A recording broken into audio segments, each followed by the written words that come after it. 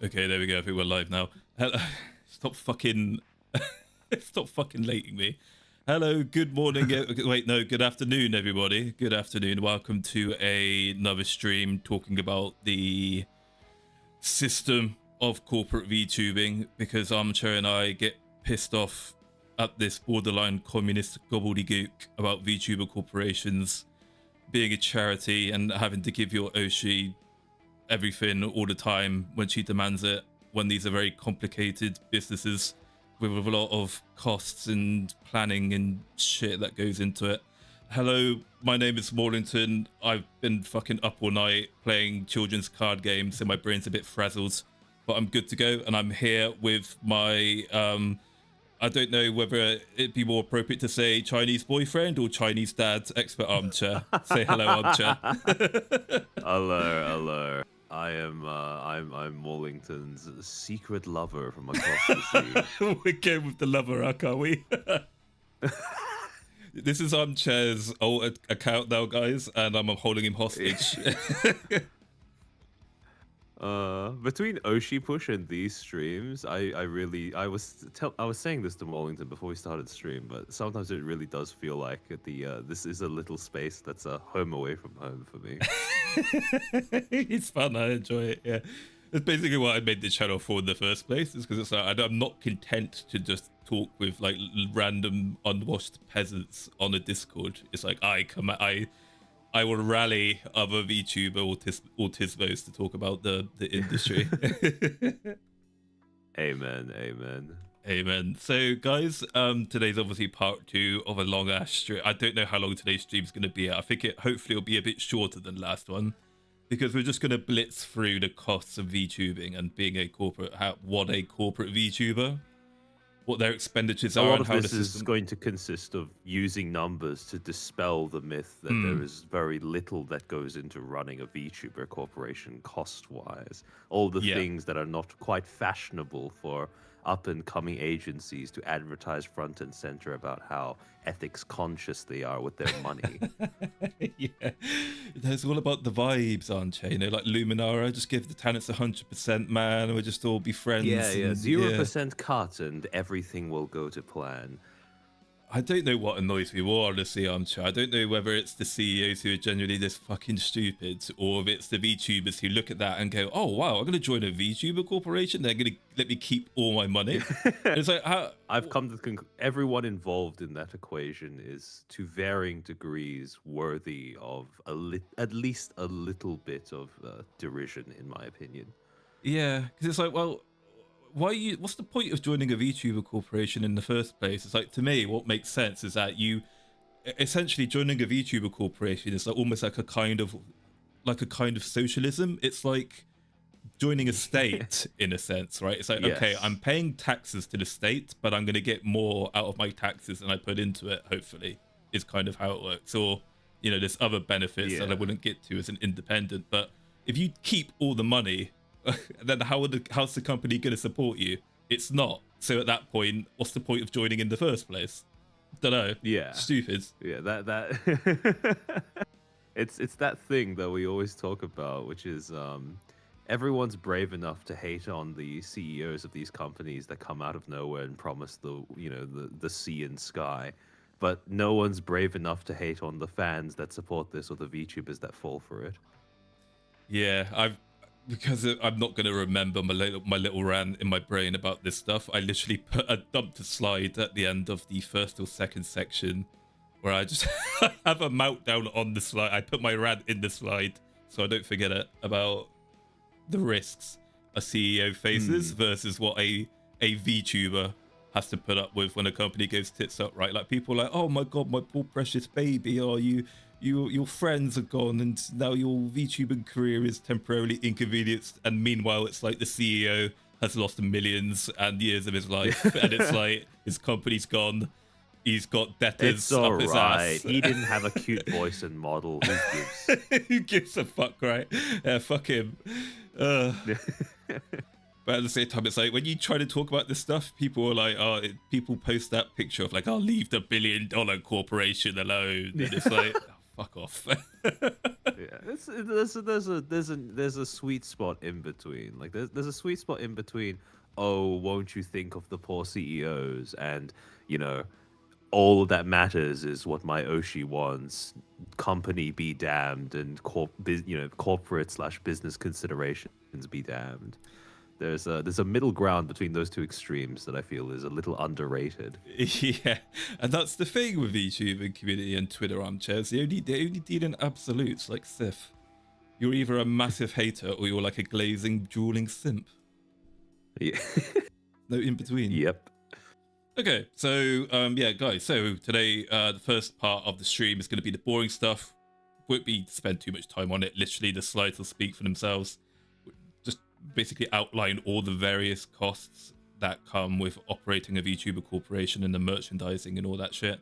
Maybe some stuff in there that you hadn't thought about, but when you lay it all out, it's not surprising why contracts are the way they are and why they need to be that way in order for this industry to be anyway sustainable. And even with a 50% cut, it's still like, Christ, you'd may as well. It's like, do you hate, like we said last stream, it's like, do you hate money? Just put your money somewhere else. It'd be more consistent and more lucrative than being a corporate VTuber, honestly. So first part, costs, boring stuff, get that out of the way, do the slides, and then we'll get back to the juicy stuff yet again, where we'll be talking about the importance of having a nice clean exit from your VTuber corporation. Pretty good life advice in general, like don't burn bridges, don't be an ass when you leave your company, even if you hated working there and you hated everybody in there, particularly when you're in like a super niche industry like VTubing where it's highly incestuous and everybody talks to each other.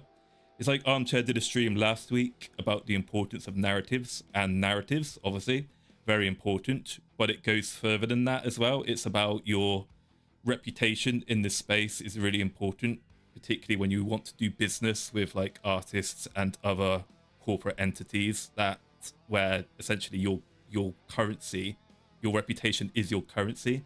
So you don't want to, you know, stain that if at all possible, really, over something stupid like playing victim when actually you're the one at fault, and there are receipts to prove that. But as we're going through this as well, I think I'll say it again when we get to part two. So we're going to kind of be weaving between talking about Phase Connect and Anya, but then also talking generally speaking as well. So when we're going through today's stream, I don't want you to just think of this through the lens of Phase Connect and Anya. Think about it in the wider space, like as a matter of principle as well. So think of it that way. Okay, so slide number one, boys, where the money goes. We got a bunch here of core expenditures that the VTuber corporation has to spend when it's set up and to continue operating. So obviously the big one is you need talent and you need to give them assets so they can actually do the thing, right? Like any business, you need capital. You need to give capital to your workers so that then the workers can then produce it and provide a product or a service so that you'll get that money back. So we've got 3D models, obviously we've got rigging, we've got all the various outfits as well, like the, you know, we got the summer outfits that everybody likes, where you've got the micro bikinis and the big soft bouncy tits that everybody loves, right? Everybody loves that. Very expensive, those outfits aren't cheap.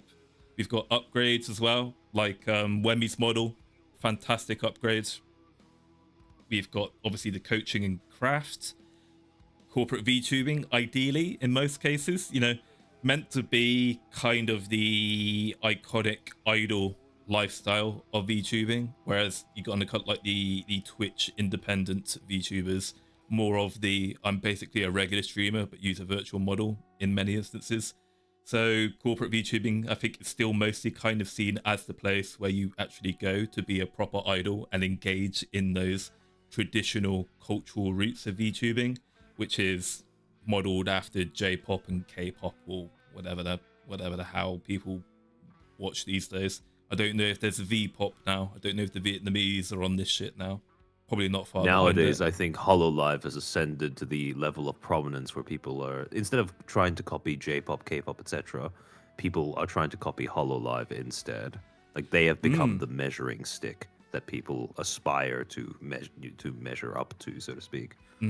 Yeah, it's a very good point. I mean, Hololive, big. I think they're the biggest VTuber corporation now, both internationally. I think, but in terms of raw numbers, probably not, because I do think that Any Color beats out Cover Corp when it comes to numbers. Although I'm not certain about that. I would need to actually look at reports to double check. But I do think in terms of cultural relevance, at least in the West, Hololive beats out Niji Sanji. Yeah, definitely in terms of West. Prominence. But it's surprising in Japan it's the opposite way. Niji Sanji Japan doing extremely well. They're crushing it. Yeah. Okay, about to tangent about Niji Sanji there for a second, but actually it's not. But yeah, basically Hololive is, at least in the West, considered to be the gold standard of like VTubing, at least corporate idol VTubing. Everybody wants to join Hololive, even now. You know, a lot of Phase Connect talents are Hololive rejects. So, you know, it's everybody watches them. Everyone wants to emulate what they do. They're the people to be, and they probably have eye-watering, ruinously costly organization, because that what they mostly do is like music production, 3D concerts, all the big, expensive, complicated stuff, and they have to do it to such a standard. You know, they hire the industry's finest in all measures of the idol craft, and that's very expensive, especially when you're like charging an individual talent like $200 an hour for like dancing and singing lessons. And then you remember that they've got like 30 people. Actually, how big is Hololive's roster these days? Is it 20 something, 30 something? Hololive EN? Yeah, Hololive EN. Ooh. It's a lot of people. Do some quick maths. It's a lot of people. So you've got like $200 an hour spread across like 20 or plus people, maybe. Adds up very quickly. Then obviously you've got the merchandising, the logistics, the global logistics and supply chain of VTuber merchandise. You got the production, you got the warehousing, you got the shipping. And I think what people forget as well are returns and quality assurance and shit product, defective product that you can't sell, stuff that does get sold, and then that you have to receive it after the customer sends it back to you, and then you have to send them back a new one. So you have to increase your production run potentially, build extra. You know, that gets expensive really quickly as well when you're losing about 10 to 15% of the product you make. You've got events and conventions. Obviously, it's really expensive to attend another organization's con, gets set up there. And then it's even more ruinously expensive when you host your own convention, because you have to pay for the venue, you have to pay for security, insurance, medical staff, the volunteers, expenses, hotels, flights, booths, blah, blah, blah, blah, blah. Huge, right? It's all huge. You've got the platform cuts as well, guys. Obviously, Twitch and YouTube, I think both take 30%, 40%, 30%, I think. So you've got the platform cuts before you even receive your first dollar. So that's basically one massive tax. It's a flat 30% tax on well, not all, but a lot of earnings that you make as a company through the platform. Then you've got the payment processors cut as well. And then you've got like the actual taxes after that from your local and national government. So Phase Connect, Canadian company, you've got the Canadian Revenue Authority, you've got general sales tax, you've got the, I can forget the name of it now. I lived in Canada for a year and a half. The HST. I think it's all been rolled into HST now. I'm not sure if GST is still a thing. But obviously you've got taxes, you've got payroll, you've got staff, legal, pension funds. You know, before we even deep dive into it, we've got these 6 major factors to think about. So when you're like a small little VTuber agency, you've got a tiny office, you've got 1 or 2 people, you know, the actual staff is like the CEO and maybe 1 talent manager, and you've got your VTubers who are contractors. You're not really selling much at that point. Then it's like, you know, not that complex of a system you've got going. But once you do, if you do become successful and you start growing into a bigger organization like Phase Connect, going from a tiny operation to a medium-sized operation, then maybe you scale into something the size of Hololive. You've got to ship stuff globally. You know, you've got all these various factors to take into account. all of a sudden those costs start ramping up massively. And as your operations become more complex, you obviously need administrative staff, management staff to help funnel through and make sure stuff is delivered on time. Project managers as well, you start to get bloated with bureaucracy, and then before you know it, you've got more bureaucrats than you've got actual talents producing revenue, right? And then that's before we even get into inflation as well. So what you have to remember is that when you think about donations that you send to a talent, like maybe you chuck a talent $5 every now and again, right? And you think about how long have you been doing that? You've been selling a talent like $5-10 every now and again 6 years ago. Then you think about inflation, how far $5 to $10 gets you 6 years later today, right? Like that $5-10 that you still chuck. You're not donating more money to the company to adjust for inflation, right? So their costs are constantly going up. Inflation's going up. That's increasing the cost because of the supply. The materials needed to make stuff is going up, but you're still donating the same amount of money that you always pay the company, that you always give the company. Their costs are rising. It starts to get a bit scary, and that is one of the major things I think that kind of leads to the debt trap that VTubers, particularly smaller VTuber corporations, can get into, where they think, shit, we're in the reds, we need more money, so let's just do a fucking YOLO and debut another wave and just hope to God that something in that wave sticks and gets us back into the black or the green again, because we're hemorrhaging money and we can't get out of this rut we're in. Yeah, they end up going for the let's debut a Gura gotcha strategy. Armchair, how do you plan to beat Gorgura when you debut with our VTuber organization? How do you plan to compete with her? A serious question, Armchair. How do you plan to beat Gorgura? What's your strategy? I suppose you hire a Senzawa. Easy. Just do that. just hire Saba. Just hire Senzawa, yeah. I mean, honestly, I think if you get a question like that, the correct thing to do is to kind of clap back and say, I don't even have a fucking audience yet. I don't even know what the role you want me to be in this company is. So how the fuck can I do that? I think it is fair to, like, if that is an actual question that you're given in an interview, I do think it is fair to respond with, what do you mean by beat? And what do you mean by Gargura? Yeah. No, it's a fair point. So I fucking love Mishru's updated model. She's got so many fun emojis, so I thought I'd stick a little Mishru in there. So 3D models, live 2D, and rigging. And it's usually, if not the biggest, and it's one of the biggest one-off costs, and it never stops, right? So if we remember what we were talking about 2 weeks ago, we're talking about rewards and incentives for the VTubers in your organization. So there's an agreement. It's not like hopefully if the company's done right and the talents aren't stupid, it's done via contract as well. There's an agreement. There's an understanding that when you reach certain milestones, then you get certain rewards, which might be a model upgrade, new outfits, 3D concerts, whatever, all that good stuff. And eventually, hopefully, your VTubers are always growing. Some of them obviously growing much slower than other ones, but some of them will obviously be rocketing up there, doing very well for themselves. People like Mimo, people like Hime, growing very, very rapidly. They're smashing their milestones at a rapid pace. All of a sudden, you're like, oh shit, revenue's down, but I've got all these obligations now that I promised my VTuber that I need to pay out for. And I via contract, I'm obliged to obligate the contract. So it's like, shit. How do I keep up with all these increasing costs? Especially as you get more and more VTubers eventually reach milestones as well. It's very easy with the global economy being uncertain, and it's very easy as fans get bored, drop off, get fatigued, whatever. It's really hard to plan the financial year as a VTuber organization, as it probably is in entertainment in general, because you can't plan for sudden unexpected events, particularly drama, like Face Connect's very cursed year this year.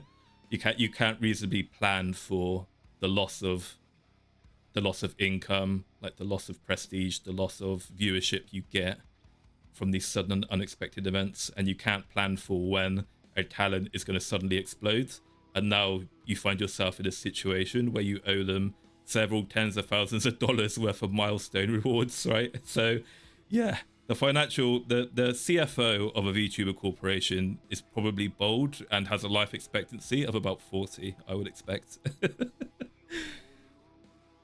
So what are some of these costs? Obviously, Armchair and I have never worked for a VTuber corporation, so I don't think we can reasonably tell you for certain what it would cost, but we can make an educated guess based on what we see in the market as being advertised.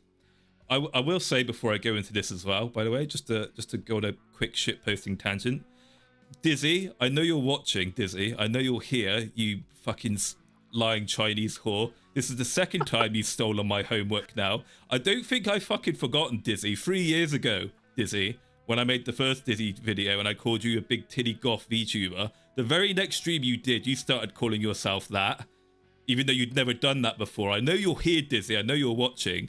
And then after the stream Armchair and I did 2 weeks ago, all of a sudden you do a stream talking about the cost of being in a VTuber corporation. I'm a small struggling channel here. I'm a small struggling tiny British man with my gay Australian boyfriend, Chinese Australian boyfriend, and you're stealing my fucking homework. You're stealing my stream ideas. Disgusting, quite frankly. I mean, this is real Face Connect drama right here. This is the real Face Connect In drama. case people cannot tell, this is a bit. We know that she's not actually here. Yeah, this is a bit. Just a funny coincidence. But I mean, the thing is, Dizzy, Dizzy, Armchair, we've all got the same weird spurgy interests, right? So it's just natural that I will say, if you want to get an idea, not to like, not to break these stream rules and shill another streamer in the middle of this stream.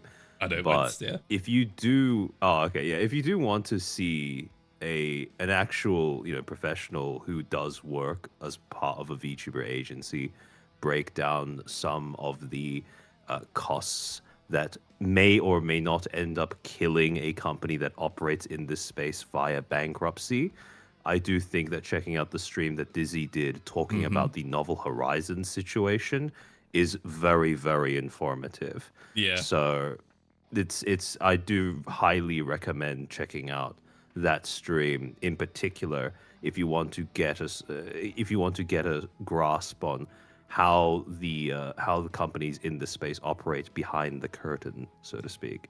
Yeah, and just the same goes for a lot of Dizzy's other out of character streams as well. But that one in particular, insofar as it relates to the topic that we are currently talking about, I think it is very. I think it's a nice companion piece if this is something you find interesting.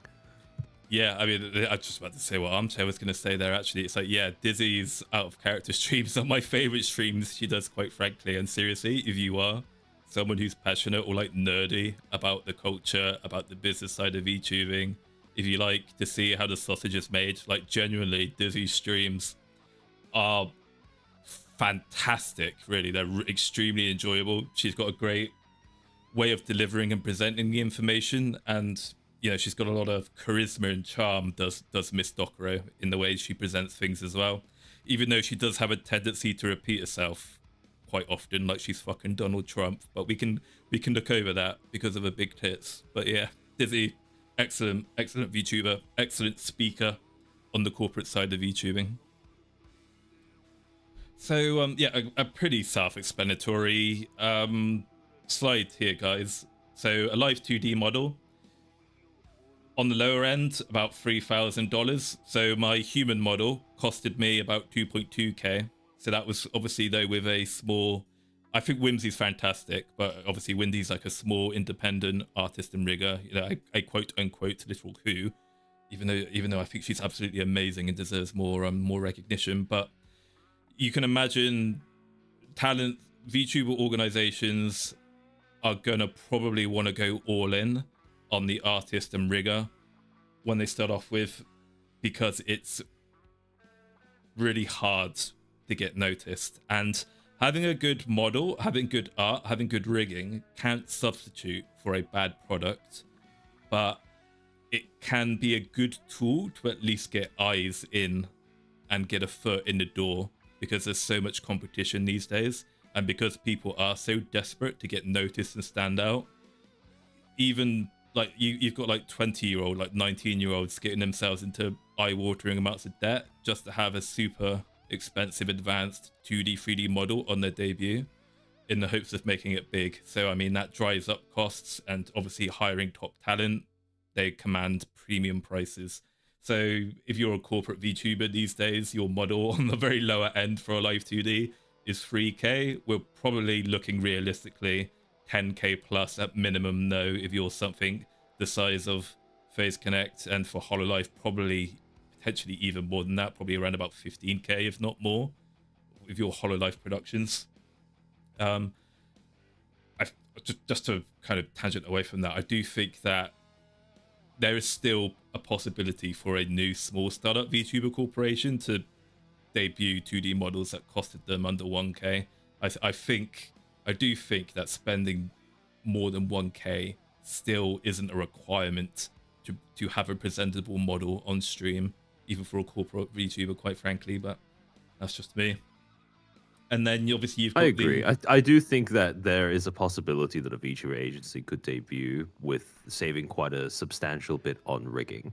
Yeah. Because, let's be honest, HoloLive, most prominent VTuber company in the space, not exactly renowned for the rigging on their models. Yeah, quite. It's always funny to see people who only watch HoloLive then go on to watch like Saba later on, or someone like Sarai, who have like industry leading art and rigging, and they're like, holy shit, this is so expressive, I can see her eyes move so fluidly and everything, and it's like, yeah,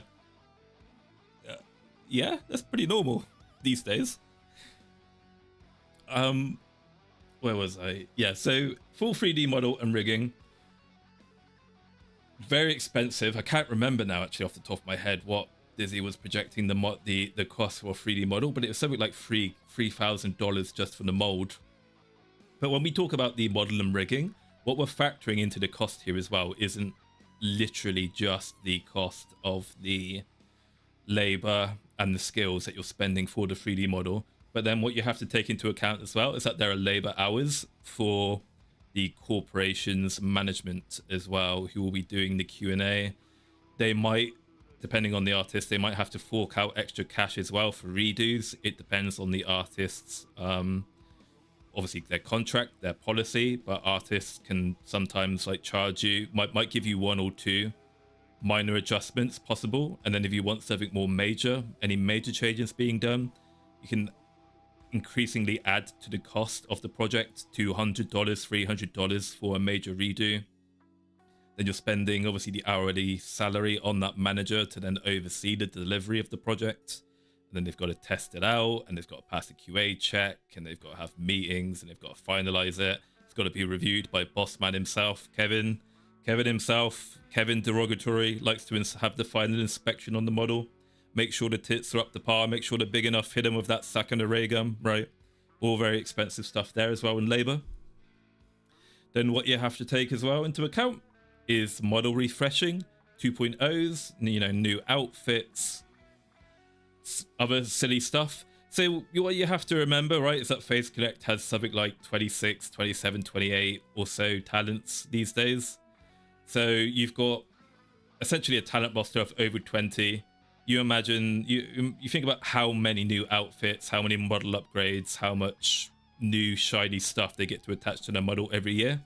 You stretch that out across a roster of nearly 30. Maybe you're spending 2 to 5K, maybe more a year per talent as well. On top of that, probably could easily spend early to mid 5 figures every year just on giving your talents new shiny outfits and the rigging and the adjustments needed to the model to make it work as well. So again, eye-wateringly expensive stuff. On top of that, you've got the 3D concert stuff. So you've got the mocap suits, you've got the 3D studios that they have to rent out with the VR tracking, the studio time. You've got to pay for the expertise of the mocap studio as well to kind of guide your talents through it. You've got to train them on how to properly do the mocap. Again, you've got the dancing. You've got to give them the moves. Got to do the moves. Got to make sure they understand the moves. And then there's also the expenses that you have to pay the VTuber so that they can actually do their job, right? So you have to pay for what's the paid VTuber tracking? Is VTube Studio free? It's not, is it? We have to pay for VTube Studio. Yeah, you've got to pay for VTube Studio. You've got to pay for whatever facial tracking software that you use. You've got to pay for the editing software licenses that the talents use, stuff like DaVinci or whatever the hell your favorite production level editing software is, so that they can make shorts and other stuff as well. I imagine they get a company I think in version. one of the Anya rehearsal streams that got released when her channel got unprivated, she mentioned something about using Photoshop. So I assume that is one of the editing softwares that the talents are expected to have access to. Yeah, that would make sense. I didn't actually watch those streams, you know, just not bothered at this point. Was there anything good in those streams, or were they just pretty common stuff? There was a passing comment that was made about going on meds, but I think that was the only thing that stands out in memory in retrospect. Again, thinking about your chart, Armchair, your old chart from back in the day about whether I should post this stuff online. Please, VTubers or other people, please stop posting your entire fucking medical history on the internet.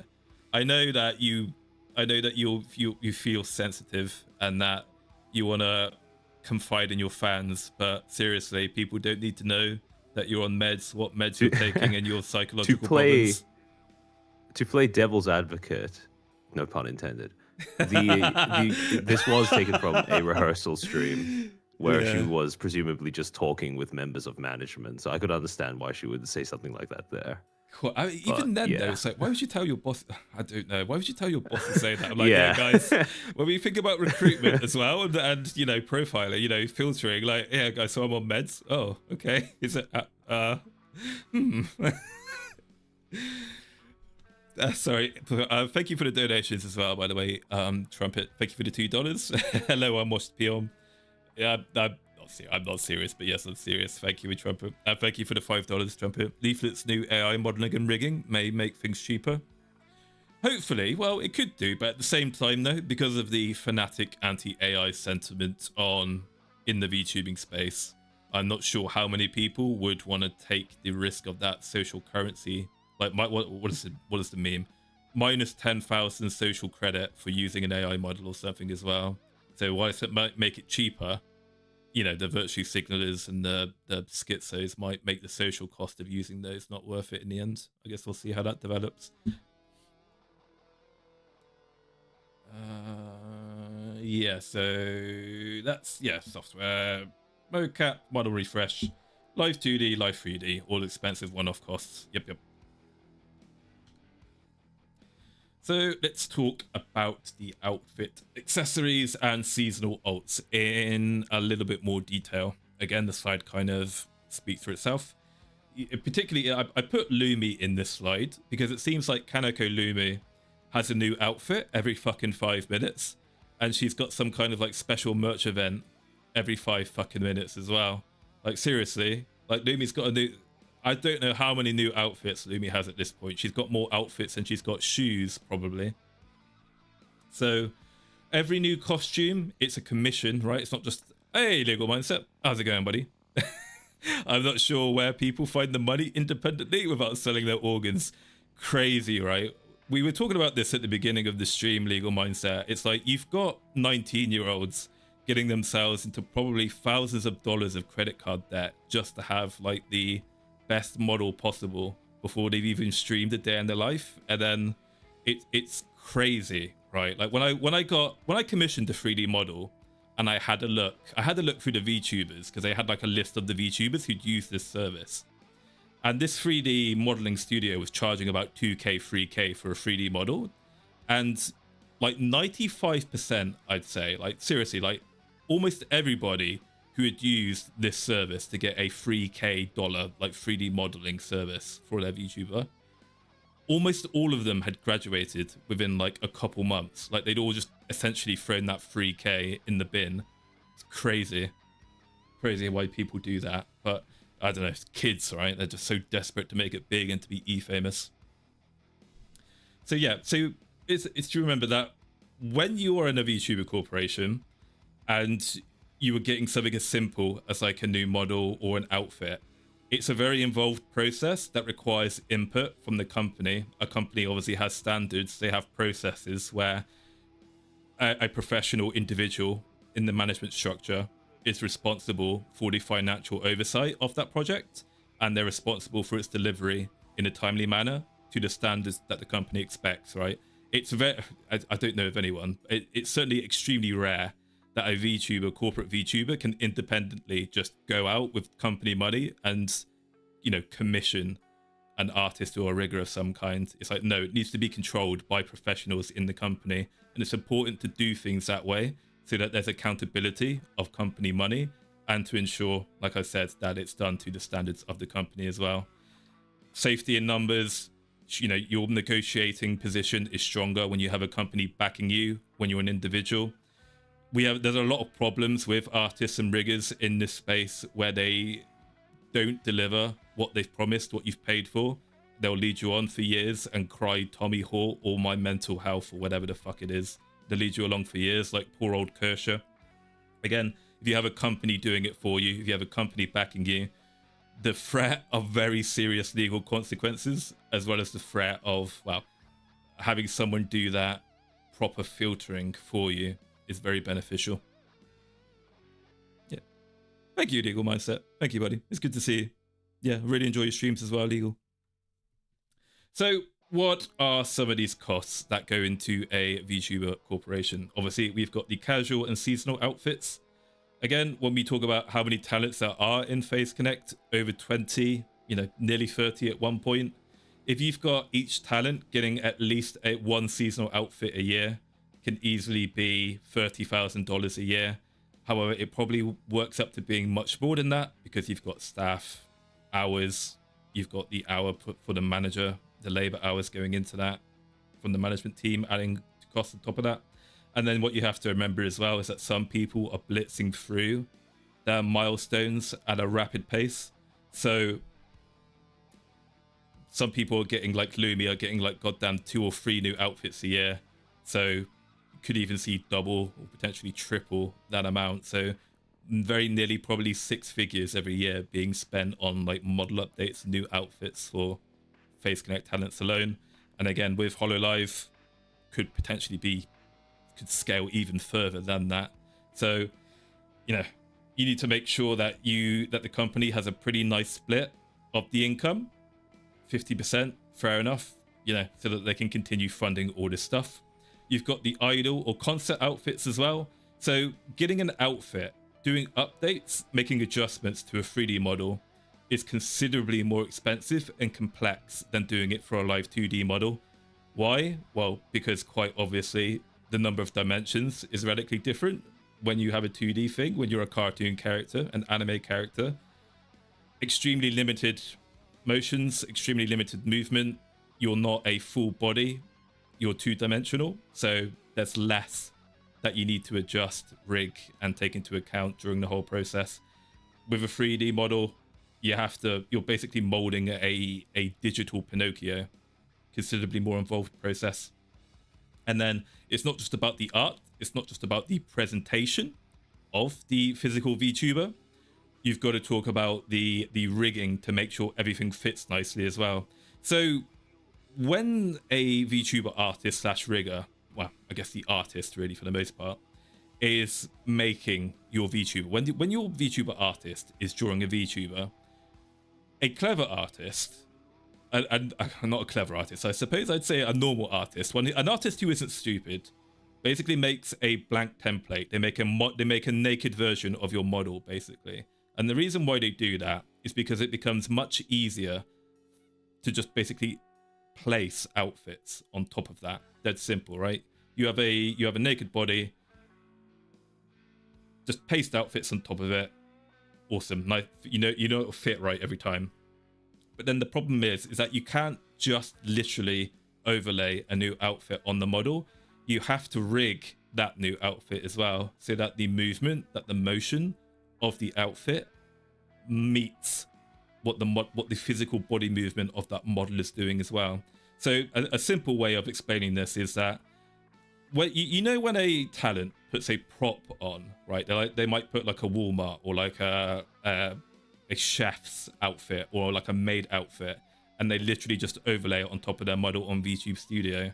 You can see that the rigging of that outfit is completely out of whack with what the actual body of the VTuber is doing, right? There's like a good full second delay, and it doesn't hug the body nicely. So when you've got new outfits, you also have to rig it so it follows what the body's doing in real time. And then another expense that people don't think about are the expressions and the emote packs. So simple expressions, even something as simple as a blush, it's very common for VTuber artists, VTuber commissioners to charge anywhere from 50 to 150 for very simple emotes. And what will happen is that when you commission a VTuber model, is you'll probably get something like 3 or 4 basic emotes for free as part of the package. But then anything after that, maybe 50 for a simple one, somewhere about 150 to 300 for an animated expression, something more complex that radically changes the outlook of the model. So that might be something like a crying emoji, where you've got like tears dropping down the face, something where like the eyes change color, then they might go red and they get cat irises, and then they go back to kind of like the normal human eyes. And what VTubers tend to do, particularly because they're women and women like shiny things, and especially because of corporate VTubers want to have a nice shiny spangly model with all sorts of fun expressions and emotes to engage the fans, is that they might add like at least a minimum of like 10 extra emojis on top of the VTuber model. I mean, even I have about as many as 12 different emotes and expressions on my human model. So Whimsy is quite generous in that I got quite a lot of those for free because we have a good working long-term relationship. But, you know, if you've got something like 15 extra emotes and toggles at $50 each, and then maybe like 200 to 300 for 3 or 4 hyper advanced expressions like crying or something else, again, you're adding more thousands and thousands on an already expensive upfront model. It's crazy. And then on top of that as well, finally, you've got props, you've got pets, and you've got hand assets as well.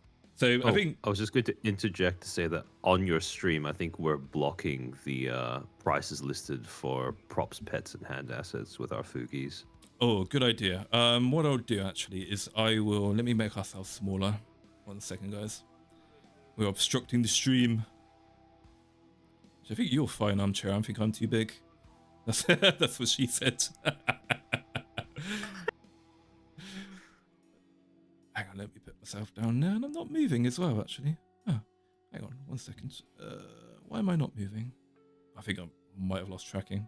Never mind, we'll leave it like this.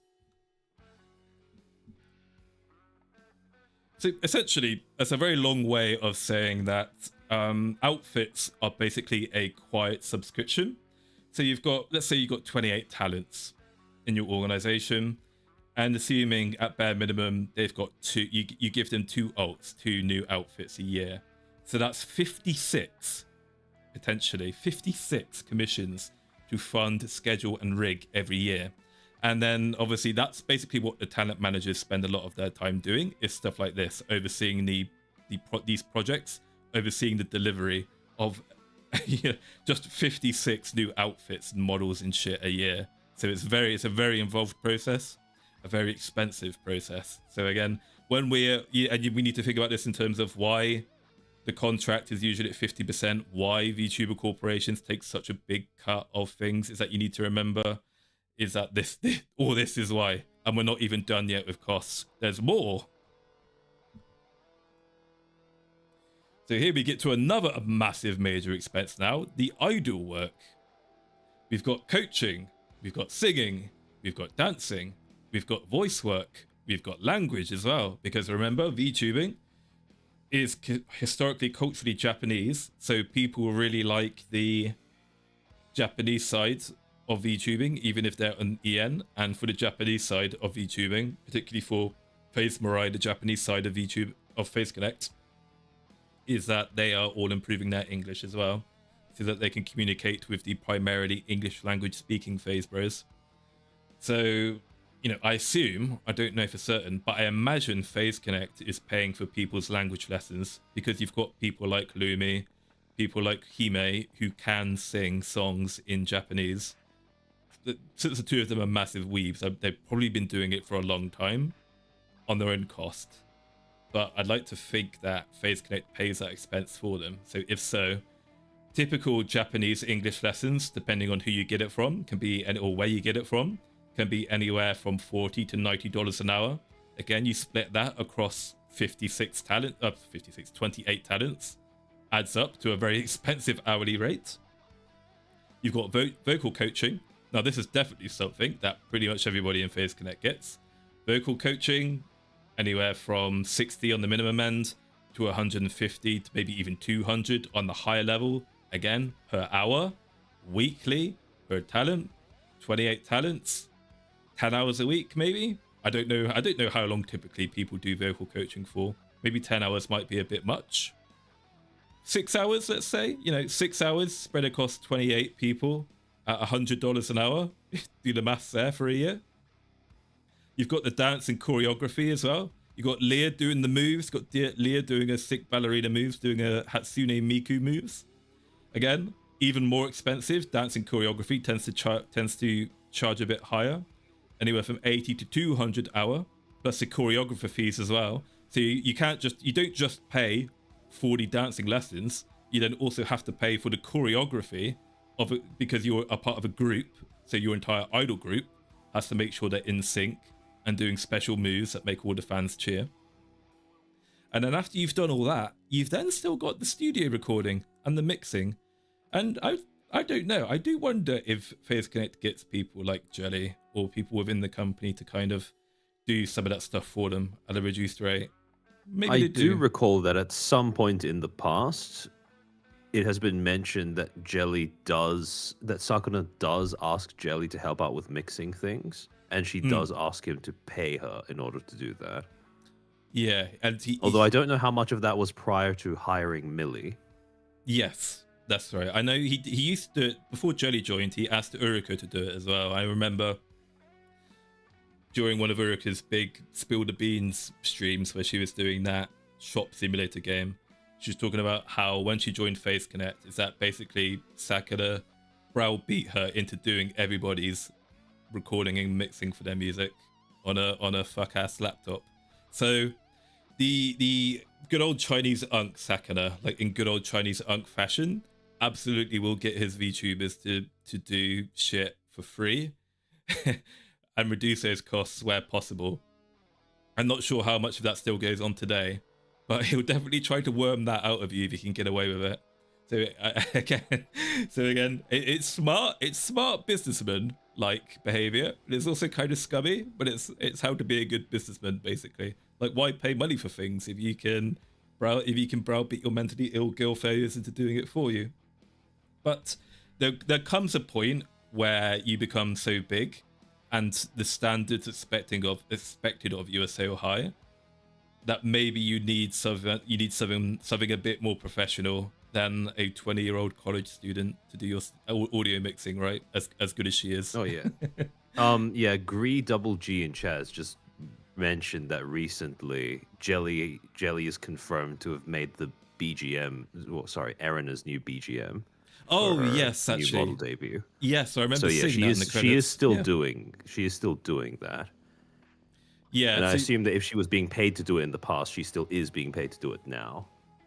Yeah.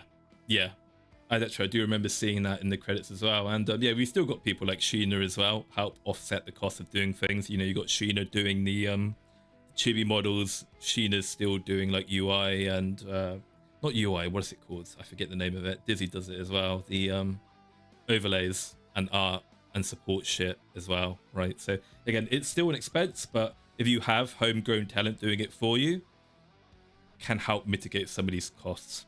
I think that's one of the, actually kind of something I find really interesting about corporate VTubing in some sense, it's almost like classical theatre, right? Where it's like you've got many of the actors, I should say, sorry, are also kind of like tradesmen of the craft as well. Because like in classical theatre, it's common for the actor to also be the person, like the costume designer, or like the sewer, or like a carpenter, do those trades to help the production. So same thing with VTubing, basically. It's basically modern theatre in some regards.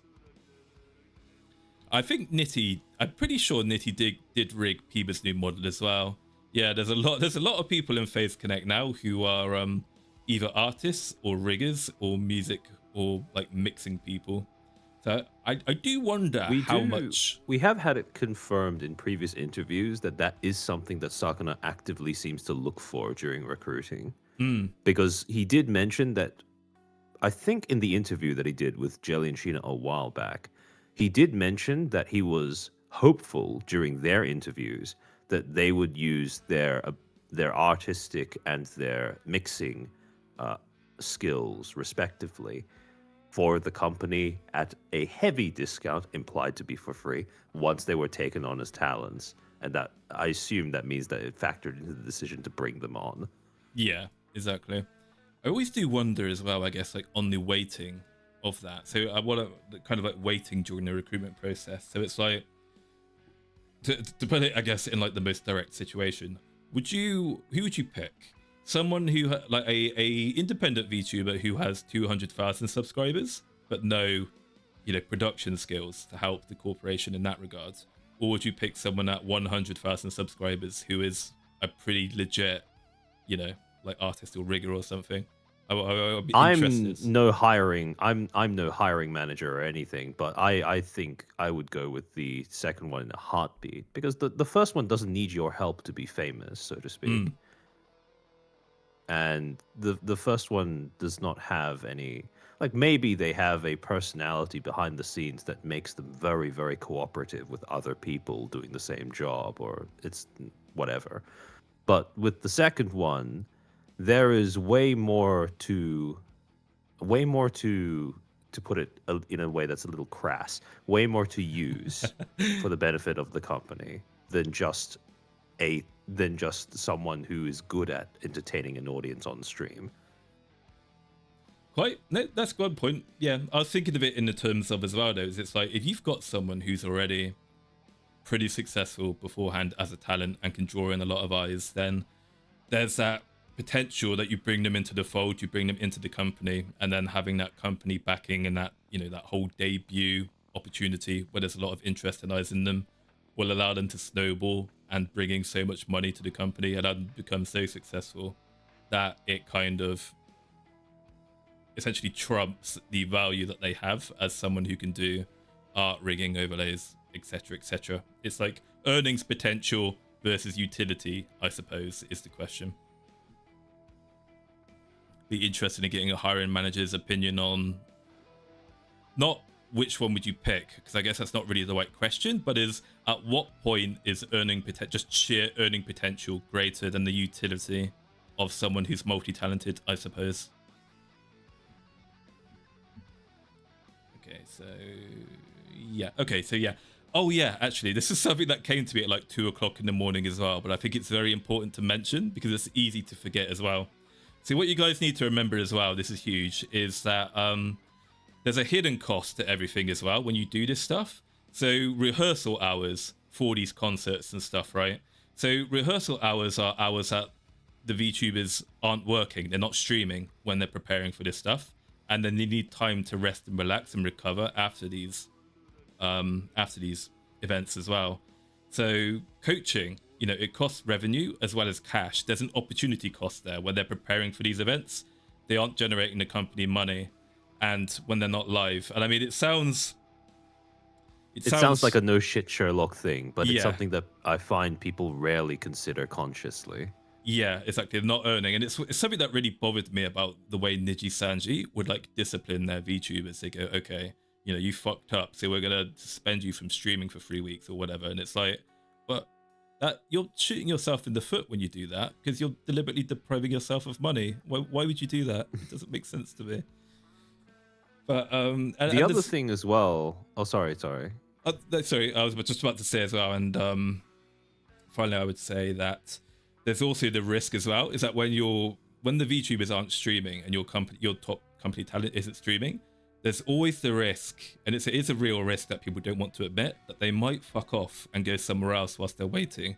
Now I know that, you know, if you're really invested in a company and the talent, if they're your Oshi, you're not gonna like go off and go somewhere else if, you know, they're only disappearing for 2-3 weeks. You know, you'll ooh, and then you'll welcome them back.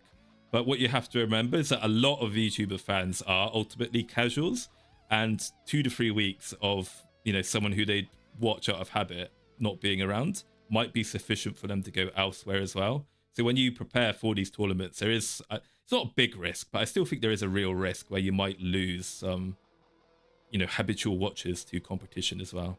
Sorry, Armchair, yeah, go on. I was also going to say that for things like vocal coaching, the amount of time between when you start giving a talent vocal coaching and when you start seeing a return on that investment in the form of them making stream content that has something that benefits from the vocal coaching may be a bit longer than you anticipate from the perspective of a company as well. Because with most talents, unless they have a very specific, you know, very self-confident, self-assured personality, they would not be caught dead singing on stream unless they are absolutely confident that they do not sound bad.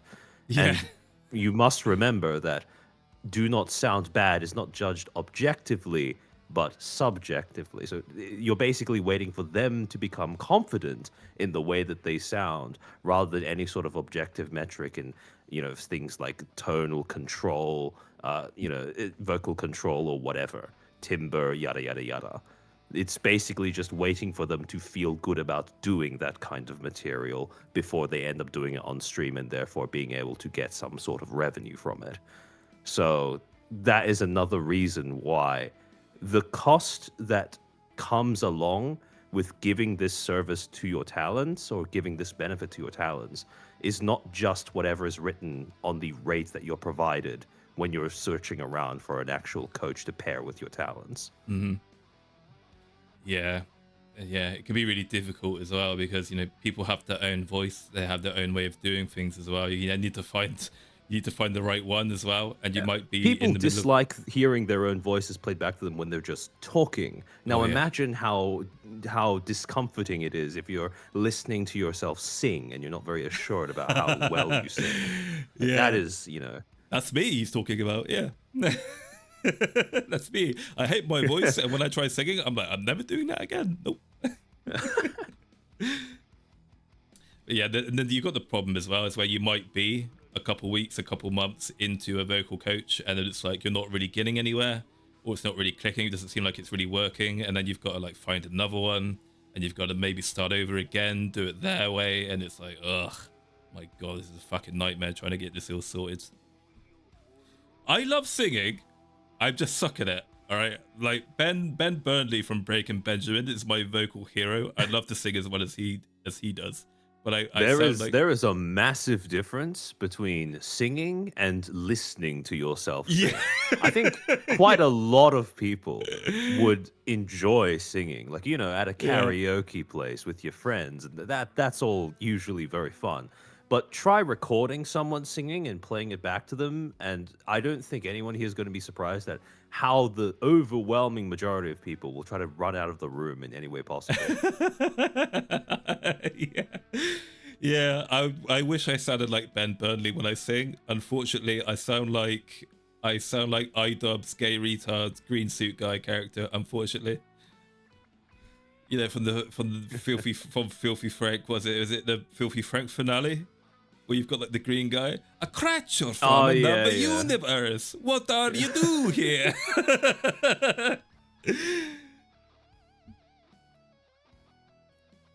oh, Billy! Someone's screaming Billy. What was Billy talking about feet again? Hang on.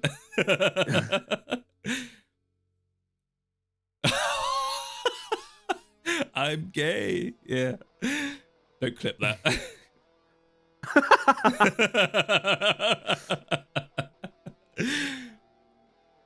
Okay, so next week, where's the fee? Oh no, I started him off. So next we've got, thank you very much for the $10 as always, buddy. Given that I look like the dad from American Pie. Oh, my name. Oh, American Pie Armchair. One way to get a millennial to immediately reminisce and feel old is American Pie. Apparently, sound like that one dork from How to Train Your Dragon. I think I'll pass on listening to myself sing. Yeah, as long as you don't do strange things with apple pie, Azores, you'll be alright, I think. Or was it cherry pie? I forget. I think it was apple pie, wasn't it? So yeah, merchandising the margin trap. Okay. Revenue looks huge, and the net after production returns really does. So yeah, it's the returns on merchandising, especially the fuck ass piece of shit plastic shit that FaZe Connect produces, doesn't return very much, especially at the rate that FaZe Connect merchandise is at an unacceptable quality and needs to be returned. Fucking every single merchandise run I see immediately when people actually get their stuff a year later, there's like hundreds of people who are like, what the fuck is this shit that's turned up at my door? This is awful. And it's not FaZe Connect's fault, unfortunately, because there's bugger all margins in selling VTuber merch. The only people who actually provide this service, like I keep saying, are dying malnourished Indonesian children in some sweatshop in Southeast Asia, sadly. And obviously they're being paid in a packet of crisps an hour, so you know, you get what you pay for, really. So I think I'm pretty sure it's probably the piece of the pie has probably gotten even bigger over the years. But it's important to remember, guys, that we meme about FaZe Connect being a coffee company, but it's like, no, seriously, FaZe Connect actually is genuinely a coffee company featuring VTubers. Like, their coffee margins, their coffee sales are overwhelmingly their biggest part of the pie. Like, serious, it's like a massive amount of their incoming revenue. Do you remember, because just to give I suppose this adds to the picture of how merchandising is a very delicate business, even if it seems to be going well. Do you remember in the stream that Dizzy did, where she mentioned, I think someone asked about what FaZe's coffee sales are like, and she did say something about how management had given her a little bit of lip for taking bags of coffee as part of her thing, because they were worried about it cutting into their margins too much. Yeah, I did. The thing is, look, I do the FaZe Connect coffee reviews, right? I did my research. I've done my research. I went from hating coffee to being a coffee connoisseur just so I could review this coffees fairly. And so the thing about the FaZe Connect coffees is that they give you fuck all coffee for the money as well. And whilst, yes, it is premium coffee, they charge you almost twice what the company they get their product from for a smaller volume of coffee. Like the Tails company who make the coffees, they're what do they call them? They're boutique coffees. Like their best boutique coffees, which are the same volume, are almost half the price of FaZe Connect coffees. So FaZe Connect is charging you double for a tiny amount of product, and it's genius, right? It is genius from a merchandising perspective, but and essentially you can consider the FaZe Connect coffees as a form of merchandise, right? Like if you want to buy premium coffee, you'd be better off going to a dedicated professional coffee company that will sell you much better coffee in much bigger volumes. The than what branding FaZe and the packaging is the real Oshi tax. Yeah, when you buy FaZe coffee, exactly. Right, you buy FaZe coffee because when you buy FaZe coffee, it's a choice, right? It's like, okay, I could either give $40 to Pippa and she'll never fucking read my super chat anyway, and I'll get sad, or you could buy Pippa coffee for $40 and at least you've got some coffee to drown your loneliness and sorrows in, right? It's like, pick one. What do you want to do? It's that simple, guys. I do find that it is kind of underrated, the idea that when people buy VTuber merch, usually they are buying it in order to make a statement of some sort, either directly by converting the product once they receive it into social media content that they go on to post or add to their profiles to rep that they are a fan of a specific VTuber or whatever, or in the form of being able to have some sort of thing that they can carry around the house, or or some sort of message being sent towards the company that, this is my Oshi, I really support her, yada yada yada yada yada. Yeah. Yeah. Yeah, Rabbit here says, I'll gladly play the Oshi tax every now and again. I genuinely enjoy the Diz bean and the Loki bean. And it's like, yeah, absolutely. I mean, that's why I buy Face Connect merch as well. It's like I look at Face Connect merchandise and I'm like, genuinely, Oshi Push sells better Face Connect merchandise than Face Connect does. It will arrive, usually, not always, at a more reasonable time than Face Connect does, although Oshi Push Japan Anime Games does have its problems as well, funnily enough. But yeah, Japan Anime Games sells better Face Connect merch at better prices, at better quality than Face Connect itself does. But you buy the merch, right? Because it's like, I've got so much Wish and Lumi merch on my desk that's I'm really running out of room for. And you do it because, it's natural to want to support an individual or a company who, gives you that entertainment that you really care about, and you're prepared to accept that you're being ripped off, or that you could get an actual better product elsewhere because, it's special to you, right? Because you care about the company, the individual, whatever. It's a special thing. Okay, where did we start with this, actually? Did we even start this slide? I don't think we did. So, I mean, again, just a basically pretty straightforward slide here. Design and art commissions. Again, cheaper sides, couple $100 maybe. On the more extreme sides, depending on what you're getting, if you're getting like banners and like posters and wall stuff, cons and whatnot, can easily add up to 2K. You've got the manufacturing as well. If you're talking about something like 300 to 1,000 units as well, 40 to 60% of retailing. You've got the warehouse. You've got pick and packing as well. Because remember, you need a place to store this merchandise, guys. You need people in the warehouse to package things, deliver the things. You've got logistics. You've got the supply chain. You need the administrators to determine what goes where, to store the stuff. Even though I know again that Face Connect again kind of bypasses some of these costs by forcing their talents into the warehouse to do the packing. I know Sakano enjoys the warehouse as well. Sakano is like the little warehouse manager himself, even though he's probably got a lot more important things to be doing, but he's the boss at the end of the day. If he wants to be the warehouse manager, he's the warehouse manager as well, I guess. Although I don't know if he's as good as he thinks he is. He seems to think he's boss man of the warehouse. Probably not. When am I making more coffee reviews? I'm sitting on 6 coffees, actually. My Panko and Pippa coffee finally arrived after a year and a half. When I'm done with a Disney video, and don't ask me when that video's done, I'll have more coffee reviews. I'll have 6 of them. They don't take me long to do. They only take 2 days to do, guys, so those are coming. And then you've got the storefront, obviously. So you've got the Face Connect store.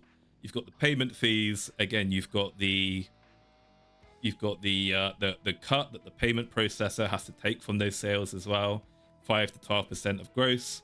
And then you've got an important thing that people I think always forget about as well, which is the unsold stock write-offs, and obviously the shit as well, which is just not up to standards and it's basically loss, really just bad product.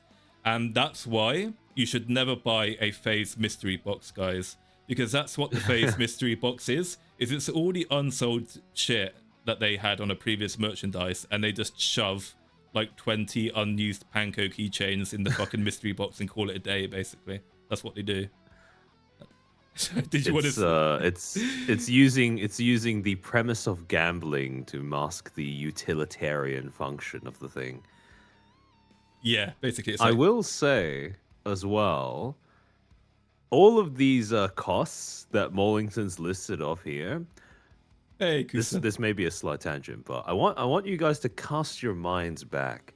Remember when Shoujo was a thing? Remember when Idol EN was a thing? Oh my god. Remember how all of those companies and others of their ilk that have cropped up and died off since then made a really big deal about things like talent revenue cut and stuff like that?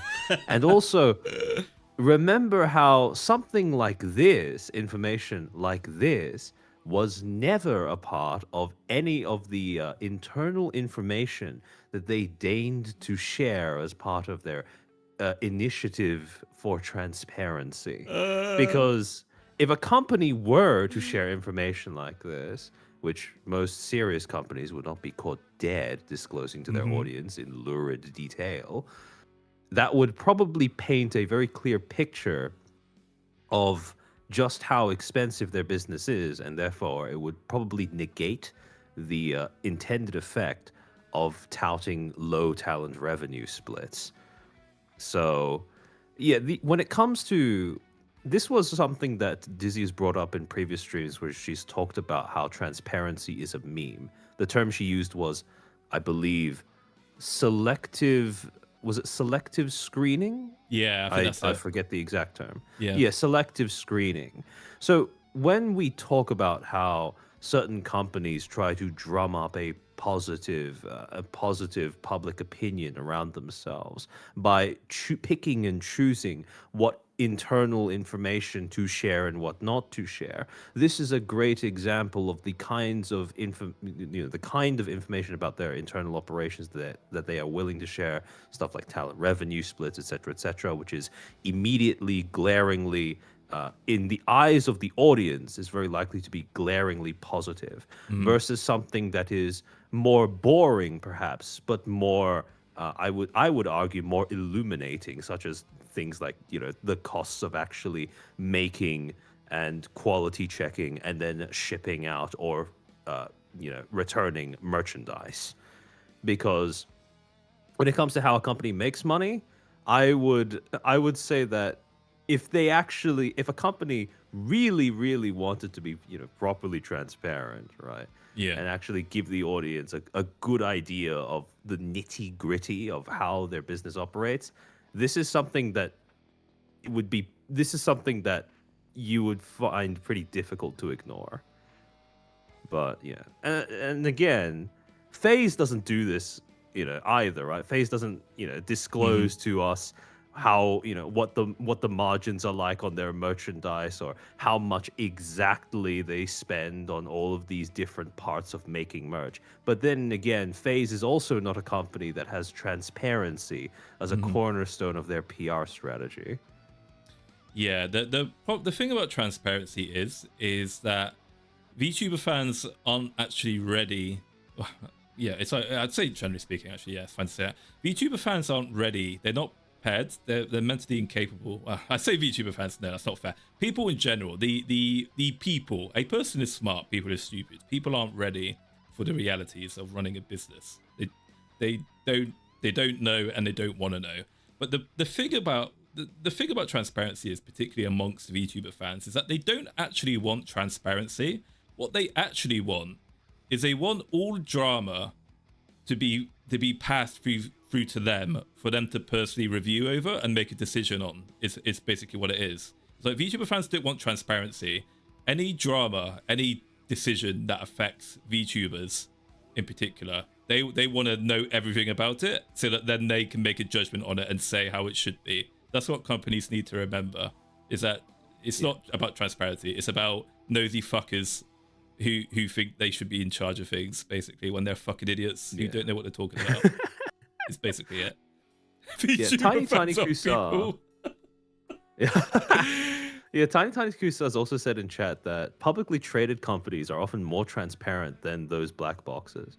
And there is, Hmm. that is true objectively, because publicly traded companies well, one way that I think you could one way that you could interpret it is the fact that when a company is publicly traded, part of they are paid to be transparent. There is a cost to their transparency, and that cost is, if they are dishonest, they try to hide something, shareholders are going to be mad, and they could potentially collectively take action against the company. Yeah. Now, the same thing applies to smaller companies in quotation marks, like the ones that try to tout themselves as being transparent over on the inside of things. There is still a cost to transparency. There is an incentive for them to at least pretend to be transparent, even if they're not. But Yeah. the cost is borne by the audience rather than shareholders.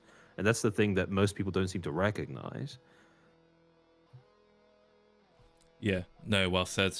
Yeah, they can't handle the truth. I mean, unironically, yes, they can't handle the truth. And the problem is as well is that when it comes to transparency, it's like, okay, guys, we're going to tell you how we're going to explain everything to you about how things are, why things are the way they are, how they work. And just because you explain something to them doesn't mean that they understand what you're talking about, no matter how you explain it to them. And there's a massive tendency, generally speaking, in just human civilization in general these days, where people essentially offload all their thinking and analysis to other individuals, very extremely intelligent individuals like me and Armchair, for example. Right? But I shitpost, but there are people who basically Very intelligent. we know everything about everything. I predict everything that's going to happen to Corporate Vtubing 2 years in advance. By the way, I've only missed once in my 3 years in this space. By the way, I've only missed once. But seriously though, what you have to remember is that people offload their critical thinking and their understanding of situations to online influencers. And you know what the problem with online influencers are? Is that most of them are fucking retarded as well. They've never worked a day in their life. They've never managed a company. They've never done anything in business. They've never been a white collar professional that requires some kind of registration. They've never been a teacher or any kind of high level analytical or some kind of profession where you understand how that sausage is made. So it's like, it's very easy for some dickhead drama tuber or some fucking idiot or whatever to take what is essentially a very simple and straightforward narrative or drama situation and draw the completely wrong conclusions or steer that narrative in the completely wrong direction. Like how instead of looking at the thing holistically, like for example, how a premature debut affects the company, instead of like looking at it holistically about the negative consequences on the company and why that's important, they just might single-mindedly go down the route of, oh, poor baby, poor precious thing, right? It's like it's not it's not an intellectual honest look at it's not a proper coverage of the situation, right?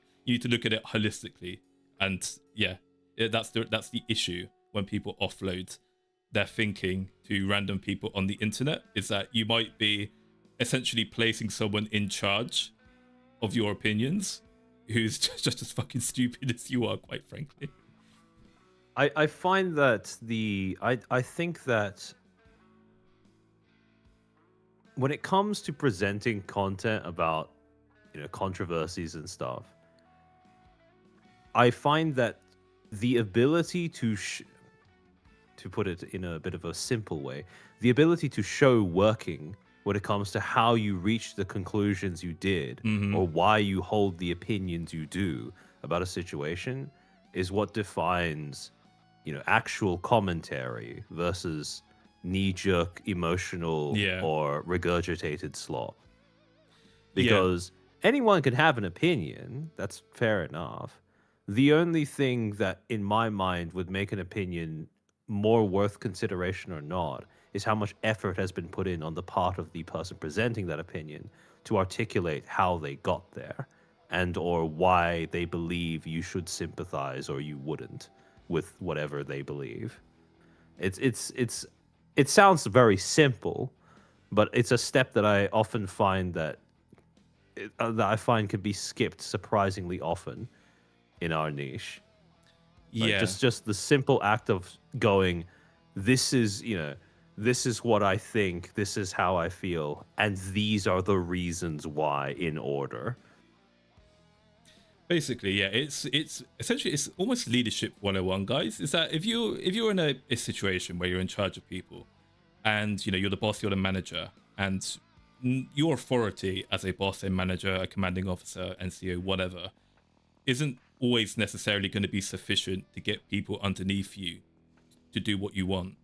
So in those situations where you've got someone, even in those kinds of environments, in a hierarchical system, even when you've got a subordinate who won't do what you tell them to do, the right thing to do in those situations isn't to scream at them or threaten them or remind them of the hierarchical system that you're above them.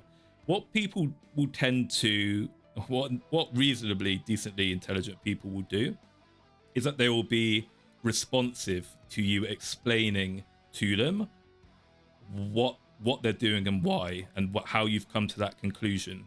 Now, that isn't unfortunately, that's not always, you're not always going to convince people when you explain things to them, but at least you try at that point. At that point, at least it's like you've given them some kind of dedicated thought process that proves you that you've put thought into this. It makes it very clear whether the skill issue lies with you or them at that point. Basically, yeah. So it's just something to remember in general as well, particularly if you are someone who wants to go into like leadership or management, or be some kind of individual who has to influence the decision making or the direction of something, whatever it is that before you get angry and, you know, put your foot down and show rank, is just try calmly explaining to people how you came to that decision and why, what your methodology was. Like almost like you're doing a mathematics exam, basically. And even if they're still not convinced, then it still proves to all and sundry that you're not just doing a knee-jerk reaction, that there is some level of critical thinking that goes into it, and it helps you stand out from idiots, slot merchants, whatever you want to call them, basically. It's literally like, source, please. Like, how did you come to this conclusion? I like making kissy noises, by the way. I saw a comment about that earlier. I like kissy noises. It's funny. Sorry, I'm from that generation of millennials where I think like gay and kissing is funny. It's just, I don't know why. Logistics and shipping. I think that's fair enough. Yeah, it's the thing about, not to get on a tangent about something completely unrelated, but it's just something that annoys me about like Gen Z and earlier people, is they don't understand that growing up in our generation is that primetime TV was like literally at one point, like Western humor was gay equals funny. So it's really hard to shake that off, once you grow up with that stuff. So I hope that at some point in the near future we reclaim that. Yeah, I agree. Yeah, one thing I like about Jenny is her giggling and making kettle noises and saying that's gay. It warms my heart. It does. I forget how many videos Kodazuma has made that are just Jelly saying the word gay. Do you know someone on Twitter did an edit where they did a reverbed distant Jelly saying that's gay, like she's saying it through a megaphone, but like in a distance. I saw that. That's so good. That's so good. Logistics and shipping, guys. Okay, so I did a little bit of research into how the taxes would work for Face Connect in Canada, and how shipping would work in Canada as well. So I've adjusted it for US dollars as well. So I'm not sure, probably should have done it in Canadian dollars rather than US dollars. But the problem is, I guess it might, I mean, I've got it in US dollars here. But one thing I want you guys to remember when we're looking at this in terms of US dollar cost is that the Canadians have monopoly money. It's colorful, it's made of plastic, and it's worthless. So like $60 US is something like $100 in Canada, if not even more. So I want you guys to remember that. And Canadians have, on average, a much smaller salary than Americans as well. So even though it's like, oh, that's $100 Canadian dollars, so the Canadians make like twice as much as Americans in dollar. It's like, no, Canadian currency is worthless relative to US dollar, and they make far less than Americans do as well. So I want you to remember that when you look at costs. So you've got inbound, freight, and customs. So you've got obviously stuff's being shipped via ship, or it's being delivered by aircraft from Asian factories, overwhelmingly. Again, Indonesia, China, places like that. So you've got duties, you've got brokerage, which is about 5 to 15% of the landed cost.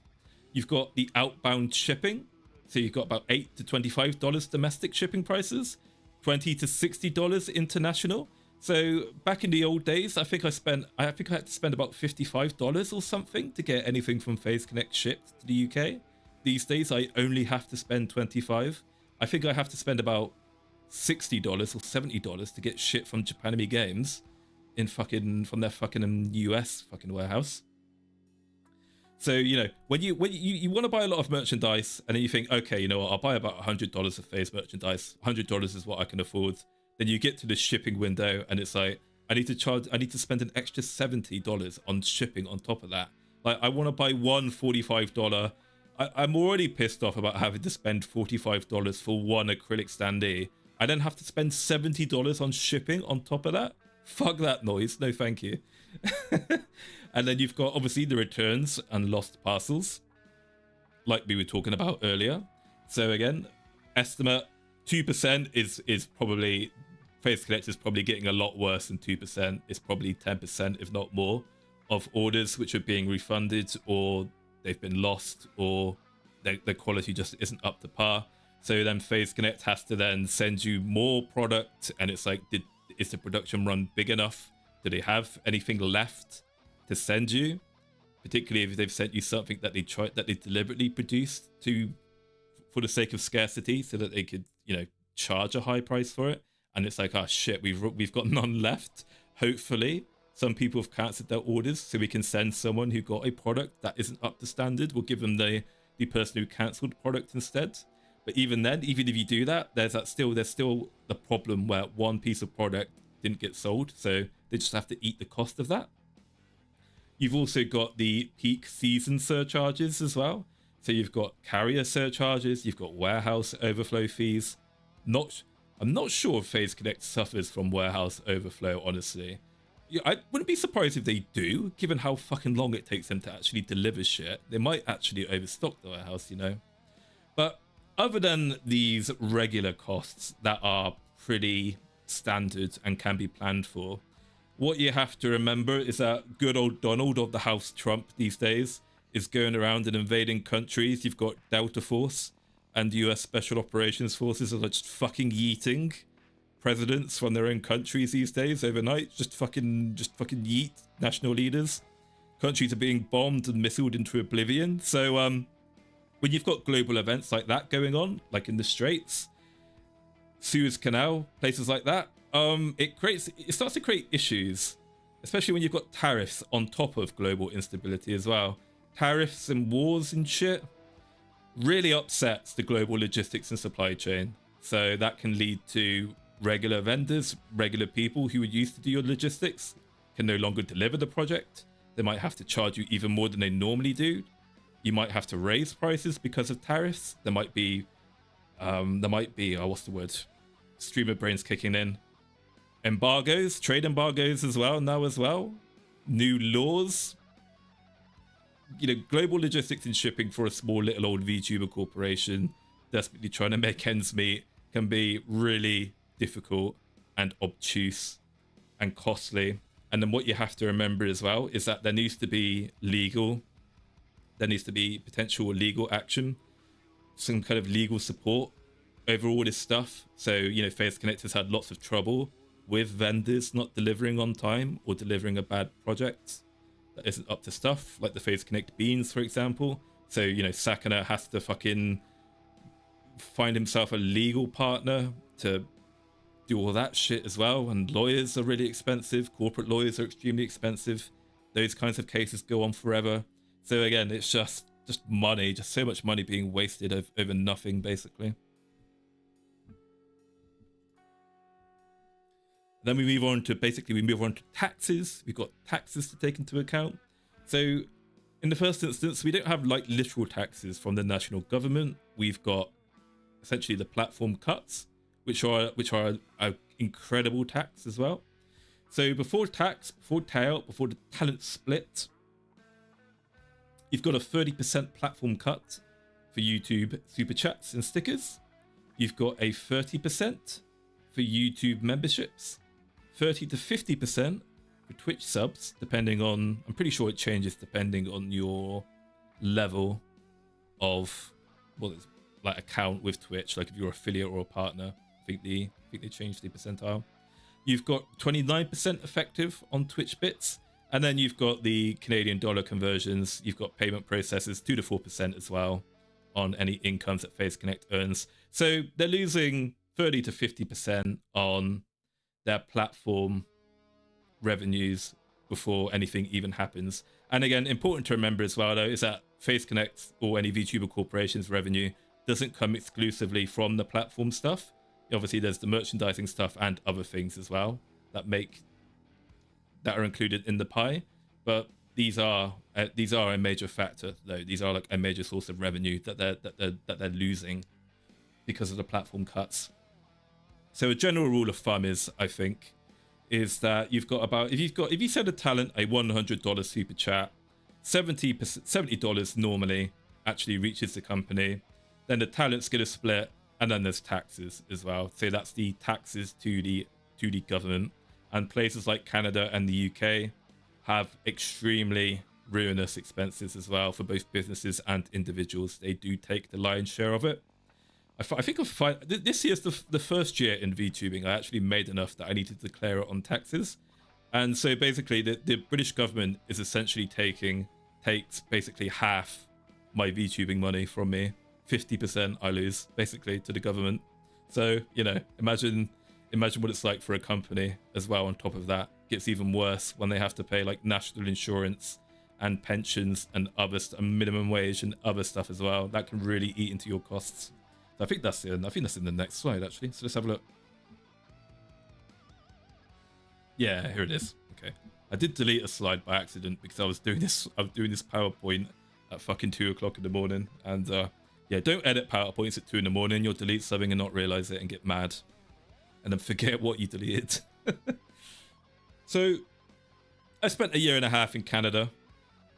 I had enough of Canada after 6 months, quite frankly, but I had to find a job back home in the UK, so I stayed a year longer than I wanted to. So I'm relatively familiar with the Canadian tax system. I'm extremely familiar with its immigration system, by the way. But we won't. That's for a different stream. Don't get me started on that.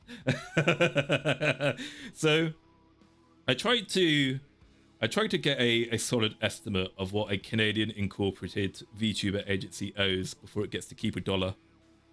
So we've got and this changes. Some of these values can change depending on which province of Canada you're in. But we know that FaZe Connect is in Vancouver. British Columbia in Canada.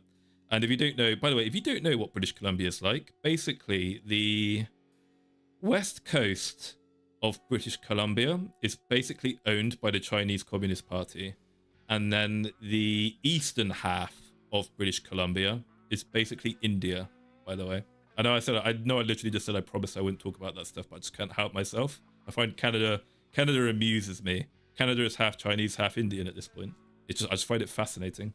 But yeah, so you've got federal corporate tax, usually 15% general, and it's only 9% on the first $500,000 Canadian. And then you've got the provincial corporate tax, which is about 8 to 11.5%, higher rate in Ontario. I think British Columbia is on the higher rate as well. I know that Alberta tends to be on the lower end. And then you've got the GST, HST, so the general sales tax. The Canadian government will probably collect somewhere between 5 to 15% on FaZe Connect's Canadian merchant sponsorships as well. Yes, that's right. The Canadian government even steals your sponsorship monies as well, the bastards. And the percentile, again, is different depending on province and how much you're making. You've then got payroll. So you've got the Canadian pension plan or whatever your provincial pension is. I think Alberta's got a different one these days. And you've got health insurance. You've got EI, employment contributions. So you've got employer contributions on staff and salaried talents as well. So remember, VTuber corporations aren't just the CEO and the VTubers. Talent managers within FaZe Connect, I think, are all talent managers salaried? I don't think any managers in VTuber corporations would be contractors, would they? I think they'd all be salaried staff. Yeah, I would assume that they are actual employees. Yeah. So again, the reason why VTuber corporations like to make their VTubers independent contractors, quotation marks, rather than salaried employees, is because it allows them to get away with having to pay pension and other, tax, employer contributions and stuff, right? They can kind of potentially have those negotiations separate without having to declare it to the Canadian government or whatever their local government is. And then you've got potentially withholding on foreign talent as well. Now, this is a different thing. I'm not sure how this would work, honestly, with VTuber corporations, especially when your foreign talent is living abroad. So what I mean by this is that normally, again, depending on the country, depending on province, is that you may have to basically pay extra money for hiring or having in your payroll foreign residents. But I'm not sure if that only applies to Canadian permanent residents, Canadian citizens, or foreigners in the... Well, it wouldn't be citizens, would they? I'm not sure if it applies to people who are working digitally abroad. Probably not. I think they could probably get away with it with digital nomad laws. But if they don't, then yeah, it's up to 25% on non-resident payments, which is again depending on treaties as well. I know that, for example, the way the kind of treaties work is that if you're Canadian, if you're like US Canadian, you have to declare your Canadian incomes to the United States, even if you don't live there. But as long as you aren't making any income that's dependent on your US presence, then you don't actually have to pay anything to America. And I think the treaty between the US and the UK, I think it's the same way. It's either the same way or it's actually a pretty liberal one where you don't have to declare anything to the US. I know I have to declare to the US government my YouTube earnings because obviously Google is paying my YouTube stuff. But yeah, I'm a bit iffy on the international law there. Don't know if someone like Legal Mindset might be more equipped to comment on that, but it's just something to consider. And then you've also got, of course, you've got filings and you've got audit readiness. So, you know, Face Connect and individuals within Face Connect have accountants. Wouldn't imagine Face Connect probably almost certainly doesn't pay for talents accountants. That's kind of the thing where the talents are expected to sort that shit out on their own. But for Sakana himself, probably has some kind of accountant helping with company and personal finances. So you've got the GST returns, you've got bookkeeping, you've got transfer pricing, you've got T2. All this stuff, again, takes ages. It's really complex. You've then got to hire the accountant to potentially try to get yourself some tax write-offs, reduce those costs as well. So it's like, yeah, it's really messy stuff and requires a lot of well-trained white-collar professionals who are registered as well. Like every Canadian accountant has to be registered with the CRA as well. So again, that commands a premium price. And then, of course, we've got, again, I think this is something that people don't often think about as well, as to actually how expensive all the expenses that goes into attending and hosting a VTuber convention. So, and we've got two very different budgets as well, both marketing and the cost as the production company.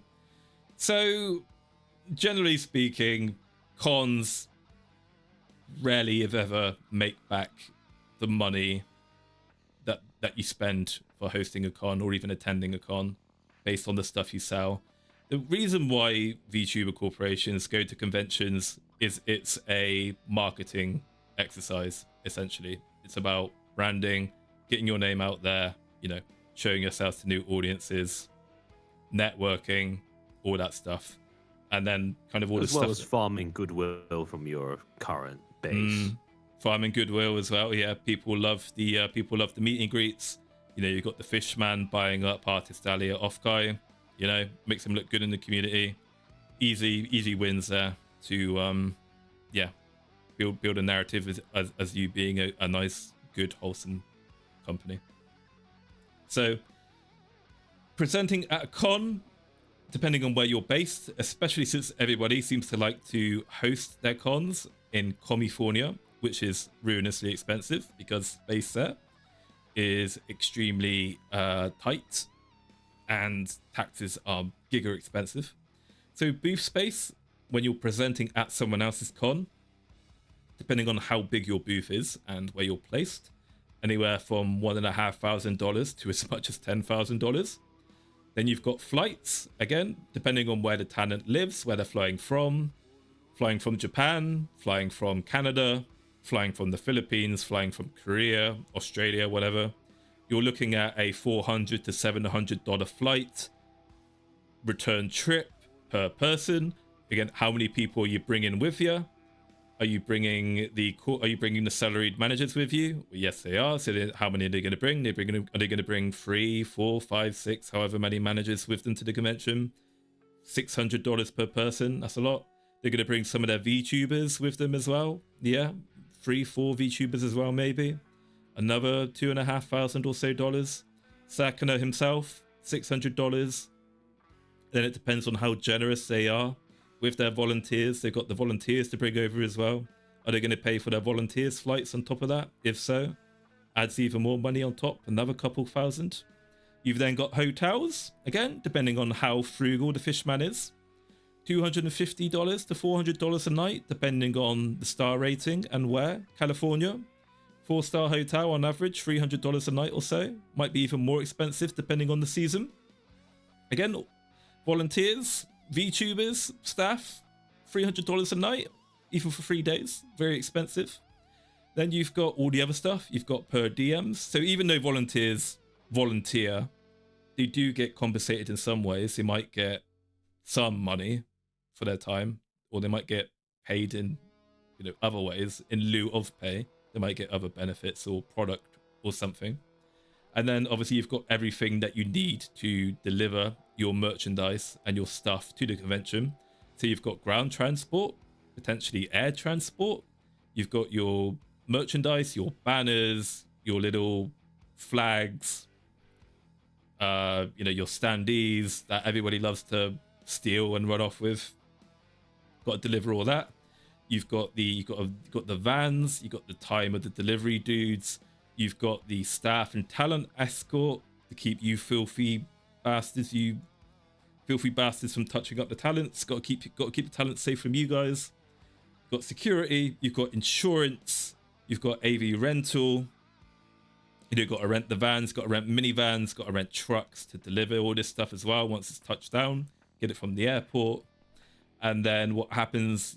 Face Connect again regularly gets their shit stolen when they take it to California. So again, you've got to talk to the police. You've got to talk to your insurance provider, and then you've got to make a claim through your insurance provider through the management thing. And it's like, oh my god, you've got all these extra costs. And if your shit does get stolen, that might increase your insurance premiums. You might have to shop around now for a new insurance provider who now might provide it to you next time. All this stuff is involved in the process as well. And then presenting at your con is cheaper than hosting your con. If you're going to host your own con, then the costs of that convention start to escalate rapidly in exchange for you obviously getting to control who attends and what happens at the venue. For something the size of Face Connect, very risky endeavor to host your own con when you're the size of Face Connect. But funnily enough, actually it went very well. And I think given the year that they had up until that point, the fact that FaceCon went so well probably did a lot to kind of heal the damage of the previous months before that. Face needed a W. They needed a W really bad, I think, after Chelly and Clara. So it ended up working out quite well for them. Very expensive, but a worthwhile cost to get people to stop hating them for the most part, I think. So venue hires. On the lower end, maybe if you go to somewhere like in buttfuck Alabama or something, maybe a venue hire would be as little as 20k. But if you're gonna hire like a major hall in California, like you're like somewhere like Off-Kai, we're talking hundreds of thousands of dollars, to rent out that hall for a weekend. A lot of people want that hall to do shit. You're gonna be spending a lot. Hey Piwo, can we cook that fish guy and eat him? We can. I fucking love fish. Fish is one of my favorite foods.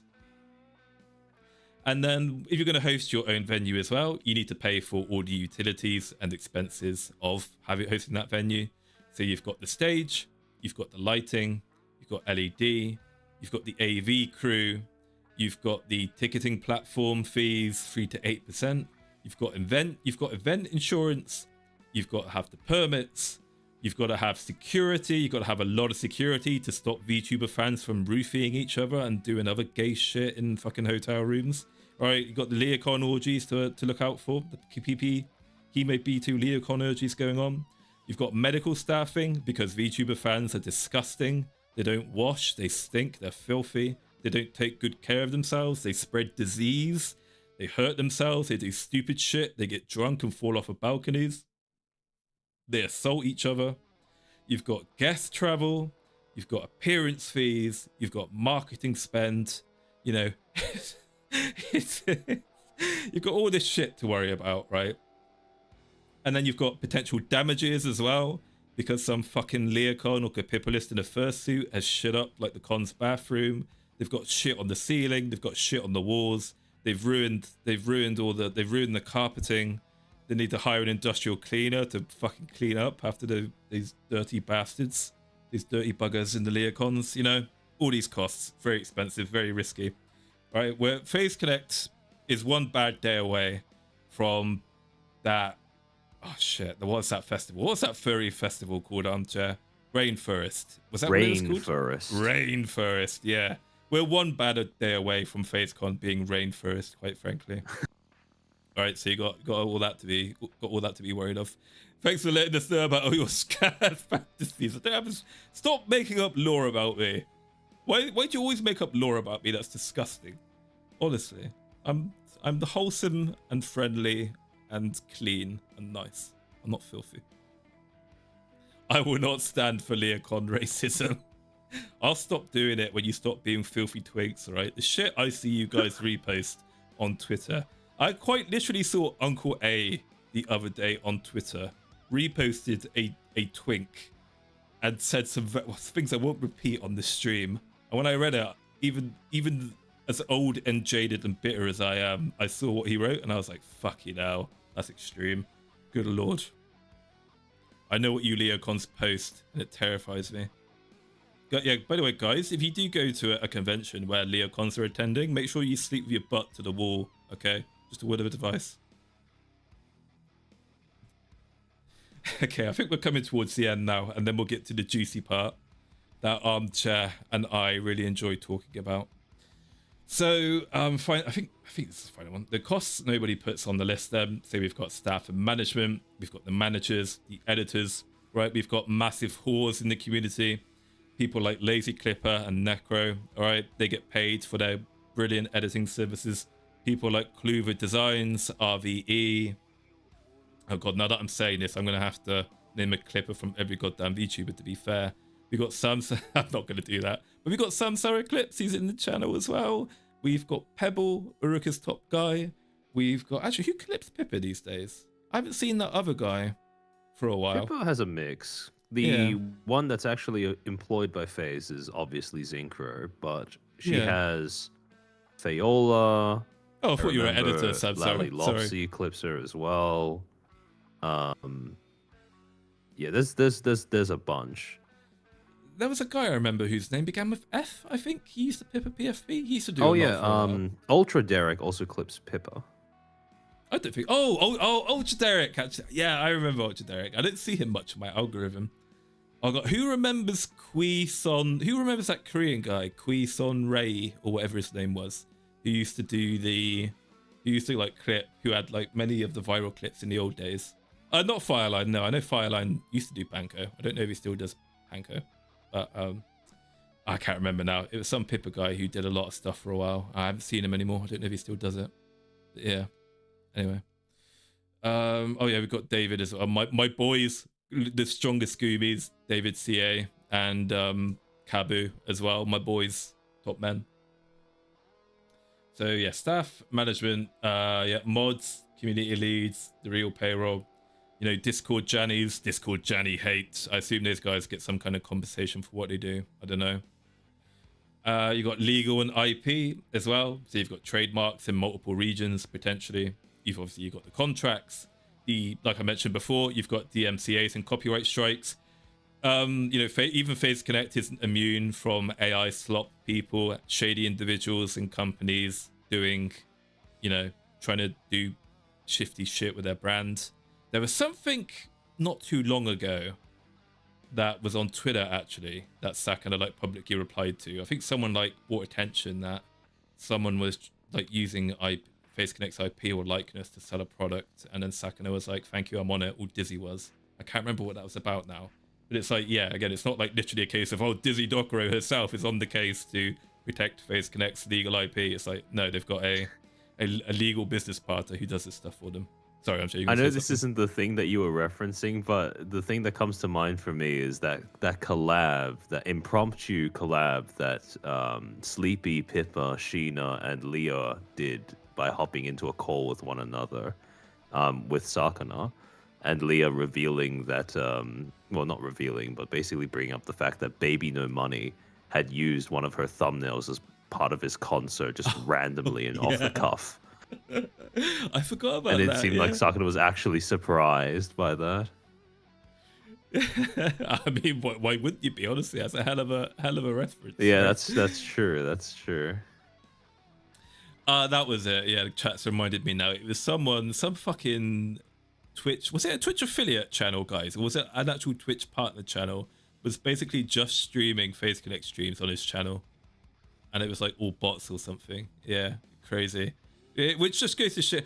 Oh my god, so I shouldn't admit this because this is really fucking stupid. But Armchair, do you remember General Giga's like awful interview with Dan Clancy back like a year or so Oh ago? yeah. I was seething to myself as I was coming home from work the other day about how much that interview pissed me off, and I just thought to myself, like, when I think about how shit Twitch's moderation is and like how they check for the legitimacy of like their affiliates and partners and what they get up to, it just made me think back to like that fucking disastrous interview and how much it pissed me off. Because it's like Dan Clancy's a fucking idiot as well. He keeps contradicting himself inside of a minute, and at no point did Giga actually like pick him up on it and call him to task on it. Because what Dan did at one moment is he said, he basically said something like, oh yeah, so on Twitch, yeah, we take the kind of like the quality and the standards of our moderation really seriously. We have very robust processes. We have very robust processes in place. And then literally not 30 seconds later, he says, well, we don't have anyone in charge of managing the moderation team, and we don't look at what they're doing. And it's like Giga, do you want to fucking challenge him on that, please? Like, are you listening? Like, what are you doing? It's like, what the fuck? My god, it upsets me. That upsets Clancy me so dropped much. some real gems over the course of that interview. Yeah. From what I remember, yeah. Yeah, it's like, holy shit.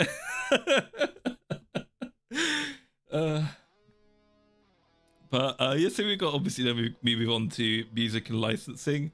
So again, I don't think Face Connect bothers with karaoke rights. They just delete the VOD, private the VOD, or put it on a VOD upload channel. But if you wanted to go that route, you could probably try to negotiate some kind of karaoke rights. More of a Japanese thing, I think, more than a Western thing, but that's still there.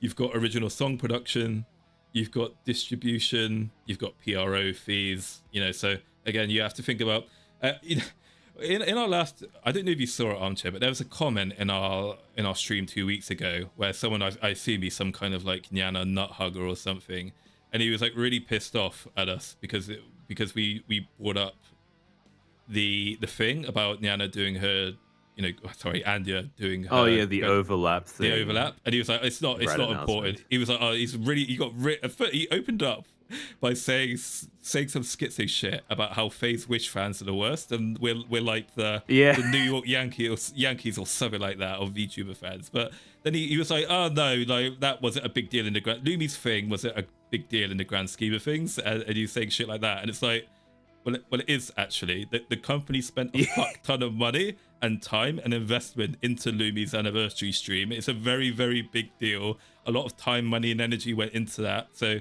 yeah, actually, it is kind of a big deal, not just to the fans, but to the company as well. When you think about how much labor and effort it was involved in the whole process, idiot. And then we've got talent PC and internet costs as well. So we've got the cost of rigging. Tenma needs a new SSD every other month, it seems like, but to be fair, Tenma only gets a new microphone every 6 years. We've got capture cards, we've got microphones, fiber replacement every year, 2-3 years, whatever. Not a big expense, but it's still an expense. Then you've got software and tooling.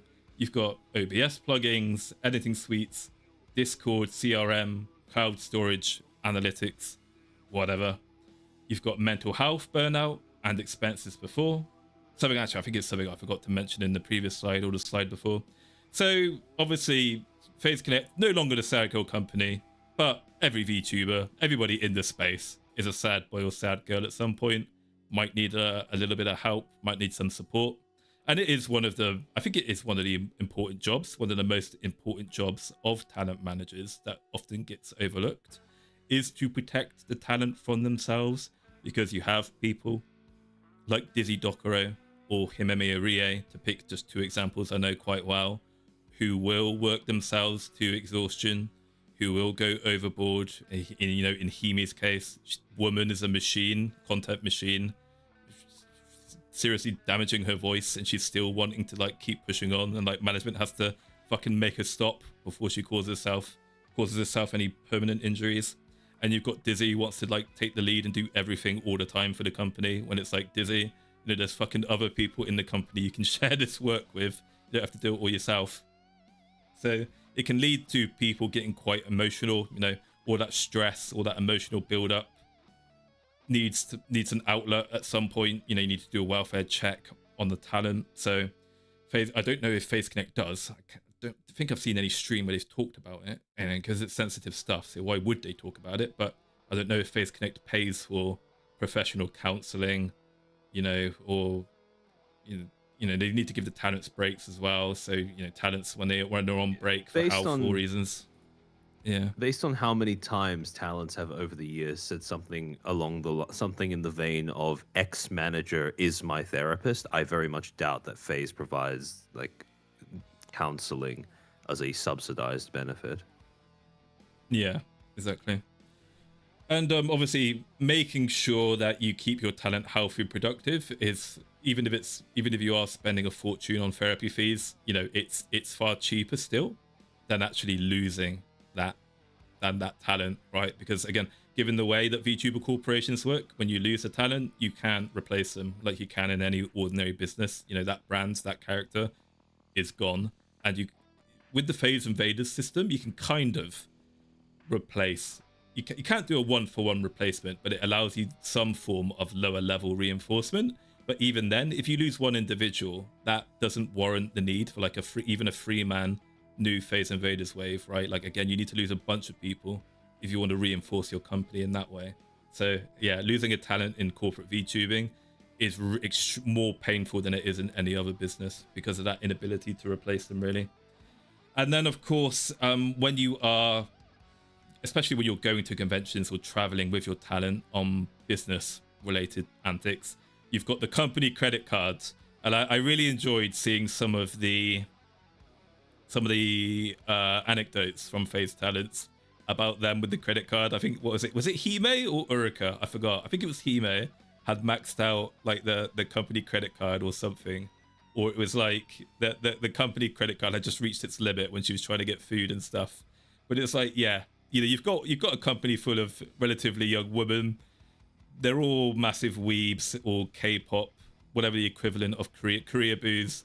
They're probably going to like the finest Korean restaurants in fucking California and getting like $500 kimchi platters and doing other stupid shit with the company credit card, getting ridiculous food and drinks in restaurants on business. You've got the talents have spoken before about how they get, like, they've got the FaZe Connect gym, they've got the gym and health membership perks as well that they demanded from Sakura. They've got all these other expenses as well, and that can add up really quick when you've got like a dinner with 12, 15 people, whatever, each of them spending like over $100 on some fucking stupid boutique authentic Korean foods made by some Mexican in Southern California, right? It's like, again, that adds up very, very quickly. Sheena drives like Osama bin Russell, yeah. I see you're a fan of Rocket Powered Mohawk as well, Aram. Very based. Those Japan trips sound wild. They do. That in itself, I think, is something that sounds kind of tempting to join a VTuber corporation, right? Is to just go on like some kind of company antic to like Japan or a foreign country, especially if you're a Niji Sanji, you're like a Niji Sanji male, and you're with the boys. And I'd just be interested in seeing what the boys get up to when they're like And they're like traveling abroad to different countries as a VTuber group. Don't know. Probably get up to all heinous shit, especially if they've got fucking Asta in the group as well. Oh god, you wouldn't want to think really. You wouldn't want to know really, would you? And then, of course, you've got kind of what motivated these bunch of streams in the first place. So you've got graduation and churn. So you've got model write-offs, unsold merch that you can't really get rid of anymore. And you've got recruiting and debuting a replacement, like I mentioned before. And then finally, we've got, like I mentioned before, insurance and reserves. So you've got liability, event cover, and a cash buffer for a bad quarter. And that's something you always need to remember as well, is that, if you're sensible, you need some kind of a buffer, especially as a VTuber corporation, to take into account all the various unexpected costs that will happen as part of doing business. So given the nature of given all the costs that can happen to a VTuber corporation and how inconsistent their revenue streams are, you can go from being in the green to going all the way back into the red very, very quickly. So you've got to be careful. Where's my damn mouse? Yeah, okay. Well, one more slide away. So yeah, we're basically getting to the takeaway now for the costs of being in of corporate VTubing. And this is where I had my little rant that was still kind of blocking, but I'll read it to you. So what does it all add up to? So we've got a rough shape of an annual run rate for a mid-sized agency, illustrative only. Again, these are estimates. It will change depending on company, the size of the company, where they're located, the size of the company. So approximately 20-25% expenditure on model rigs and outfit, maybe 30 to 40% on talent payroll, payouts and payroll for staffing, 15 to 20% on merchandise and logistics, 5 to 15% for events and travel, again, mostly conventions, and going to studios that might be located in Japan for some professional coaching, potentially, since that tends to be where most of the top talent is. Or if not Japan, then California.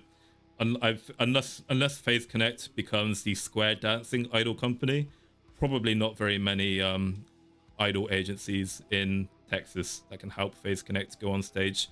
Although, Armchair, I would love to see Phase Connect square dancing. I don't know about you. I don't know how that would look with the 3D models, to be honest. Yeah.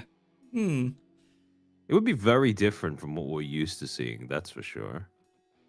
Actually, that gives me an idea. You know what I would love to see? Cattle wrangling, 3D cattle wrangling for Phase Connect. Oh, actually, yeah. But it's Moomy chasing the talents of a rope. I'm very surprised that they haven't done some sort of what is that fair ride called where you have like a bull on a spring and you try to stay on it for as long as possible before you get thrown off? Oh, the bucking, I think it's called the bucking bull or something like that. Yeah. I'm surprised that they haven't done something like that as a sort of like 3D bit at some point. That would be genius, Armchair. That's actually a really good idea. I'll tell you why that's a very good idea. Because again, what's this industry predicated on? Cute girls doing cute things. So, Exactly. You put a cute girl, that mechanical bull, that's it. You put a cute girl on a mechanical bull, and then you got some slapstick comedy of her being thrown off the bull, but then she's doing the whole giggly cutesy thing, like, oh my god, I can't keep on the bull. People will go fucking nuts, I think, watching VTubers like ride a mechanical bull. I'm surprised HoloLive hasn't done that already as some kind of like America, I don't know. Something American I hope thing. to be able to see from FaZe in future in terms of what they do with 3D is doing the HoloLive style game shows and stuff. Like when HoloLive did that thing where they put like 12 chairs in a circle and all of them were electrified and they took turns trying to like pick chairs that were to like etc. etc. I feel like I would love to see like FaZe game shows in 3D. I feel like that would be really fun. I really do think that's like the peak, that's like the final stage of VTubing, especially 3D VTubing at its finest, is independent VTubers and corporate VTubers doing that kind of content. I think we said it in last stream as well, stuff like 8 out of 10 Cats or, like those funny British comedy shows with VTubers, right? Yeah. Yeah. So eight out of 10 cats, VTuber edition would unironically be banger content. absolutely, it would. Again, it's like, why get me as a creative consultant for a VTuber corporation? I'll fucking take us to the moon. Hell, I have my ideas, my schizo ideas.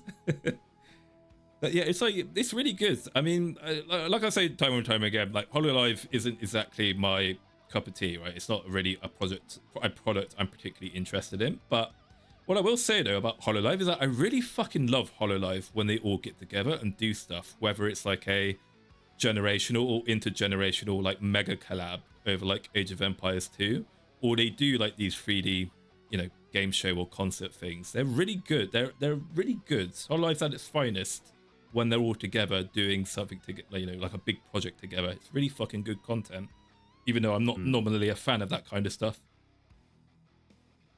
So yeah, why don't the HoloLive doing that stuff?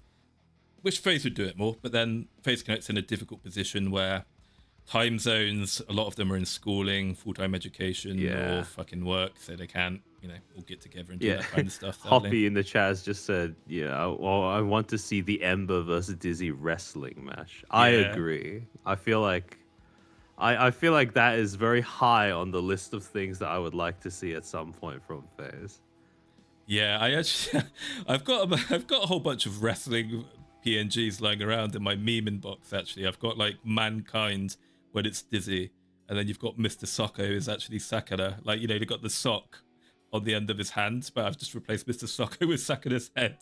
And then I've got like Brock Lesnar, but it's just Ember's face on it as well, because Ember lifts a lot and eats a lot. So you've got Ember, Brock Lesnar, and you've got Mankind, Dizzy Dokuro. Hey, Villatoro, how's it going, buddy? Oh yeah, you'll have Jelly as Hornswoggle. We'll have Jelly as Hornswoggle. We'll have Leah as Chris Benoit. We'll have Pippa as Chris Jericho. See, we'll have we'll have Urika as Kurt Angle. If she's already literally Kurt Angle already. Yeah, you know what? Let's not get into which wrestler is a FaZe Connect talent will be here all fucking day. So this is wrong button. Hang on one sec. Sorry, wrong button there. Okay, so this is the rant that I'm way too tired and fucked from my sleep deprivation from being really stressed out and worked out over the Oshi Push tournament last night. So I wrote my whole rant down before I forgot it. So if it looks ranty and incoherent, yeah, 4 a.m. ramblings from me. Scott Steiner. So the takeaway I want you to take away from the cost of running a VTuber corporation is that a VTuber corporation isn't just some stupid gay streaming organization where everybody's sat around in their underwear or half naked, drinking coffee and yapping to lonely, desperate men on the internet who are desperately trying to keep away the cold embrace of this miserable world away for just an hour longer. No. So a VTuber corporation is a fully fledged production studio. Well, an established one, I should say. An established VTuber corporation is a production studio, a logistics company, and an events business, all in one as one avatar. In FaZe Connect's case, it is a literal coffee company. It makes them the most money. Every super chat, membership, fuck ass piece of FaZe merchandise and bag of coffee is paying for all of this.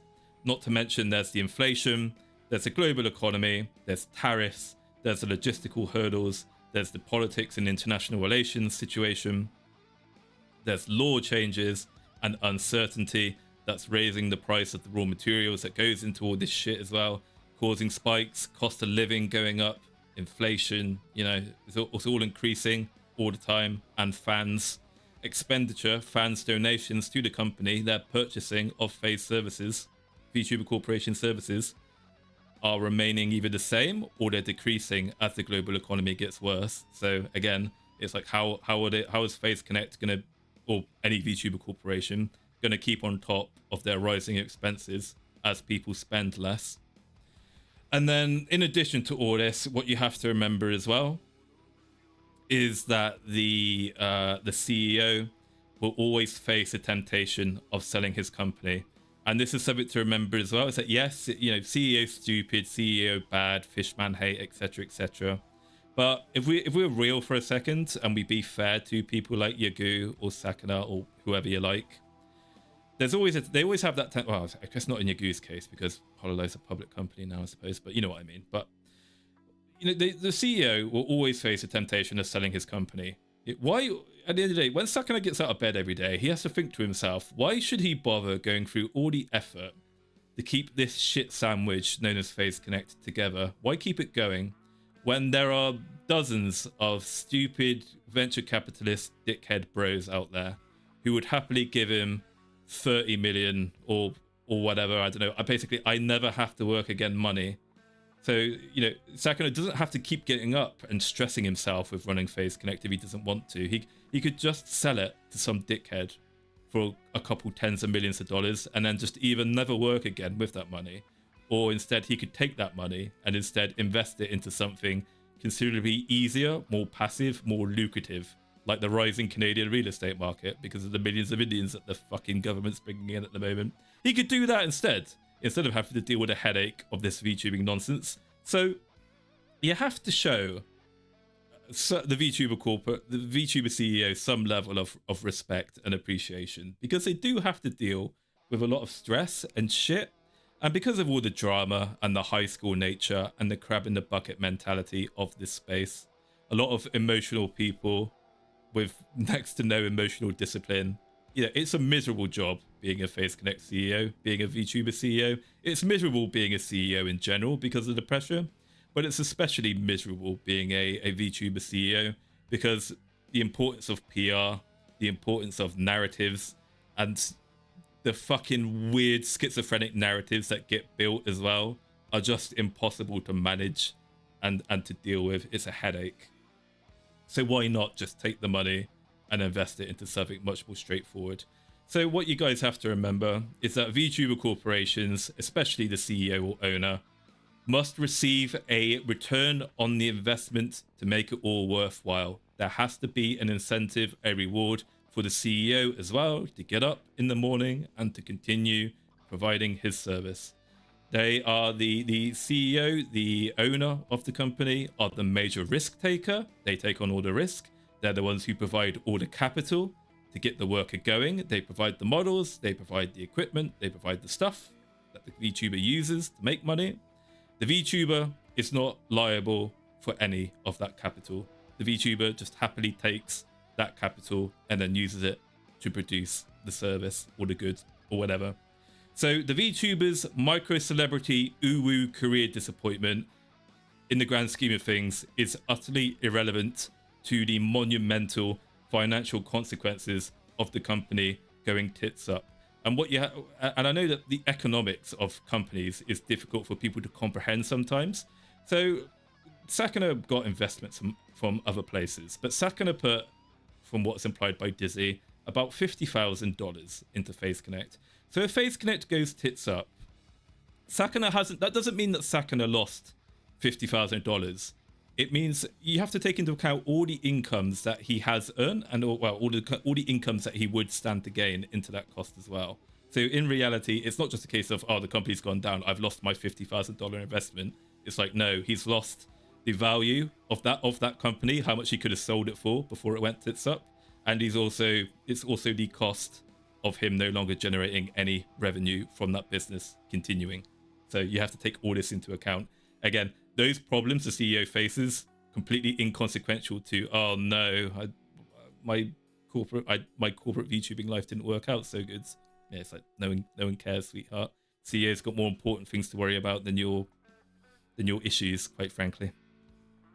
Yeah, and most people aren't going to recognize this because in this space, the only CEOs that people, the only CEOs that people remember and the only CEOs that people feel confident saying they know what their job was were CEOs who didn't do their job for the most part. Yeah. Thank you very much for the membership, Lion. Glad you managed to make it to stream. Hopefully you're not working today. And sorry, I think I missed someone else as well. Thank you very much for the 5 Swiss francs, Vega. The fish not being in line with the boxes greatly annoys me. I actually hadn't noticed that as well. Thank you for the $2, Trumpet. this should cover Maulington's taxes. No, Trumpet, you're making my taxes worse. Now I have to pay the government an extra $1 for you sending that. But thank you very much, Trumpet. Thank you. And thank you for the 22 months of membership, Vega Buddy. Much appreciated, my Swiss friend. Merch, the great weakness of that damn company. True and real, Armchair. True and real. Well, that, not only merch, Armchair, but also their operational management in phase is quite poor as well. But fans notice the merchandise more, I suppose. Okay, now we get to the juicy, sexy part that Armchair and I love. Here it comes. Okay, so I didn't want to overlap too much with Armchair and his narrative stream last week, so I tried to move in a different direction. But when you talk about this stuff, you can't help but talk about narratives and stories, because that's what it's all about in this space, right? So, when the exit becomes the story, and when we talk about this section as well, I just want you guys to remember as well, like I said before, don't just think about this in the context of Anya as well either, right? This isn't a Anya hate session. We're thinking about this generally speaking, because there are plenty of other people in this space who have fallen into this trap and behave like this as well. Sometimes it's completely justified and kind of earned for them to do that, given how poorly they genuinely were treated by their company. People like, you know, Sion, for example, people like Sayu, definitely, I think, has earned the right to, you know, do what she does, basically. But then, like I mentioned last stream, there are fucking idiots in this space who throw their own company under the bus and remain in the company, not understanding that they're basically setting their own company up to fail and tarnishing the reputation of the organization that they are a part of and want to do well and provide them with services, which utterly baffles my mind, quite frankly. And one thing I want to mention as well is that I just want to be clear not to talk for Armchair here, and I'm sure he'll interject as well. Just so we know where I'm coming from on where I'm personally coming from the Anya, it's not necessarily Armchair's opinion, is I'm personally of the personal opinion that when Anya was departing from Face Connect, I am of the opinion, based on the Gura-esque kind of nature of a thumbnail, and what I personally think, not verified, but what I personally think was her independently announcing her graduation and what she said in that, I am of the opinion that Anya deliberately tried to frame herself as some kind of victim and was hard done by to some extent by Face Connect, and tried to milk that sympathy for her own gain as she went back to being an independent VTuber. That's my personal opinion. So that's kind of the framework for some of the points I'll be making during this segment. Again, that doesn't necessarily I think that's reflect... a fair enough interpretation given how things went down, to be completely honest. Yeah. Because my opinion is it's only slightly different from that, in the sense that I am solidly of the belief that her graduation announcement was not pre-screened by management. Yeah. Because it was simply worded in a way where I cannot comprehend. I can't imagine that a competent manager would look at that and go, yep, thumbs up, go for it.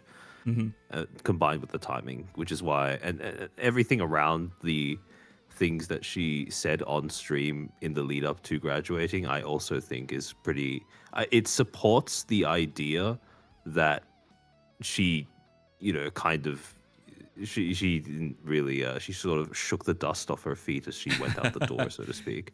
Yeah. So this segment is about basically don't do that. Don't do that when you're at fault, especially when it's all on you. Please, for the love of fuck, don't do that. It's, why would you do that? It doesn't look good. As people in the chat are saying, you know, people are very upset, and it's like, yeah, the short term. Oh, actually, you know what? I'm talking ahead of it. I've got a slide talking about this, but yeah, D Sufferers says, dude, that's an understatement. Yeah, maybe. I'll always say this. I'll open it. I always hold my hands up and admit this. Like, I'm a big softie. Like, I used to, at one point in my life, I was just as bad, if not worse than Pippa was at her worst. So I just can't help it myself. Is that I'm very patient and soppy when people do stupid stuff that, you know, has a serious negative effect on their career or their life, because I've been there myself. So I just can't help myself but, you know, soften it up. I just can't help but be soppy about it. That's why that's a good thing about bringing Chairman here, because Armchair will say the things where we'll say it as it is, whereas I'm like, oh, I have the Chinese buff / debuff, depending on how you want to view it. you doctor yet? We- You we call me have when you a- doctor. Yeah. Yeah. We have a good cop bad cop dynamic going when it comes to these kinds of things, I suppose. Yeah, exactly. Great to bring Armchair along because he will say it as it is, whereas I get too soppy, and at the same time he keeps me on track as well. Because otherwise, if I'm on these streams by myself, we'd still be on slide 1, and I'd still be talking about Canadian immigration probably at this point.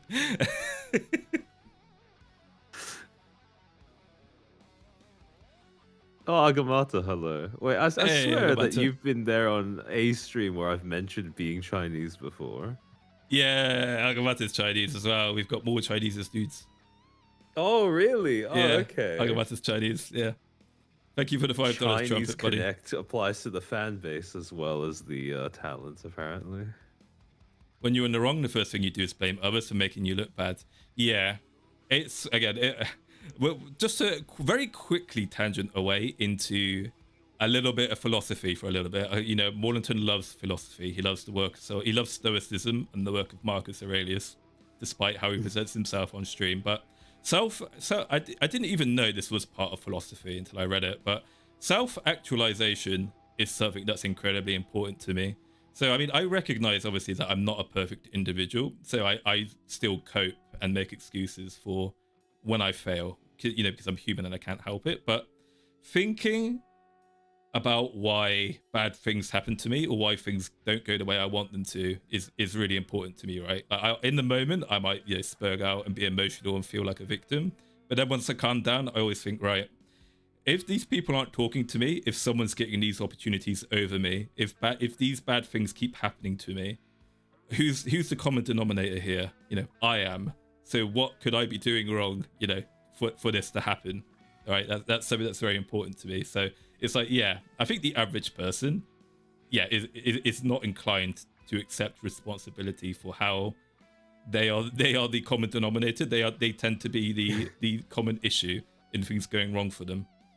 But at the same time, I'm like, it's a very healthy mindset to be able to look introspectively and reflect on, you know, how you could behave or do things differently and not taking criticism too personally. To put it crassly, it's like that friend that's had 5 bad boyfriends in a row, you know? Yeah. Yeah, that's a good way of saying it. And it's relevant as well because women, coffee emoji. Women and taking accountability, eh? What a combination. What a rare, just as rare as BMW drivers putting on their blinkers, right? Or was I going to say something? Oh yeah, I think I saw someone say a comment earlier saying that anti-corporate sentiment is common for a reason, and it is. You know, there's a very good reason that there is. Like when you notice things and you look at what's the word? When you notice things and you see patterns, right? It's fully understandable as to why people are so hostile and suspicious of VTuber corporations these days, but it's important to remember to apply your noticing correctly. I think we mentioned this last stream, right? It's like the bad actions of Nijisanji En, right, to put it bluntly, patterns you notice there are not necessarily applicable to Phase Connect, right? Like stuff that happens in HoloLive is not necessarily applicable to Phase Connect. You look at the history and the behavior of the company through the lens of what that company's done in the past, right? You don't go, oh, Nijisanji does this black company shit, therefore Phase Connect does something that seems kind of similar, therefore Phase Connect black company. It's like, no, because in the past Phase Connect has been protective of talents doing this thing, therefore for them to suddenly do this is bizarre and probably warrants some kind of further consideration before you come to that conclusion, right? You know, it's like a short way of putting it is the whole can you visualize breakfast thing. And one of my favorite things to do is to actually counter people who ask me, Maulington, how would you feel if you didn't have breakfast this morning? It's every time people ask me that question, I immediately snap back with, well, I didn't have breakfast this morning, so I'd feel the same way I do now. And then generally what happens is about half people who ask me that question, and then when I answer that way, go, hey, you're stupid, you can't visualize breakfast. And I'm like, actually, no, you're the stupid one, you fucking idiot. If I said that, you should have reframed the question and asked me, okay, so how would you feel if you did have breakfast this morning? You know, it's the thing is that people can parrot stuff that sounds clever, but then when you challenge them on it, they don't actually understand what they're talking about, which is kind of relevant to that premature graduation notice, right? It reeks of someone who understands the words but doesn't understand how to put them into a cohesive context, right? It's the thing where the meaning of you can't interpret things that a company does in a vacuum, essentially. Right? Like the context surrounding when a company says or does something as part of policy or PR is very, very relevant when it comes to interpreting what they mean by it, and two, does it work or not for that company. And like you said, a lot of people default to picking up on superficial differences and or similarities, but they don't take into account things like context. Yeah, exactly. Yeah, well said. Okay, so let's talk about the anatomy of a controversial exit. So, abrupt timing. So you've got a departure announced months into a multi-year runway before. You know, I probably made this. If it's not readily apparent, I literally had to give I had to deliver a business presentation to a board of directors the Thursday last week. Basically, the reason why I couldn't continue the stream last week was because, like, last thing on Thursday, the fucking director of my division was like, "Oh yeah, you need to get this project ready that you're only halfway through. It needs to be done by tomorrow afternoon, and then you also need to present this and like provide a demo and then do like a business slide for it for directors." So I'm a bit corporate brained at the moment. Anyway, so departure announced months into a multi-year runway before deliverables the agency had already funded. You've got the unilateral staging. So you've got again, this is where my opinion, a theatrical solo announcement and not a coordinated joint statement. So the agency is left reacting. So obviously this is referencing directly what we assume to be a premature announcement from Anya about why she's leaving the company. I think that this is a fair reading of what happened because of how much it breaks from established convention with how FaZe announces the graduations. They've had 3 prior to Anya, and all 3 of them follow a similar blueprint. So since Anya's breaks from that in a pretty significant way, I think it is not just understandable, but justifiable to interpret that as, you know, a theatrical solo announcement that was done without management's approval.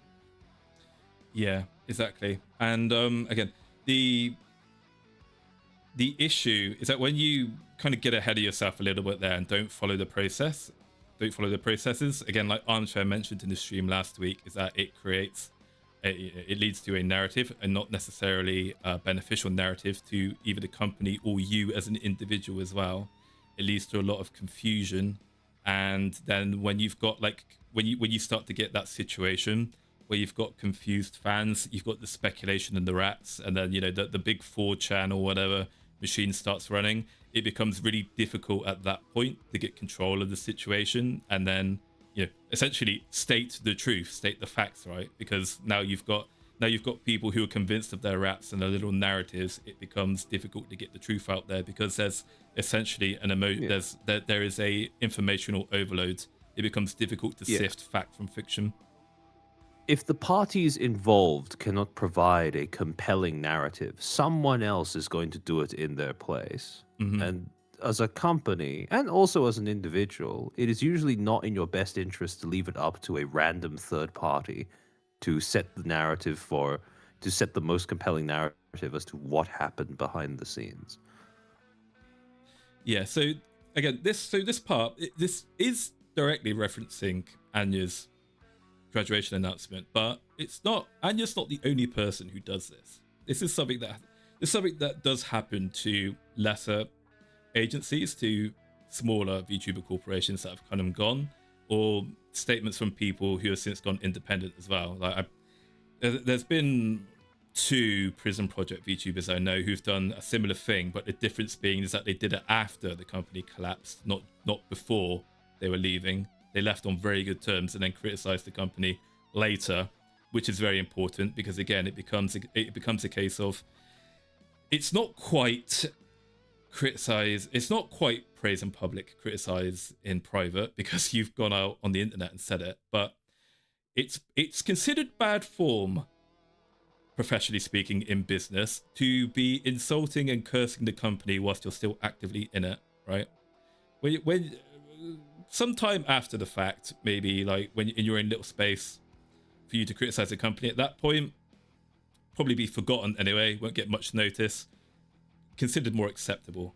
So when we're talking about controversial exits from VTuber corporations, or just life in general really, it's important to remember not just about what fans or the consumer will think about you, but you also have to remember that this space is incestuous, it's very close-knit, everybody speaks to each other, and it can have a seriously detrimental effect on your ability to do business in the future, not just with other VTuber corporations who will see you as an extremely risky, unprofessional, investment, but it could also affect your ability to deal with major sources of it.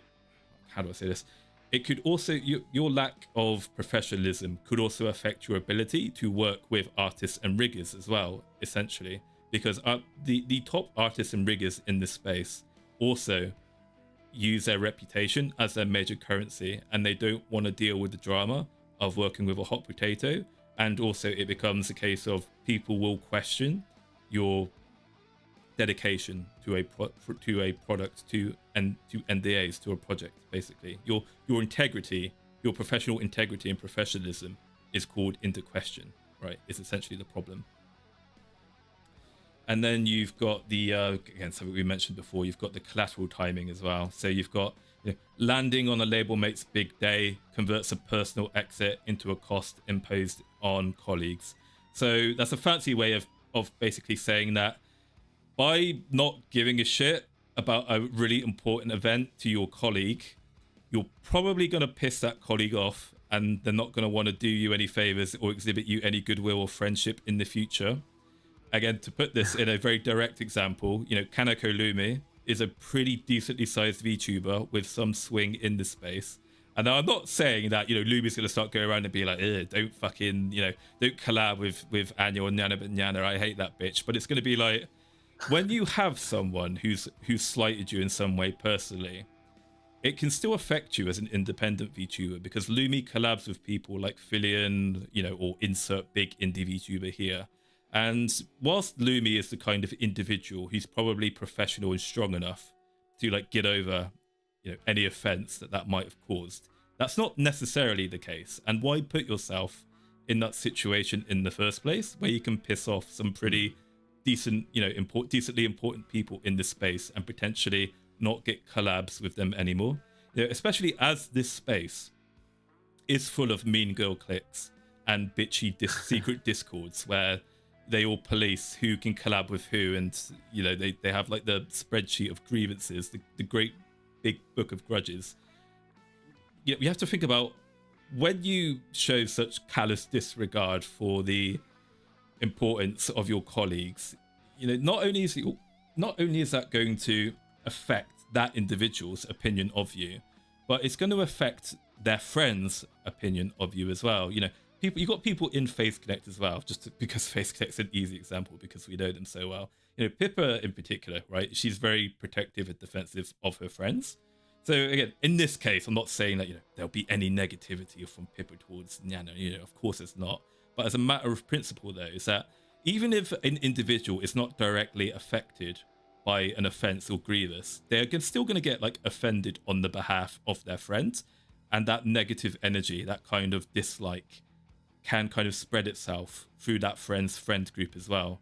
So it can kind of escalate. It can domino through an entire group now, where it's particularly as a wave like Wish is so close knit. An offense against one member of Wish is basically an offense against all of them, right? So that you're at risk there of alienating yourself from some pretty well-liked, important VTubers. And that Even can have beyond that, because of the fact that VTubing is an entertainment business, all of these individuals have fan bases of their own. And just because you haven't pissed off a VTuber specifically does not mean that their fan base is not going to interpret something as a slight. And again, that is a liability that is avoidable, and I see no reason to court it unnecessarily. Exactly. And it's like, again, I don't know, I'm not a PR expert, but what I would say is that no matter what Anya does, she is going to get a lot of shit and grief and animosity from FaZe Connect fans or whoever for prematurely leaving FaZe Connect. Basically, there is no way around that. But kind of the point I want to make during this session is that she could have handled it much better, and in a much more sensitive way, where she could have left with considerably more goodwill than she did. It didn't have to be this way. If she had showed more consideration for the fans, how important FaZeCon was, her gen mates, and how important Lumi's big event was, and rescheduled it by just an extra day, she showed that she actually cared about this stuff and was concerned about the problems that she caused her gen mates in the company. Then you'll still get some fans who are never happy and will get pissy about it, but people would still they take a step back and go, it's disappointing, it's frustrating that we've had this wasted slot in FaZe Saga, but you know what, fair play to her. She made a mistake with the time zones. She decided, actually, that isn't fair to Lumi, we'll put it back. It's basically a way of just generating goodwill from those insults. Sorry, go on. I have my opinion on that does differ slightly, in the sense that I don't think things like opportunity cost of a slot in the gen going to her rather than another town that would have lasted longer potentially. I don't think that would have been a consideration that people would have even thought of in most cases.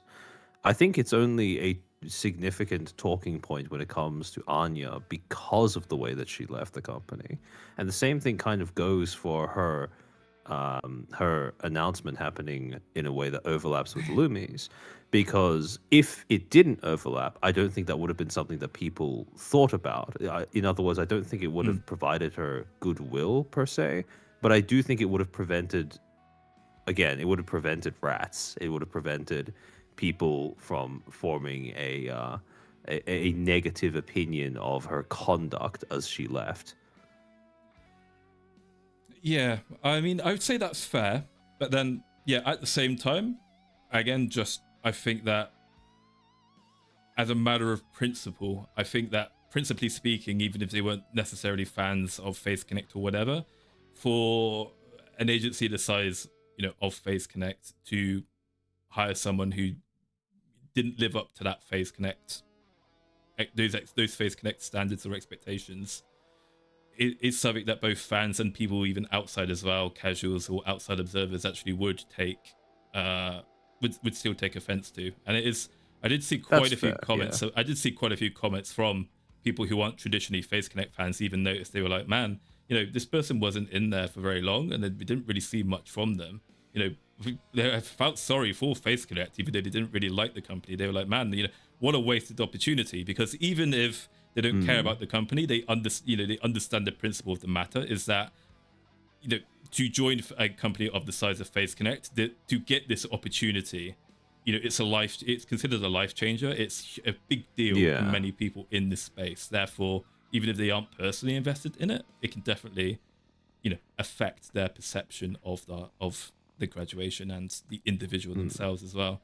And I do think that the combination of just FaZeCon's going on, and she's posting photos of her having a jolly good time at the beach and being and then that, and then with the other stuff as well, right? It's like I understand where she's coming from. She's fully checked out of the company at that point. She doesn't care anymore. It's all about her from this point. I get that, but that's the problem, is that a VTuber corporation is a quote-unquote family. The fans care about the company quite a lot. They take on that identity of being company fans, almost to sports ball level degrees, if not even worse. So when you've got someone who shows what I would call somewhat relatively callous disregard for, the company, the fans, what they treasure, and just being essentially selfish, basically, that's adds fuel to going a to rub fire. people the wrong It's going to way. rub people the wrong way, right? Yeah. Yeah.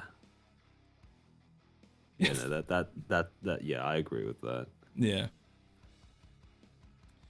And then, so finally we've got like Armchair was talking about last week. So we've got the narrative. Actually, sorry, I'll finish this point. Sorry, and I'll read the super chats. So finally we've got the narrative framing as well, like Armchair was talking about. So we've got a grievance that is implied rather than evidence, and then the audience is invited to assign blame off camera. So just in case anybody didn't see your stream on narratives on your stream on narratives last week, Armchair, did you want to give a summary, an overview, I guess, of what we mean by narratives? Yeah. So basically, when it comes to selling a product, usually the way that companies approach it is they craft some sort of story around it, so people have an emotional anchor or something that they can use to form an emotional connection to whatever they're being sold. VTubers are products, so it works the exact same way. Usually when people think about narratives in VTubing, people think about rats, which are usually implied to be things that are cooked up by message boards or individual fans with varying degrees of actual connection to reality. However, the way that I think more people should be able to understand narratives is as a tool that companies use to sell you on their VTubers. When it comes to narrative framing, what I refer to is the company's ability to railroad how people understand it, to railroad how people perceive its canon, its history, its place in the industry. And when it comes to graduations or terminations for that matter, those are events that inherently present a challenge to a company's ability to retain control over the dominant narrative surrounding it, because there is usually going to be a whole lot of different aspects to it that people can interpret in a whole lot of different ways. And based off how people choose to assemble disparate bits of information surrounding a graduation or termination, you may very well, as a company, find yourself facing a compelling narrative cooked by someone who was not on your payroll that makes you look bad, or makes your talents look bad, or makes the talent who left look bad, all of which are awkward outcomes. And what you have to remember as well, guys, is that the problem is that once you do get the truth out there, people don't actually pay much attention to the facts of this stuff. Once a narrative is out there, that tends to be what sticks to people. They never, it's like the slander merchants in the mainstream media, right? They go, "Oh, this person's a Nazi," and it's a complete lie. And then people, the normies, the goys, just remember, "Oh, that's that Nazi guy, right?" You don't want that happening to your VTuber or your VTuber corporation. The main reason why narratives are used as sort of rhetorical devices to sell people things is because when you really come down to it, people don't feel attached to bits of information. People don't really care about information. What people really want is information that has been assembled in a manner that makes it memorable and digestible. That is usually narrative. That's usually picking out different bits of information and deciding on a way of putting that all together that makes it seem like a compelling story that you would like to listen to, that you would bother committing to memory, or something that would elicit an emotional response from you. That's why when it comes to things like what Maulington was talking about before, just having information out there doesn't do anything. Like you can have the truth, but unless you present it in a manner that makes it compelling, in a manner that people can make sense of, that they can put into their head as part of a coherent canon that they've used to understand who you are and what you're doing, it's not going to matter, and it's just going to bounce right off most of the time. Yeah, whose truth? What is the truth? How do you determine the truth? That's part of the reason that's part of the reason why phrases like my truth and stuff like that gain steam, even if you evaluate them. If you looked at phrases like that through a purely technical grammatical lens, they make literally no sense, right? That what the fuck is a my truth, right? But on an emotional level, sorry, that's funny. Yeah. On an emotional level, that's why people use that phrase, because what they're trying to communicate is not so much that truth is determined from an individual perspective or whatever. Well, I disagree with that, but usually what they're trying to communicate is something along the lines of, this is the way that I understand things, or this is the way that I can process things. This is true to me, in other words. Mm-hmm. So that's, it may sound absurd to hear that, especially if you view truth as an objective thing, which I personally do. But there is an underlying sort of need that is being communicated through the popularity of that phrase, which I think is it is worth acknowledging, even if you don't agree with the premise behind it. Yeah, there are 4 lights. Yeah. When they say they have 8 bits, don't trust them. That's a very... We have an Oshi Push fan in the audience, so that's a very specific example. Did you get scammed? Did you get scammed, Yoshi, in the webcam tournament? Were you playing? Yeah. I actually had a heart attack moment myself, actually, in the tournament yesterday. I thought I miscounted. I thought I counted myself as having too many bits, and it's like, no, I had my bits too close to my platform popularity, and I was like, oh, thank God. It actually worked up against me, because obviously NASA, it's like, oh shit, I have 1 extra bit, I'm not going to have enough influence to win. And I was like, oh, thank God it's just the popularity on the platform. Phew, thank fuck. Yeah. Oh, shit. But yeah, so to tie back to the point that Maulington actually put on the slides, when you have a talent who's leaving your company, right? This is one of the main points from the end of my stream as well. When you have a talent that's leaving a company, what you do not want is for the circumstances surrounding their departure to be implied, or you don't want it to seem up to interpretation. Yeah. Right?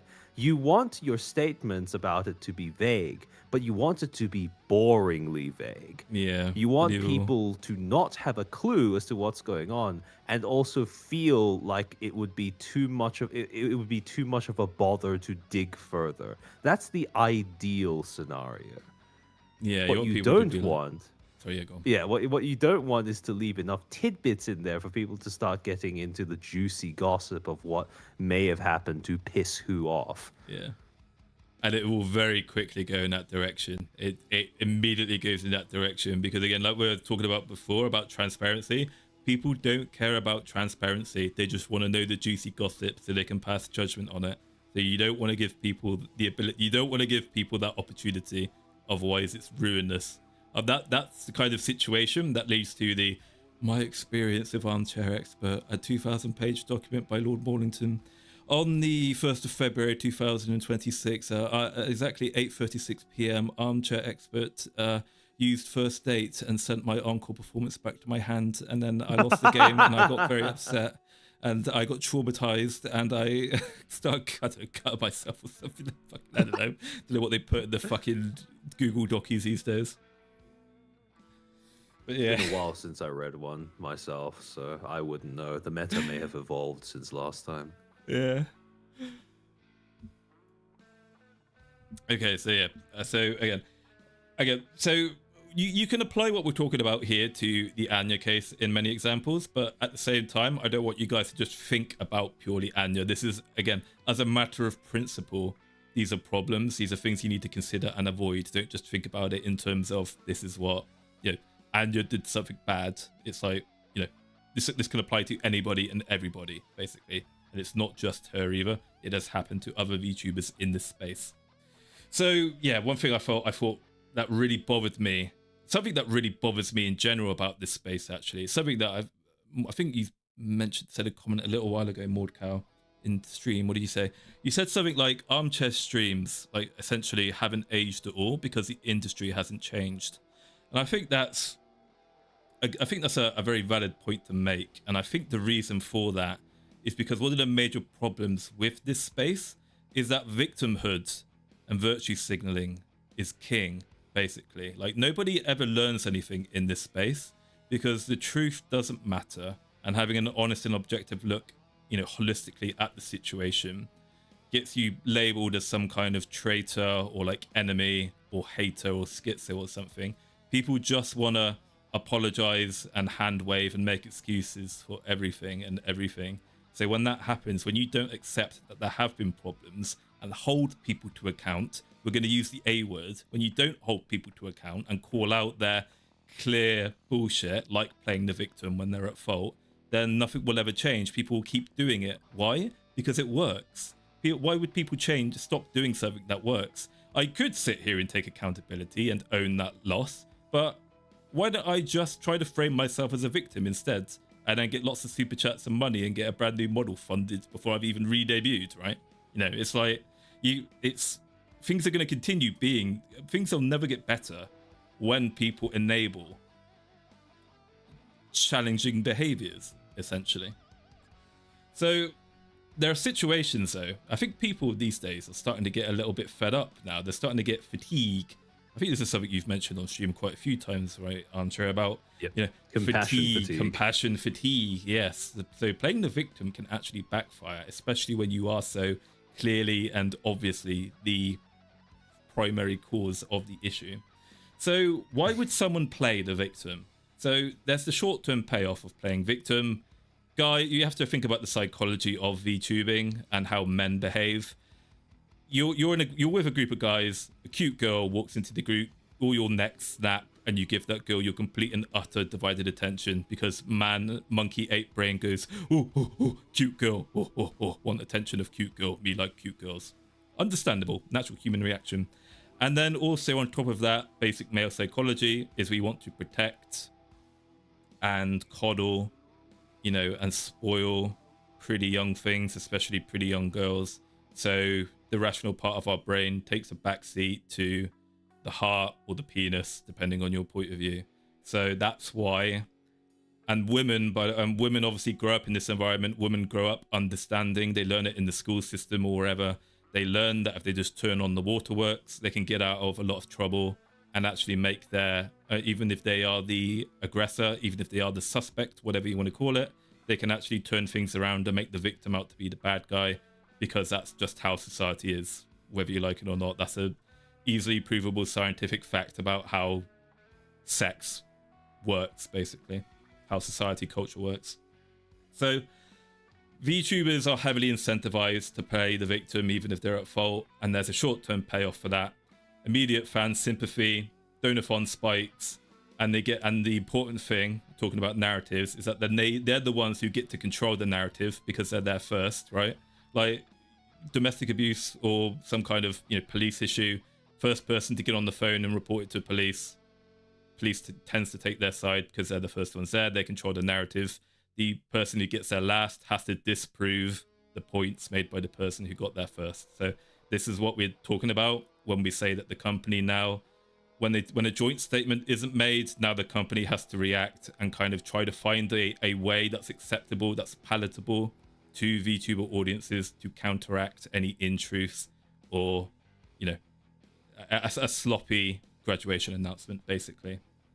So control of the first 48 hours of the narrative, and then it creates the pressure on the agency, which they can't answer immediately because now they have to change potentially the narrative, the story, their side of events, because now they have to essentially respond to stuff that they weren't prepared to respond, and they have to look through it and make sure that it makes sense and that it fits the proper standard. Because if they make a bad response, if they make one bad response, they can't take that back again. You get one shot, you can't take that back and make a second one. You have to stick to your one response, so it better be a good one.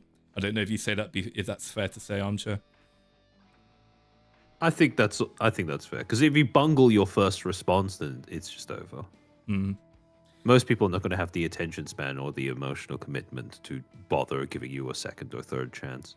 Yeah, exactly. And then there's but the thing is that, again, depending on the situation, there becomes a compounding cost, though. So receipts can surface, so again, an example getting away from corpo drama.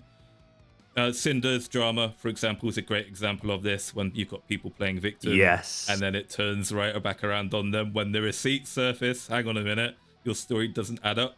The record contradicts the framing. You get some colleagues refuse to comment, or they decline to corroborate. And the problem is that if you are found out to be a bit of a sneaky snake, if you are one of those secret super bitches, the fans who defended you will feel misled. it could compel them to leave. Unfortunately, a lot of VTuber fans still stick to their VTuber, even if she is a duplicitous whore, as some might say. But that's not all the case. It will lead to some controversies. It stains your reputation. You can no longer pretend to be the wholesome, why can't we all just be friends and get along with each other, ooh wholesome bean anymore. There have been plenty of call-outs that have ultimately concluded with the public not taking the side of any one or the other party, but instead settling on that Norm Macdonald quote, which is I think all sides involved should die. Yeah. Something along those lines. I don't know what's going on in this story, but I hope everybody dies. Yeah. But actually, this is a consideration. So this sort of weighing of the short-term payoff versus the compounding cost. This is, and I feel like this is worth acknowledging. This is something that every single person in the industry has to think about when they make the decision to come out and publicly state or allege that something is going wrong, right? So even if someone has actually gone through some exploitative or abusive circumstance under the umbrella of a company and they decide to whistleblow about it, they still are faced with this potential, compounding cost versus short-term payoff. They still have to consider these things as well. The difference is, however, at least in my opinion, whether the receipts that you are able to produce or the receipts that may be produced in the future are going to either reinforce or they're going to erode your version of events. If you are trying to whistleblow on a company that is exploiting its talents, that has exploited you, it is going to be in your best interest to prepare receipts so that you can validate that what you're saying is evidence rather than just being, off the cuff shit stirring or a bitter attempt at trying to get back at an ex-employer or something like that. Yeah. So if the receipts speak in your favor, then that is essentially a way for you to sidestep the issue of compounding cost. And I find that is one of the part of the reason why this space cannot grow up, so to speak, is because when it comes to doing call-outs and stuff like that, receipts and evidence does not seem to be a primary concern of any of the parties involved, the person doing the calling out or the person responding for the most part. Yeah, that's cool. I really like that phrase used as well. Like the inability for the space to grow up, I think is a great way of framing it as well. And yeah, by the way, just sometimes people have like listening comprehension issues. I'm aware that the Cinder situation was more complex than it was first portrayed, and that she was probably set up by some of her colleagues. I wasn't saying that Cinder is, it's all Cinder's fault and she's a bad guy. That's not what I'm saying. I'm saying the opposite, is that obviously people around that situation were obviously there was clear coordinated attempt to take her down. Yeah. They tried to play the victim, right? I'm not saying that, when Cinder's everyone goes in to stab Caesar, they're going to come out of it looking bloody. Et tu, Shy Lily? Yeah. Have you seen, sorry, just one quick tangent. I just need to read some fan stuff that I missed. Have you ever watched HBO's Rome Armchair? I have not. Oh my god, you need to watch it. It's so good. I just want to make a comment here for the chat, just in case chat mentioned it. I like to think of these streams we do sometimes as like that news announcer guy in HBO's Rome. The one who makes the exaggerated hand gestures and reads the news. So when Armchair said Caesar, I just thought of him going, Gaius, Julius, Caesar. We should do a watch along of Rome or something, Armchair. I think you'd really like it. If you're a fan of history, I suppose. I don't know if you are. Sure. I'd be down at some point in the future. Oh yeah, boys. Fucking Rome watch along. Let's go. Never done a watch along before, so it'll be my first. Oh yeah, I've taken Armchair's first as well, boys. The allegations will never be beaten. Thank you very much for the $2, Artemis. Remember, these are women. They hold grudges forever. Yeah. I mean, I genuinely hate mentioning this because, like I say, you sound like a fucking, you sound like a groipo or an incel when you talk about this. But it's like, seriously, like, yeah, women do take stuff really personally, really seriously over like mundane things. Like, I always think of, I've got a segment in the Disney documentary where I'm talking about how difficult it is to manage women, like a small collection of women like that in an environment where they're competing. And like a joke I make in the video is literally the Family Guy meme, where it's like I show, you know, female VTubers all like female VTubers turning on each other and being really bitchy and nasty with the Google Docies. And then I show like a 10-second clip of me, Nova Crusader, and Pascal Saucer playing Repo. And they call me fat. Like, they make a fat joke about me, like, out of nowhere. And we're all just laughing about it. And it's like literally the Family Guy joke of men, we know how to be friends. But yeah, thank you. I think the whole, you know, women can be very, very, very hostile towards one another in a way that many people don't seem to be comfortable acknowledging.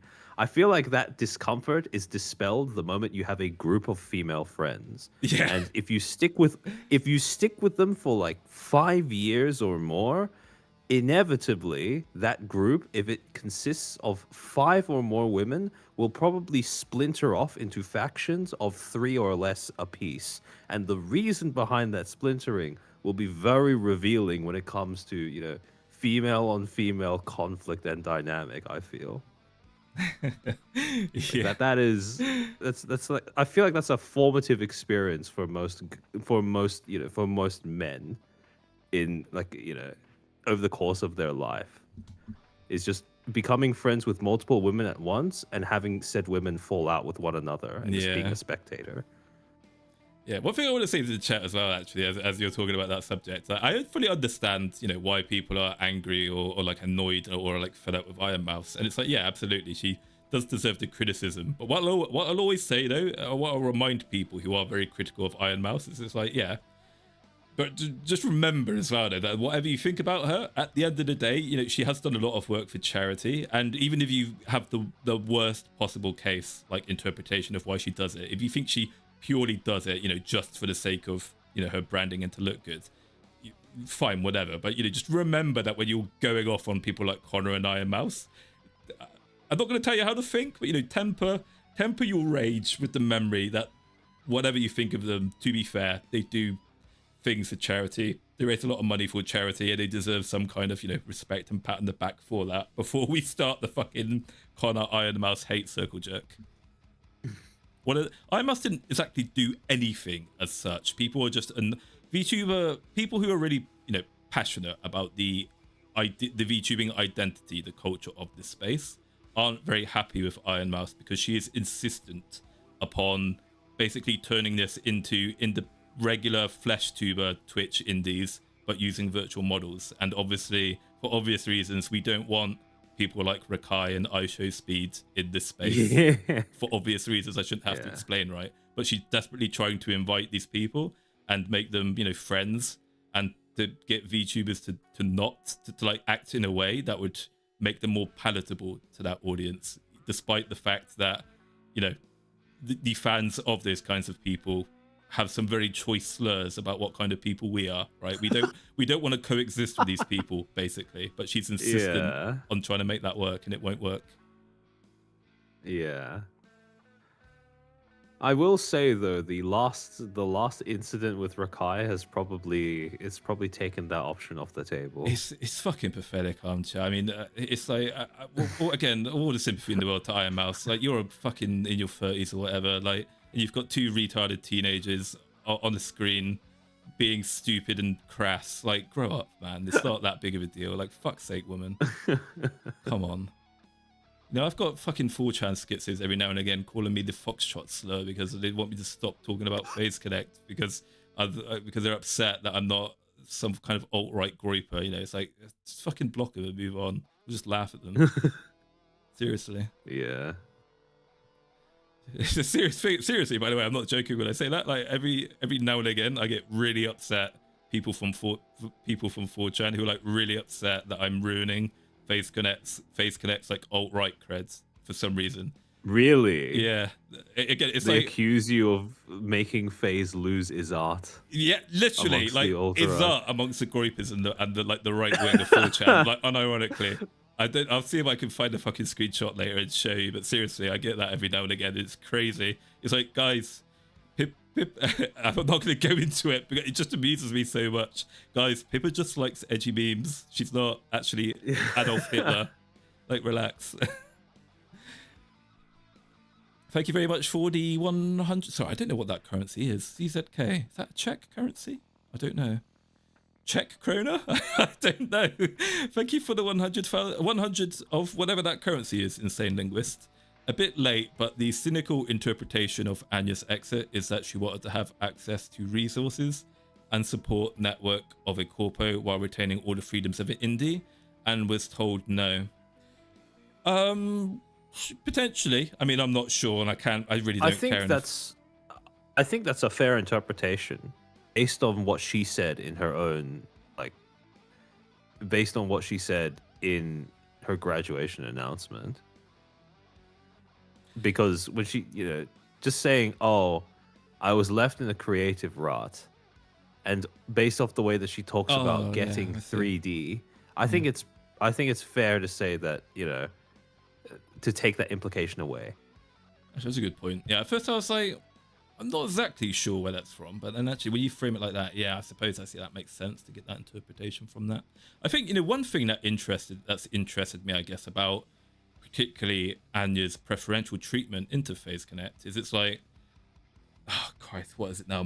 Damn streamer brain now is ruining my train of thought, but it's like, given no, I have to come to it later now because I need to get this right if I'm going to say it on stream. But basically, something that's happened after the fact makes me think that it's the reason why Anya got special treatment was to get her to stay or like get in the company in the first place. Like, were they giving her a preference? No, I'm not even going to get into that point because I can't even remember what I observed something. I had a little bit of I had a bit of an owl moment from Death Note, but my streamer brain ain't working now. I'll try to remember it, and I'll make a comment on my YouTube page if I remember. But something clicked into place when we think about the preferential treatment she got and why, and something made me think about that. But I can't remember. Fuck. Thank you for the $5 my ear trumpet, buddy. I have no problem with IMS. Bow, on the other hand, well, again, this isn't a place to just fucking have a hate circle jerk about certain VTubers, but yeah, you probably all know my opinion on Vtubing and softcore porn and fansy and OnlyFans shit in this space. I think, so I think I hate it. There's nothing here. This isn't the place to do so. What's the phrase? I don't want to shit where I eat. If I want to watch porn, I'll go watch porn. I'm in VTubing for entertainment. I don't want that both in the same space. I don't want to see the second order effects of that of like using the VTuber to e-haul pipeline. I don't want to see the second order effects of that, where we see this space basically become a place where sexual degenerate attention seekers, that is sexual degenerate attention seeking VTubers, cater to it's fair fans to say who are like that. If I'm watching you as a VTuber, there are two things about you that I should probably never know about if all I kept up with was your VTuber identity. Your face and your butthole. If I know what either of those two things look like, there's a problem. Yeah, essentially my point I was trying to make was I don't want to see VTubing become this space where it's essentially sexually degenerate attention-seeking whores are catering to an audience primarily of sexually degenerate attention-seeking males. And again, I'm probably, I don't think Armchair agrees with me, but I think this is one of the instances I'm more doomer than Armchair. But I'm genuinely really worried that what actually VTubing is basically just going to decline into this thing where it's an excuse for touch-starved men to like be creepy around women in a safe environment. I'm starting to get a bit worried about how far people are taking sex jokes and those kinds of comments. I appreciate it doing it for fun, and I appreciate ultimately the talents will say if they're comfortable with it or not. But the point is though, is that a talent shouldn't have to come out and say that I'm not comfortable with you guys going this far. I'm seeing a little bit too much shamelessness in my timeline these days. A bit of a lewd joking every now and again is fine. I think people are starting to it's turning into an Olympic game where people are trying to compete each other for who can say the most offensive shit before they have to be put put back in their box. Basically. My optimism, so to speak, comes more from just I view it as just being a normal. I think market forces will correct that in time. Eventually, it'll reach a point of saturation where everyone and their dog and mother is sick of seeing it, and then it'll naturally decline, or at least that's what I hope will happen. So that was my opinion of the time of the Pippa documentary and why I made the Face Connect video is the greatest VTuber corporation video in the first place. But I've actually done a 180 now myself, honestly. I've been demoralized. Really? I've been demoralized, Armchair. I actually think it's going to get worse. I actually think the Gooners are going to win, Armchair. I think it's all... Rohan has abandoned us! Yeah. The orcs are at the Westfold. I do think that, at least in Western VTubing, we're heading towards some sort of schism, like a serious break in terms of what people view as VTubing, where we will finally get clearly defined lines between people who actually, understand that VTubing stands for virtual YouTubing, and whatever the fuck is going on Twitch. Yeah, I'm glad you brought that point up, actually, because it's like, yeah, we have reached the point, Western VTubing recently has like fast tracked to current day culture war, where we're now asking, well, actually, what is a VTuber? It's like, what is a woman? What is a VTuber? It's quite simple, really. It's in the name, virtual. If you're not virtual, you're not a VTuber. No, but you see, a VTuber can be anyone and anything you see. No, it's virtual. Virtual's in the name. Yeah. Thank you for the $5, Maston. On the notes, thoughts on the battle face reveal? I don't give a fuck, honestly. She can do what she wants. On the one hand, I'm confused as to why people are so upset, because it's like, well, you hate her anyway. You've been saying for ages that she's not a real VTuber. She's finally confirmed it. Shouldn't you be happy she's gone? But at the same time, like, I understand that the principle of the matter is that a big VTuber has abandoned us to go down the LA independent face revealing stream. And I don't know. I'm kind of two minds about it, honestly. I'm two minds about it on the sense that I think that if a VTuber wants to stop being a VTuber and make the transition into being a fleshy, I don't have a problem with that, really. My problem is that when... My problem with this kind of stuff is that when these VTubers try to, it's the gatekeeping thing, right? When they try to subvert the space. If you want to be a fleshy, I don't like when they play coy with definitions in order to have their cake and eat it too. You can be a fleshy. You can be a fleshy. Yeah. But don't try to expand the definition of a VTuber so that being a fleshy is a part of it. Yeah. You don't have to mix those two things. Funnily enough, given the example that we were just discussing, the analogy I used before was definitions are like buttholes.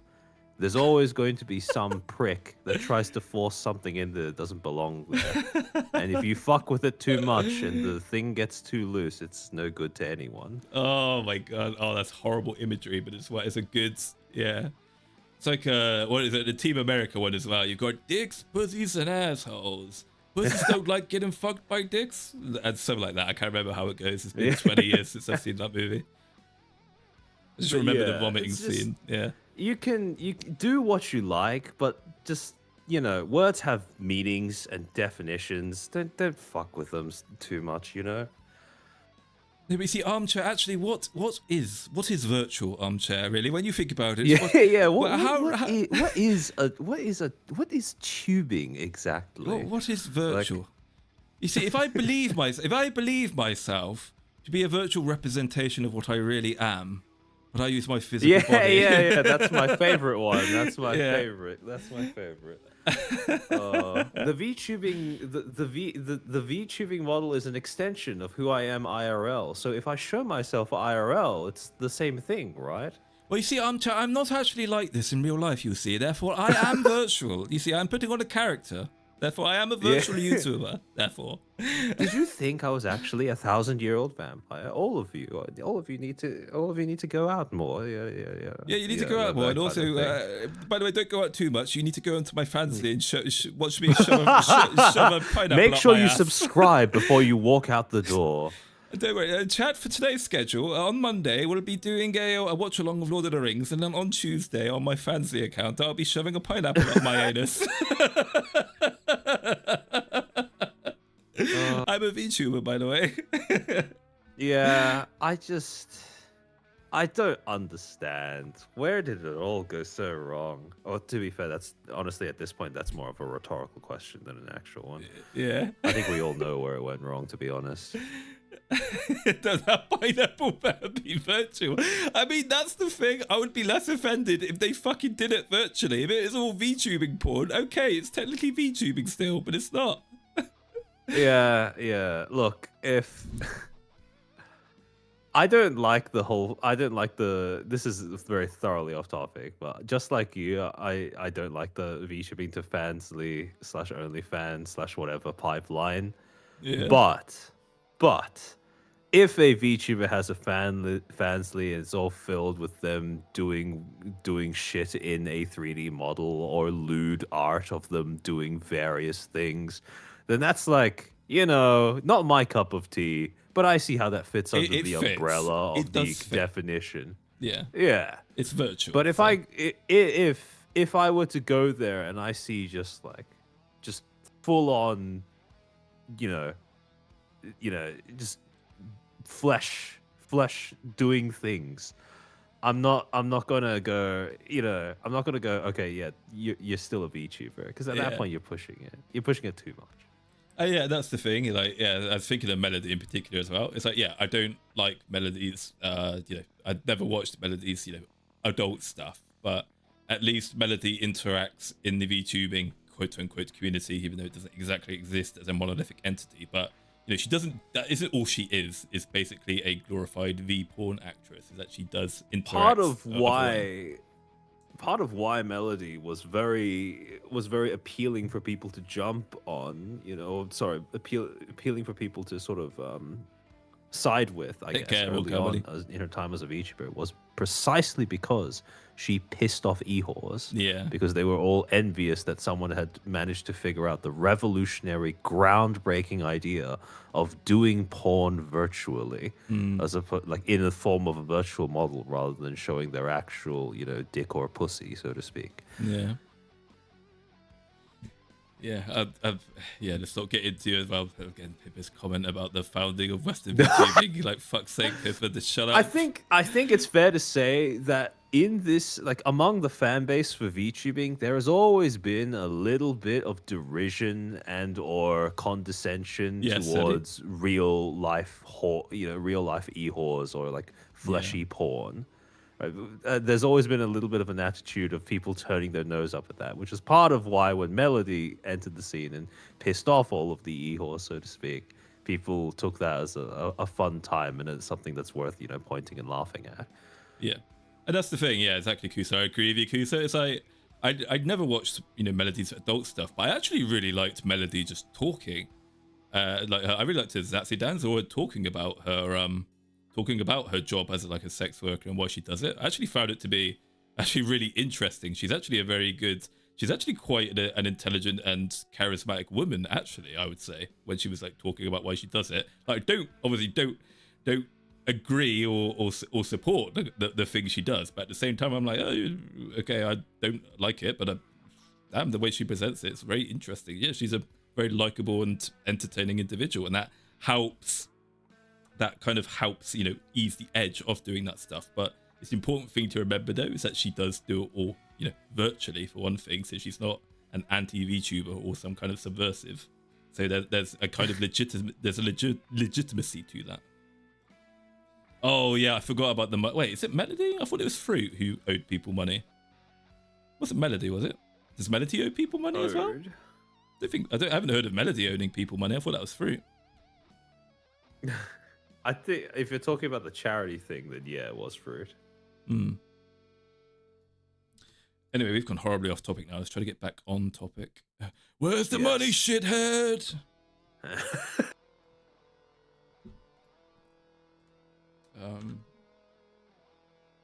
Yeah, that's right. We tangented away after talking about fans defending behaviors. Oh yeah, the whole yeah. Okay. So I was wondering where we tangented from. So now we move on to Consequences, the former agency. So again, this isn't necessarily applying to just Anya. This is generally speaking. So you've got contract and IP lockout. So the model, the name, the laws stay with the agency. Face Connect has the Face Citizen program to give people an open door potentially to come back in and do part-time work, or to re meet with their gen mates or do stuff for the company. They're not fully, both sides aren't fully out of pocket. I think it's a pretty good idea, the Face Citizen program. Otherwise, if you don't go down that route and you have a hard, termination, hard graduation, no takes these backsies like Yuri and like Anya, then there's no revival. Oh yeah. You mentioning that reminded me of something. Oh, okay. There was. Oh, actually, not to break taboo too much or whatever, but there was a part of Niana's members only handcam stream where someone asked her, "Are you going to become a Face Citizen?" And she said, "No, I want to do my own thing after leaving Face." Mm-hmm. And when I heard that, at the time, this wasn't something that I registered consciously, but you saying that just then reminded me. That seems like a very strange thing to say in response, because of the fact that we have Face Citizens that are doing their own thing, so to speak, already, in the form of Saya. Because Saya's gone back to her PL. She's streaming on her PL, and she's just doing her own thing while being a citizen. So that, it's kind of, it's one of those things where it's a seemingly off the cuff remark that feels stranger the more I think about it. Oh, so, I see where you're going with that. Yeah, it's like, was she even given the option, or it's like, Yeah, it's exactly, right? I actually hadn't thought about it in that regard. I hadn't thought about her not being offered it. Funny enough. Yeah, exactly. So that, to me, that lends more credence to the idea that she simply wasn't given that option, rather than, I want to do my own thing, so I won't become a citizen. When there are Phase citizens that are doing precisely that, and it doesn't seem to be getting in the way of what they're doing now that they're no longer at Phase. Yeah, I see. I mean, the only reason why, someone says, why would they? And you're right in principle. Why would they? After the entire disappointing run, like, why would you give her a great deal, out of goodwill? You wouldn't. However, I would argue, as a cynical Machiavellianist, if that's even a word, is that given the crossover between Niana and Phase Connect fans, and given how sensitive and emotionally ill-disciplined VTuber fans are, I could see a situation where a cynical CEO would go, okay, give her the option of Face Citizen. We know she's not going to take it. We know she's not coming back, but it kind of soothes that exit and makes us look, again, kind of like what happened with Yuri's termination in a sense. It makes us look like we tried. We get, we tried, we were fair, we gave her every opportunity. We don't, there's no burnt bridges, we don't hate each other. Oh no, it's fine, whatever. Even if you do hate each other. That's like the kind of thing that you would talk up behind the scenes before you announced the graduation, I would assume, which is what made the graduation announcement seem so weird. You would. Yeah, exactly. So no revival, no cameo, and not that I imagine she'd want them anyway, but no buyback offered to a talent who exited loudly, probably. And then we've got, I think I mentioned this before, but we'll talk about it again, the no alumni pipeline. So when you leave a VTuber corporation on good standing, or any company in general, good standing, obviously you're going to be held in better, your reputation with that company, your stock with them, and the people within that organization is going to be stronger than if you made a stink when you exit. So that means collaborations, there's no barrier to collaborations. There's going to be no awkwardness or issues if you collaborate with this individual as part of another famous VTubers group. Again, talking about the Lumi and the Fillion example, are we going to see Lumi, Fillion, and Nyana Banyana? I don't know, probably not. Depends on that situation. There's always, again, not that I'm saying that this is the case, but when you've got like a kind of relatively messy exit, like Anya or whatever, is there going to be a collab ban? Like, obviously Phase Connect can't stop them all from being friends and talking to each other, but if Pippa's like, oh, I want to collab with Nyana, is it Fishman going to be like, no, there's none of that. None of you are allowed to collab with her. You know, extreme examples, but it's possible.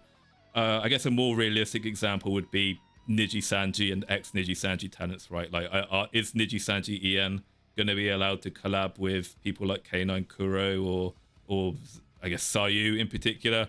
Probably not. That's probably off the table, even though she's not at fault. The company is, but you know, you still need to take these things into account. Is what are the long-term repercussions of me spiting my company and alienating the people within that company for short-term personal gain that I don't even necessarily need?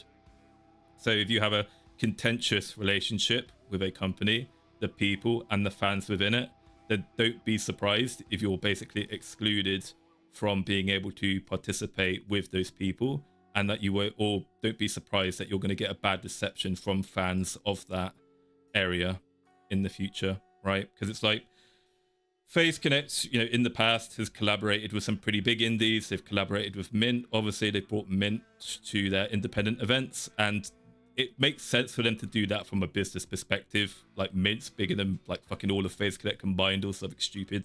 She's a very big VTuber, so it makes business sense for FaZe Connect to, even if they didn't really like her that much and didn't have much of a reputation, still bring Mint on anyway because she's huge and you want her fans' eyes on the eyes of your company because it boosts your branding, right? But what you have to remember is that if you are leaving a VTuber corporation, especially one that is established in the space like FaZe, you are potentially locking yourself out of some pretty cool opportunities in the future. You might not get invited to anything that FaZe or whoever organizes in the future that might be open to independent VTubers. So you have to consider this into account, right? You have to think about how your opportunities could be affected in this space. And then you've got the company's perspective of the financial recovery posture. So like we've been mentioning last week, and what we've been mentioning for the last 6-7 hours, how long we've been doing the stream for now, what's going to add extra salt in the wound, particularly to Sakura as the CEO and as someone who, despite all the memes about him, actually is a pretty savvy businessman who is focused on the money. What's his opinion? Like, what's his realistic opinion, professional and personal opinion of Anya or any CEO? What's their opinion of the VTuber going to be when they're going to raise a stink on the exit, particularly if it's an early graduation?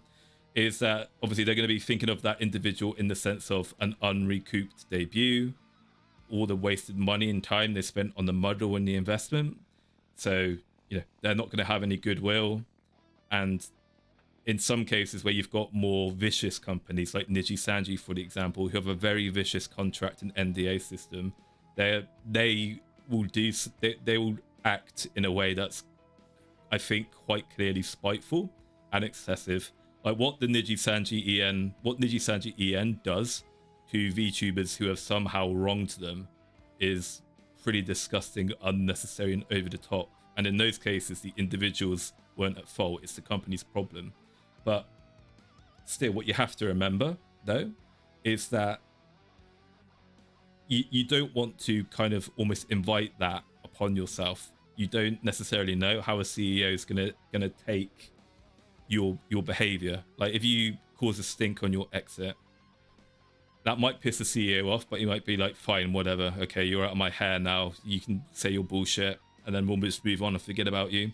But if you're really going to try to milk that and play a victim and try to use that to boost your own branding, then that comes at the expense of the company. So they might be inclined to be more defensive about it. Now, are you going to see like a company give out like a public statement, like refuting one by one something an ex like corpo talent says about the company?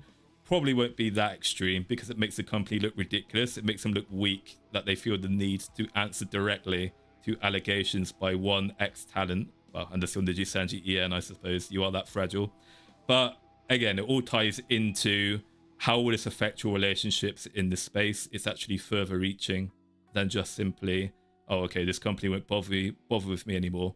No problem. Why do I care? I don't want to do anything with corporate VTubing again anyway. Well, you don't know what friend groups you're pissing off. You don't know whose toes you're stepping on. You don't know how far reaching those consequences can go. And then I think the most important one, the one major point I wanted to focus when we talk about the consequences of a messy exit from a VTuber corporation, whatever the reason is, and then trying to milk that for all it's worth, especially when you are the one at fault. And that's something I just want to emphasize. When you are the one at fault as well, you can kind of leave a company and be, how do I say this? I think if Anya had just left this at, you know what, I made a mistake, corporate life isn't for me, you know what, whatever, I'm just going to thank FaZe Connect for the opportunity and fuck off and go back to being an indie. Still get some shit for it, probably for the most part though. Everybody would be like, yeah, understandable, yeah, we get it, makes sense. It's a shame, but what can you do? But when you milk it, when you act like a victim, when you explicitly aren't, these kinds of messy, high-profile graduations, terminations, whatever, people are noticing this thing. People notice this. And I don't just mean the fans are the ones noticing this. I mean that all the business bodies, all the important people in this industry will notice this, especially when you're leaving an established VTuber corporation as well. I doubt that like top management in places like HoloLive or VSPO or whatever probably don't give a shit about the politics and drama of what led to CyberLive collapsing a couple years ago or whatever. But given the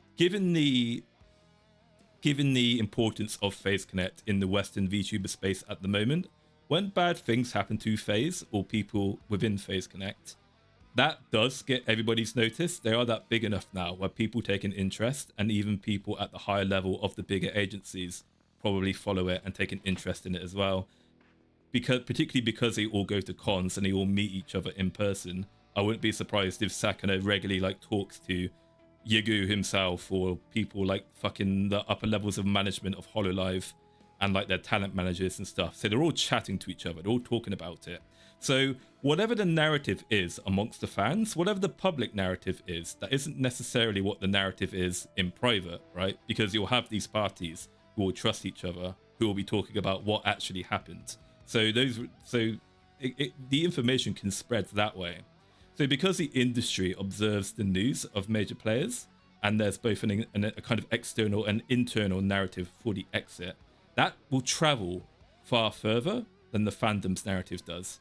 And so at the end of the day, right, like it depends on what you want as a VTuber. If you're completely decided, you know, I'm never going to work in a VTuber corporation again, then that's fine. The negative effects of doing that are probably minimal. But the problem is, though, is that stain, that black mark is with you for the rest of your career, basically. You can't get rid of that stain once it's on there. It's like Lady Macbeth. Is it Lady Macbeth or Macbeth himself trying to wash the blood off? Lady Macbeth. Out damn spot. Yeah, trying to get that damn spot off, right? So maybe in 2 years' time, Nyana might be like, oh, you know what? Actually, I fancy another crack at being a corporate VTuber. And this time, I think something like HoloLive might be more my kind of scene, maybe. Unfortunately, while she might have grown up by that point, maybe, or changed her mind, or you know, developed, she probably not going to get that chance because HoloLive are going to remember her. They're going to know her as, yeah, that person who not only essentially in a moderate way screwed over FaZe Connect, but also was very messy and exploitative of the company as she exited. Like, no, thank you. As big as you are, important as you are, yeah, we don't want your sort in the company, thank you. That's something you need to consider as well. You know, fans might forget, you know, business people don't, because of what we've been talking about up to this point, about costs, risks, how important it is to hire the right person, the consequences of fucking up, how you can't replace a bad hire. Yeah, bad people slip through from time to time, but it's an easy filter. It's an easy no from a sensible recruiter to go, okay, you have a history of being in a corporate VTuber. It was a fucking disaster. I don't care who you are or what you're like now. Immediate no.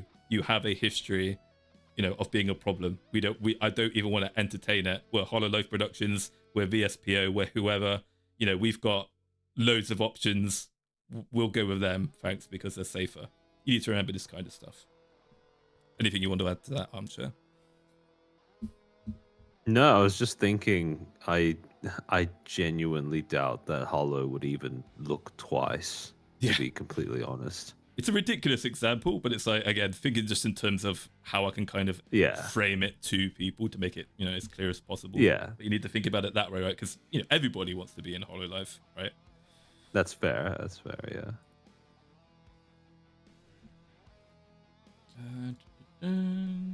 Okay.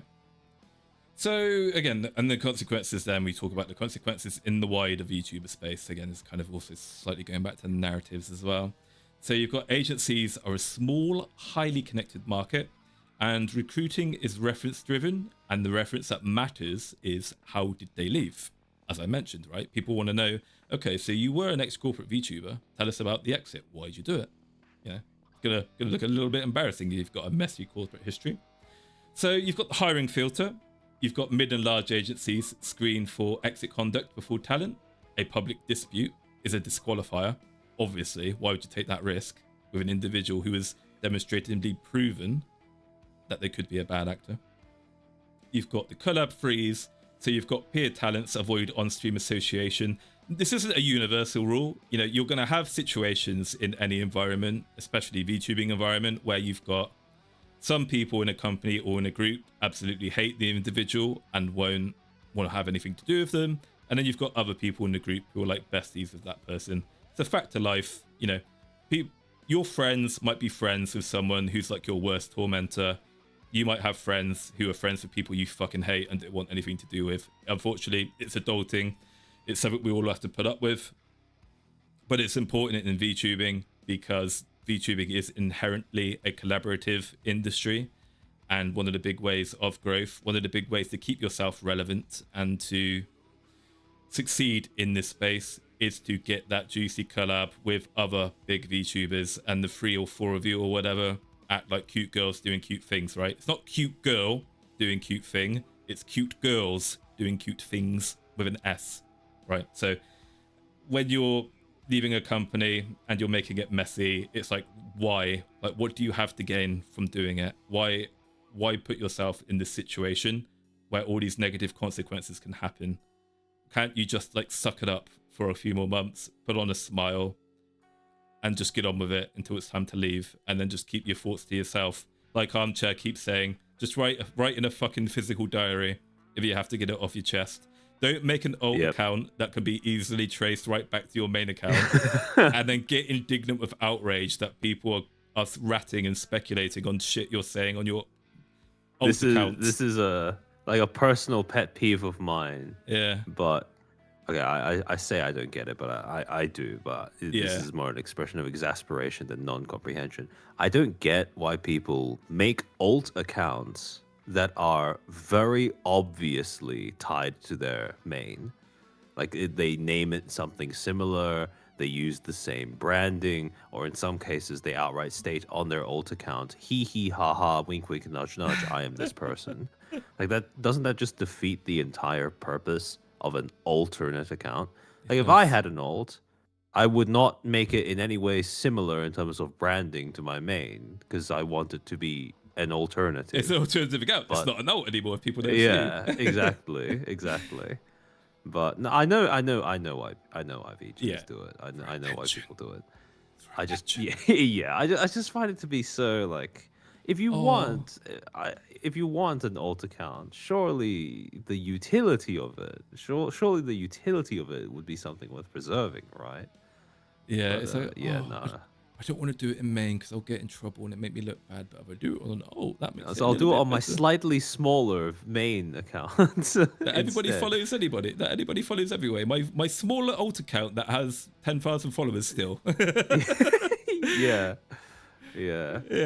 Alts get the idea of having an alt that isn't like. The idea of having an alt gets progressively more and more absurd as the follower count grows, and the more similar it is in like name or branding to your main. Yeah, it's like, you talk and act and say things that only this individual from this corporation would know. Yeah. I wonder who you are. Yeah.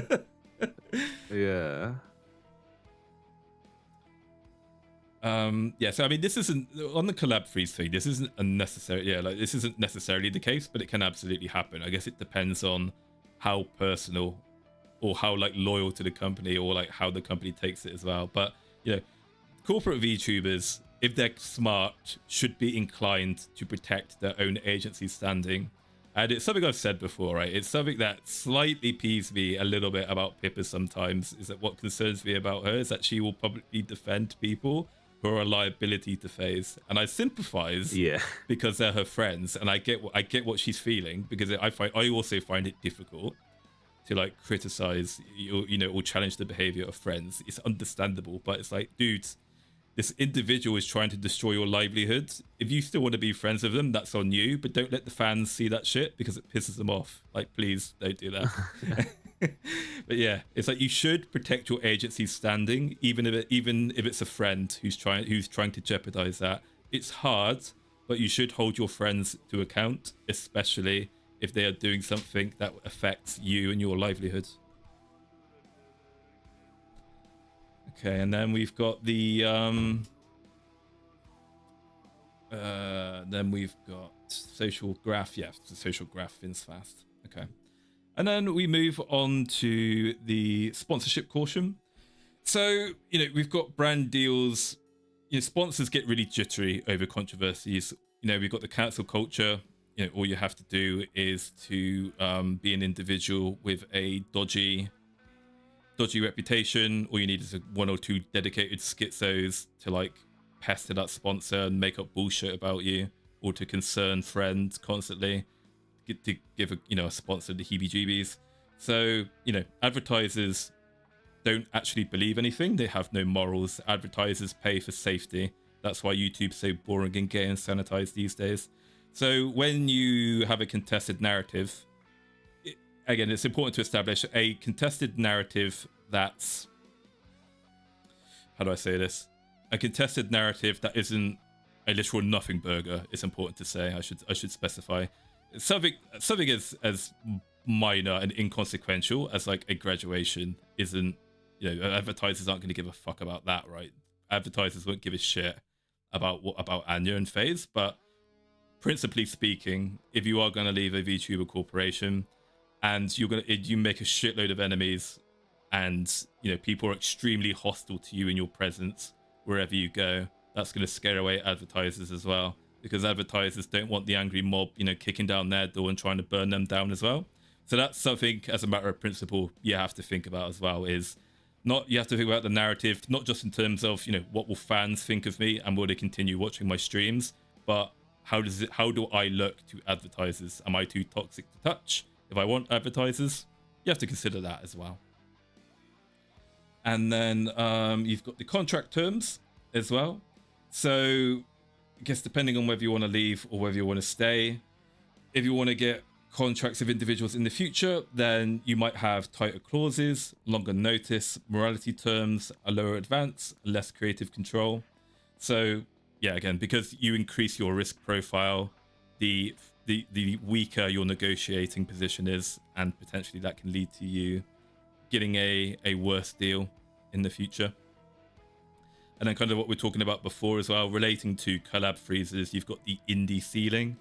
So in many cases, particularly if you're someone of Nyana's capability, a solo relaunch is going to be easy. But again, moving away from just thinking about Nyana, Anya, whatever, that's not necessarily true if you join like a small VTuber corporation and you're like a small indie with very low impact.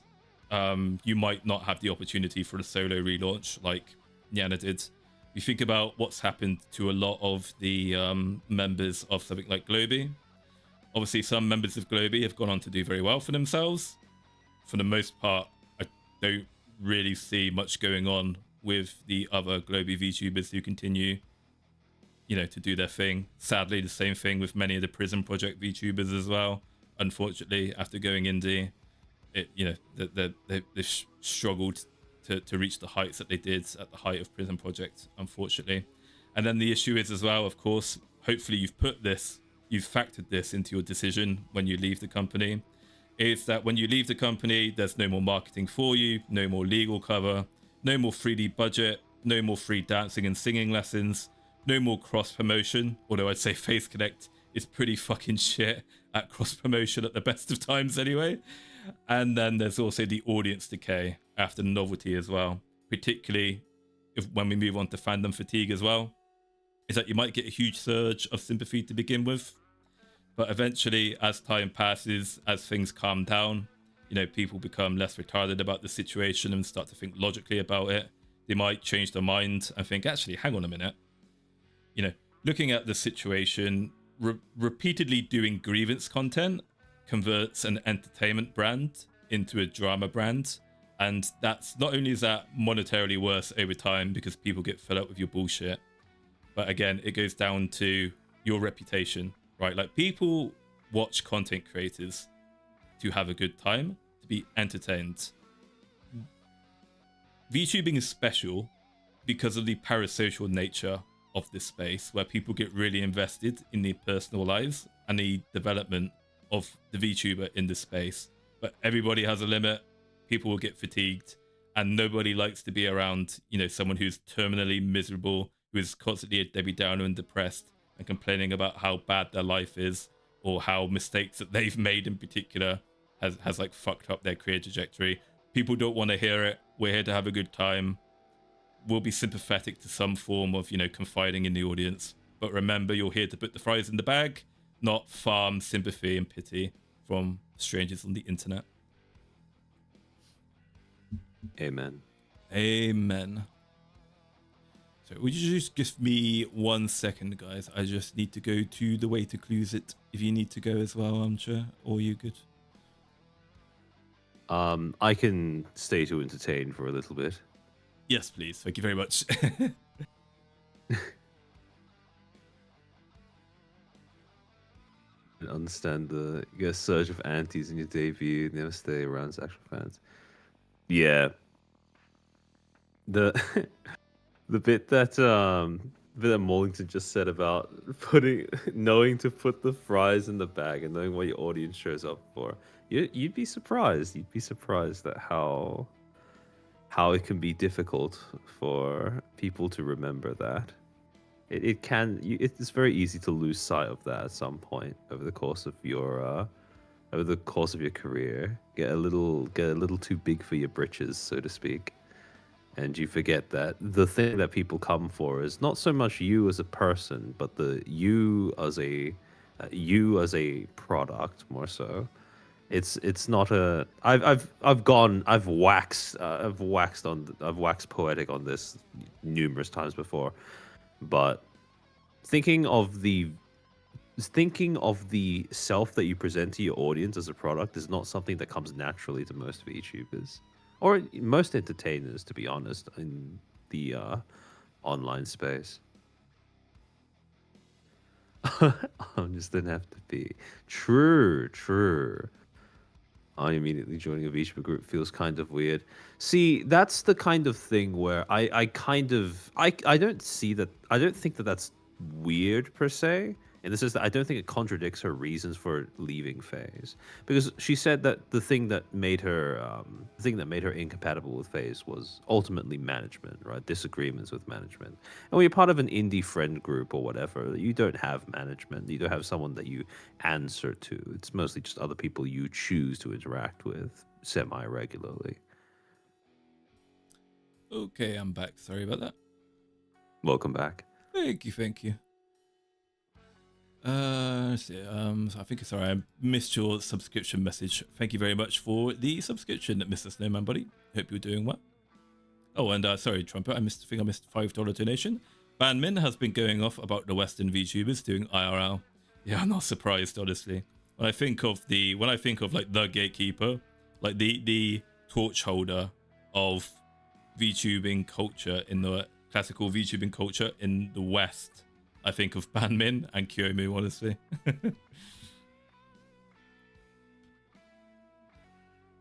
Okay, so we've kind of alluded to this idea of compounding damage. So, I mean, this is basically like a graph. What would you call it? I don't know, my streamer brain's getting worse now. Oh, tires. This is a slide to kind of show you how over time the damage kind of compounds when you've got like a messy narrative, or you've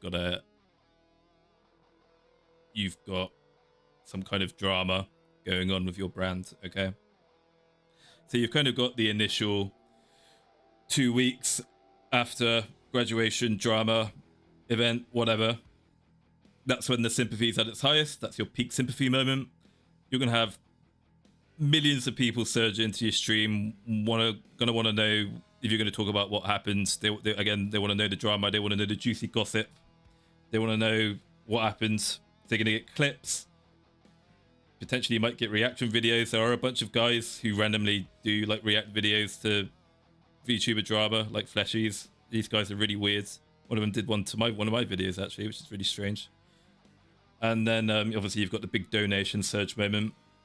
And then what happens in this moment? Obviously, you've got the majority of people who are vocal in that space are the fans of the talent. And one of the things about VTubing, again, due to the pedestal that people tend to hold VTubers in this space, is that the concept of lying, or at least being economical, the idea that someone would lie or at least be economical with the truth is alien to a lot of VTuber fans who are, for lack of a better term, simps, right? It's like, look, you can like someone a lot, you can like someone, you can have a lot of respect for them, but you know, you don't need to believe everything they say and take it at face value. If they say something that seems weird or off, you don't have to challenge them on it, but don't just go, oh, okay, well, this person said this, therefore it is the truth. I see a lot of that, which I find particularly annoying. Yeah, don't be a sheep, don't be a cultist who goes, oh, okay, because I like this person, did they say this, therefore it is true. This is the truth. It's like, well, do not be one of the cattle. Do not be goy cattle, guys. Yeah.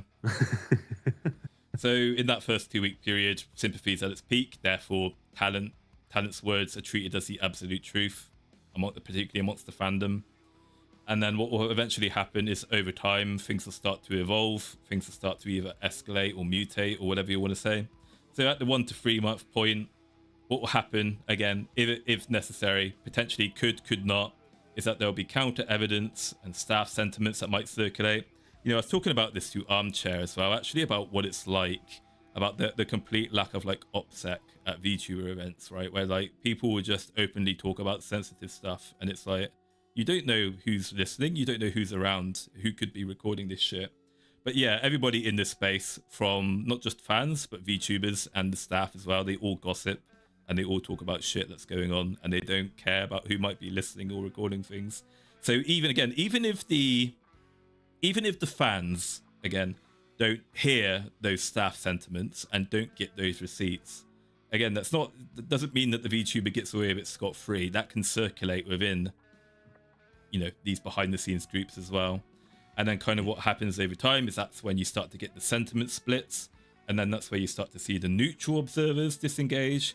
That's where you start to see people who were previously very pro that individual start to calm down a little bit, think about things in a more rational lens, might get influenced by something like this, like a stream where people are talking about the drama or giving their takes on it, might, you know, convince them of a different perspective. Gets easier over time to convince people once you're separated from the kind of that chaos, that emotional event when it first happens.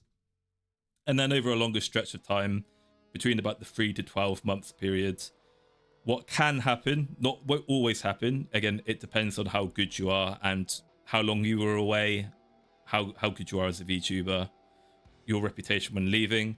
But usually in a lot of cases, former corporate talents who then make this transition back to indie might be able to salvage some new fans as they go back to indie life. But in most cases, the relaunch plateaus, and we see a lot of graduations from people once their corporation goes bust. Like Prism lost a bunch of VTubers to graduations after the company went down.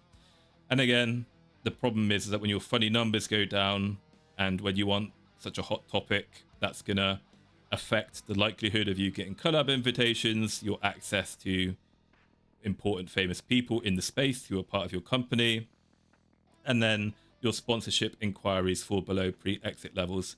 So essentially what we're saying there is that one or two things can happen when you leave a VTuber corporation. Either business will continue as normal. Maybe you might be able to leave with a healthy, active fan base who know what your past life is and will happily support you into the next life. Maybe a lot of fans followed you from your past life into the current company. But it's always a risk. It's a risk joining a VTuber corporation because you might be actually weaker, get far less money, far less fans, far less viewers than before you joined. But it can go the other way as well. You can actually find yourself being in a worse situation than when you're in the company, when you go independent. So you have to weigh up those, you have to balance those risks and costs. And then once you get to the 12 months kind of over period, then what can happen, not always necessarily the case, when we speculate about whether, you know, Anya was allowed to be a phase citizen or not, you know, agency doors might be closed again. Could be due to a grudge. You know, management CEOs absolutely can and will hold personal grudges against individuals.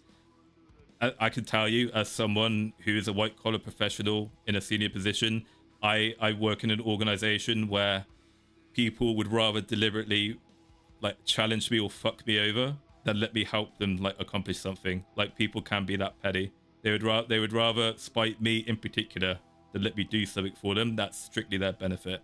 So you need to remember that. But normally, hopefully, in most circumstances, what will happen is that kind of that individual who left won't be allowed to really, assuming it's a negative consequences, assuming it's a negative history, kind of by policy more so than grudge, probably won't be allowed to kind of hang around with them anymore, won't be invited into any events, at least not for goodwill.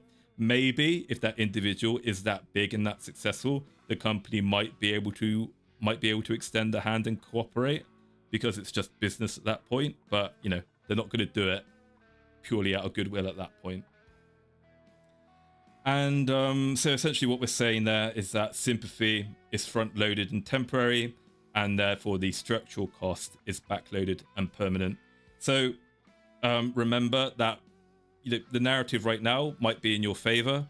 In a year's time, you might be farmed for content. You might be, you know, pulled apart, picked apart, and people's opinions can change. So don't get cocky, don't get arrogant, think carefully, reflect on your actions, and, you know, just be careful about how you present yourself to people, particularly VTuber fans, particularly fans of a VTuber corporation who do have a tendency to take slights against the company, you know, personally, and they hold grudges and they don't forget. Oh, sorry about that. As you can probably tell, I'm getting really tired. Anything you want to add to that, Armchair? No, I think you summed that up quite nicely. All right, awesome. Thank you. Thank you very much for the $10, Jim James, buddy. My first con was FaceCon, and my first interaction with other fans was a guy who was part of some con staff talking shit about other cons at the airport bus station. Fuck's sake. Like, yeah, you should be doing that. Yeah, that's unacceptable. Christ, dudes. Yeah, don't invite that guy back to any cons, right? It's not close to my bedtime. I just got no sleep because the fucking Oshi Persh kept me awake all night. Okay, so we've kind of, you know, lectured you at this point on bad exits, why you shouldn't do them. So then let's talk about, okay, so what does a clean exit look like? How should you kind of try to exit from a company, if practical, even if you did hate it there, and even if you fucking hate everybody in there, it's still worthwhile trying to have a nice clean exit. Because, for one thing, oh, sorry, no, I shouldn't say that actually. So what does a clean exit look like first? So coordinate the announcement, joint statement, agreed date, no clash with a colleague's milestone. Obviously, I'm referencing Anya there in particular, but again, when you just, the company has professionals who are paid to do this stuff for you, okay? As we keep saying, the bad graduation announcement from Anya is the reason why we let the professionals do it as part of process. That's why we don't leave it to individuals, the talent, to just fucking wing it and do it themselves, because they don't understand, because they're not professionals, right? You know, that's why we have processes to stop that kind of shit from happening. And when you break process, there's no excuse, right? Because it's part of the process. The only excuse is, I didn't read the process, or no, there was a process. And yes, that is something that FaZe Connect or talents in FaZe Connect have admitted in the past, like we mentioned last stream with, I think it was Pippa, right, Armchair? Yes, I think it was, yeah, Pippa was the one who mentioned that this was a conversation between Pippa and Amy, where there was a company notion that Pippa had never seen before, apparently. Yeah, all right. And it's like, okay, at that point, the company is at fault for that as well, for not making sure and signing off that, you know, your talent understands what the major processes and policies are within the organization. But at the same time, though, that excuse, realistically speaking, only gets you so far. From like a legal disciplinary standpoint, that can be get out of jail free card potentially. But in this line of business, in real terms, it doesn't, because people do expect you to know better. It's not rocket science, right? You let the company handle it because it's their job to do so. It's the professional, normal thing to do. If you don't understand what you're doing, you let the professional do it. Then we move on to the next point, which is that you thank, but you don't imply anything, right? And that's exactly what Anya didn't do with her graduation letter. She even thanked them? No, she didn't even thank them, really. It was neutral, and then it went to implication, right? Neutral to implication. So gratitude without subtext protects both the fandom and the reference, right? So again, basically, the benefits of a joint statement is that it signals to the fans that it's a nice it's not nice, but it's a professional, clean separation. There's one clear message, minimizes the opportunity for people to run off into the winds with their own narrative or their own schizo conspiracy theories. Will happen regardless, but the fewer openings you give, the better. And the benefits of having a nice, openly peaceable, polite and friendly, amicable graduation is that it stops fans who are very protective of the agency from hating your guts, and it stops fans who are also your fans as well from being concerned. It basically minimizes the impact and possibility of drama. It causes civil wars. Well, that's an over-the-top thing to say. It doesn't cause civil wars, right? But it causes challenges in the community, because you will have people who are pro one side, people who are pro corporate sides. You don't want these people ripping themselves apart, especially over an individual who is now no longer part of that community, right? It leaves a bad taste in everybody's mouth. It protects your fandom, protects the fandom that you're leaving, puts you in a higher standing, I would say. Even if you don't mean it, you try to just say, yeah, thanks guys for the opportunity. No, yeah, didn't work out, whatever, we're leaving now, right? And then kind of moving on from that, we talk about the importance of keeping grievances private. It's important to keep grievances private, especially in VTubing, because again, this is a high school clique. It's a crab in the buckets mentality place. It's a place full of very emotional people. It's a place full of, autismos and other excitable individuals who get really, really fucking passionate and really, really invested in the lives of strange women on the internet who behave like children. So whilst to the outside observer, they look at what we do as VTuber fans and they quite rightly think, what the fuck are these people doing, getting so worked up that these thousands and thousands of strange men on the internet are really fucking angry that someone left a company. And it's like, yeah, it does look stupid and cringe, because it is actually from the outside. But again, when you're in the space, as we all are, you need to remember that. You need to take that into consideration, that when you openly call people out or even imply grievances, people really care about that stuff, and they will go crazy with it as well. So you have to be careful of that narrative. So you want to if you do have an issue with your company or individuals in your company, then you basically want to resolve those disputes through the contract. You want to follow the proper channels, the hierarchy. You report it to your line manager, your talent manager, whoever the fuck it is.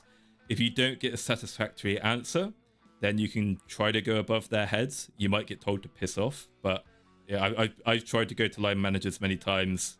They don't care. I've gone above their head because I'm unsatisfied. Again, natural part of life. Doesn't always go that smoothly, unfortunately.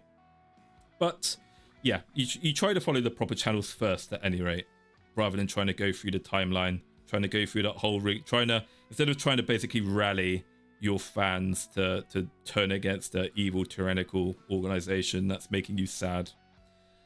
And silence, guys, silence ages extremely well. Phase Connect probably learned that lesson earlier this year. It's something that everybody in this space needs to learn when making a PR statement. Silence is usually, almost always, the best policy. honestly. Praise in Sometimes the public, best thing you can say is nothing at all. it's nothing at all. There's nothing you can say to make the situation better. Make sure you praise in public and criticize in private. And when I say criticize in private, I do mean private. I don't mean on your fucking alt account that has 30,000 followers. That's not private. And I would go even further, say anywhere on social media. Yeah. You don't want it on the internet. The internet doesn't forget, and the internet doesn't give a shit about your frivolous morality or your stupid etiquette. The internet is the internet. It's an information dump. Yeah. The internet is a place where you have some sick individuals who do heinous shit for no reason. You know, don't put that stuff out there where people can exploit that against you. Yeah. And talking again, go back to what we mentioned a couple of weeks ago, the importance of separating the brands. Again, overly signposting past life, you know, using a VTuber corporation as like a step in, step out kind of thing. You need to retire the agency IP cleanly. And the reason you need to do that is you need to make sure that you build or you continue your identity separate from that stain in your otherwise pristine reputation, right? So the thing is, again, in Anya's particular circumstance, I would say that even if she did have a very nice, clean, professional exit from FaZe Connect, unfortunately, due to these circumstances of a premature graduation done for the relatively weak reason, but understandable reason of, yeah, this just isn't for me, she's always going to have people who are going to get pissed, who are going to be pissed off and challenge her over it. But it's like by trying to exploit it and farm for sympathy, she's kind of poked the hornet's nest a little bit. A lot of FaZe Connect fans have kind of, that's again, when you think about my wording there, some FaZe Connect fans have gone off her now, and again, that could have been easily avoidable. Not too many. At the end of the day, she's not going to suffer that much from it at all.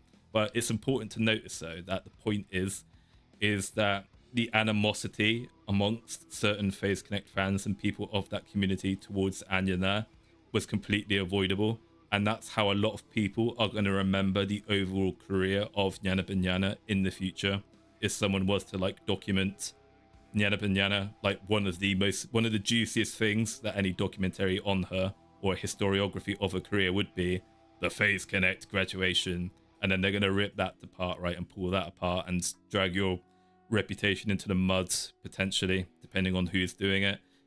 Why put yourself in that situation? Why risk it when you can easily avoid that by just letting the professionals do their job and keeping your mouth shut and pretending that things are fine and dandy when they're not? It might seem weak. It might seem frustrating. It's not. It's a smart thing to do. At the end of the day, everybody does it. It's part of adulting. You have to adapt to circumstances, right? You have to think about these things. Otherwise, the consequences, otherwise you won't like the consequences of what happens. And then one thing I wanted to mention as well, and I know this is very rich, and this is extremely bizarre for me of all people to say this, given I'm the famous HoloLive hater, the guy who hates idol culture, which I think is unfair. I don't hate HoloLive. I don't hate idol culture. I just don't like the product. I don't hate it. Stop saying I hate it. It's a gross exaggeration. I really like Polka, all right? Polka's great. I like Crony too. But one thing I want to mention as well is I want to remind people of what VTubing is supposed to be about in terms of the corporate VTubing, the idol structure. You know, you need to honor the runway as well. So what do I mean by honor the runway? You need to finish any funded commitments. I'm referencing there not a FaZe Connect talent. I'm referencing another VTuber when I say you need to finish your commitments, your donathon goals, if you have any. Right? Oh, I fucking forgot her name now. It's the dog one. I forget her name. Streamer brain. Is this the one from Idol? The Idol dog. Yes, her. Yeah. Oh, Pochi. Pochi. That's it. Pochi. Yeah. Sorry, Pochi. You know, all the sympathies in the world. You did a donathon. Where's the money, Pochi? Where's the money or where's the content, Pochi? I'm afraid. Sorry. And you need to leave the agency whole rather than exposed. Again, especially if you're the one who is at fault and it's almost all on you, if not all on you, right? And one thing I just want to say, remember guys, is that VTubers are meant to be idols. I know that's a bit of a meme. I know that's not exactly what many Western VTubing fan wants. But, you know, the thing about the perfect idol is, we think about Tenma, the perfect idol. The perfect idol, what is the perfect idol? They always put on a smile and they do their best even if they aren't feeling the best, right? That's what Hololive is built on. When a Hololive talent is feeling sad, they turn that, it's cringe to say, they turn that frown upside down. Do you think Hololive talents, when they get on stage and do their idol shenanigans, do you think they're always in the mood? Do you think they're not tired, exhausted, depressed, stressed from what's going on in their real life? You wouldn't know it really, would you? Because when they get on stage, big smiles, singing their hearts out, full of energy. It's all about the fans, right?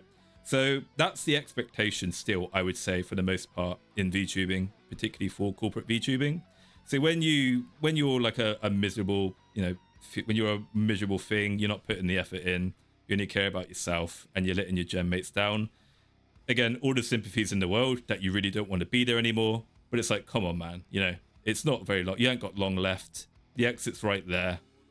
Another couple months of this shit. Just put the smile on, do your best. Try to make it work for as long as you can. And then when you leave, you can then go off and be sorry for yourself, right?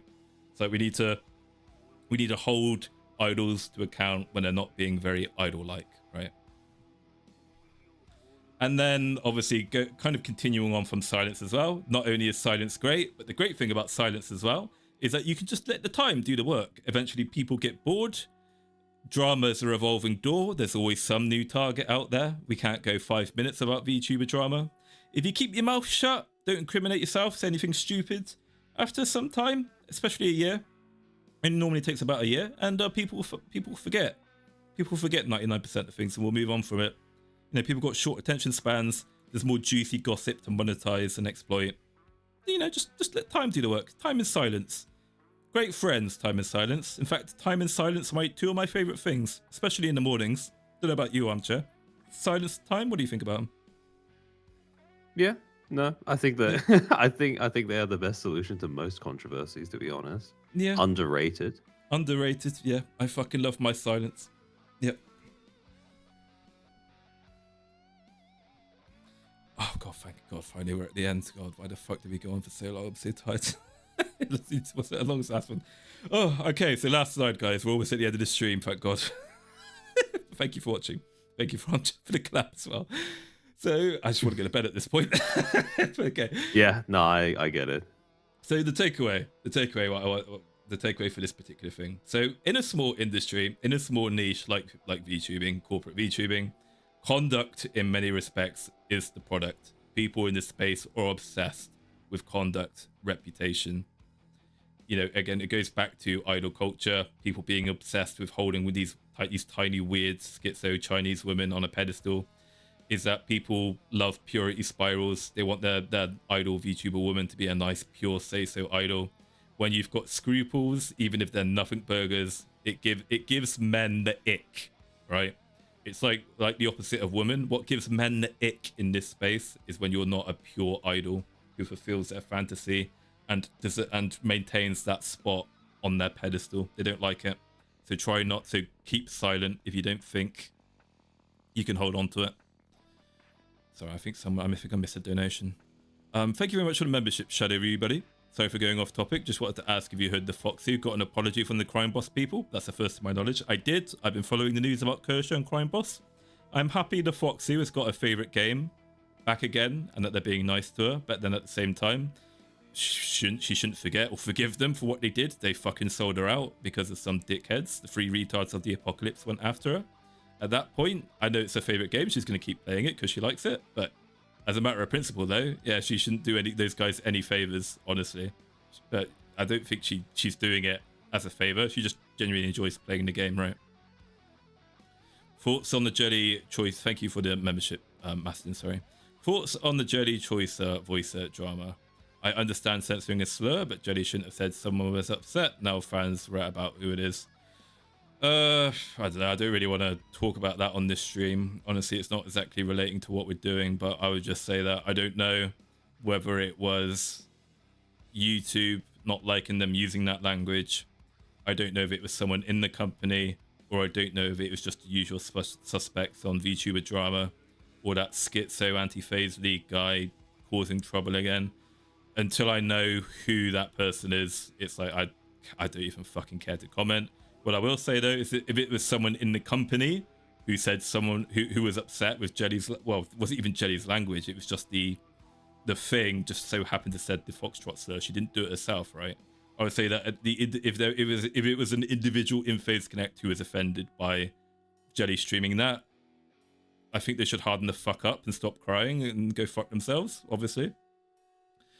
Otherwise, I honestly don't really care, quite frankly. As long as it's, yeah, I just don't care at this point, honestly.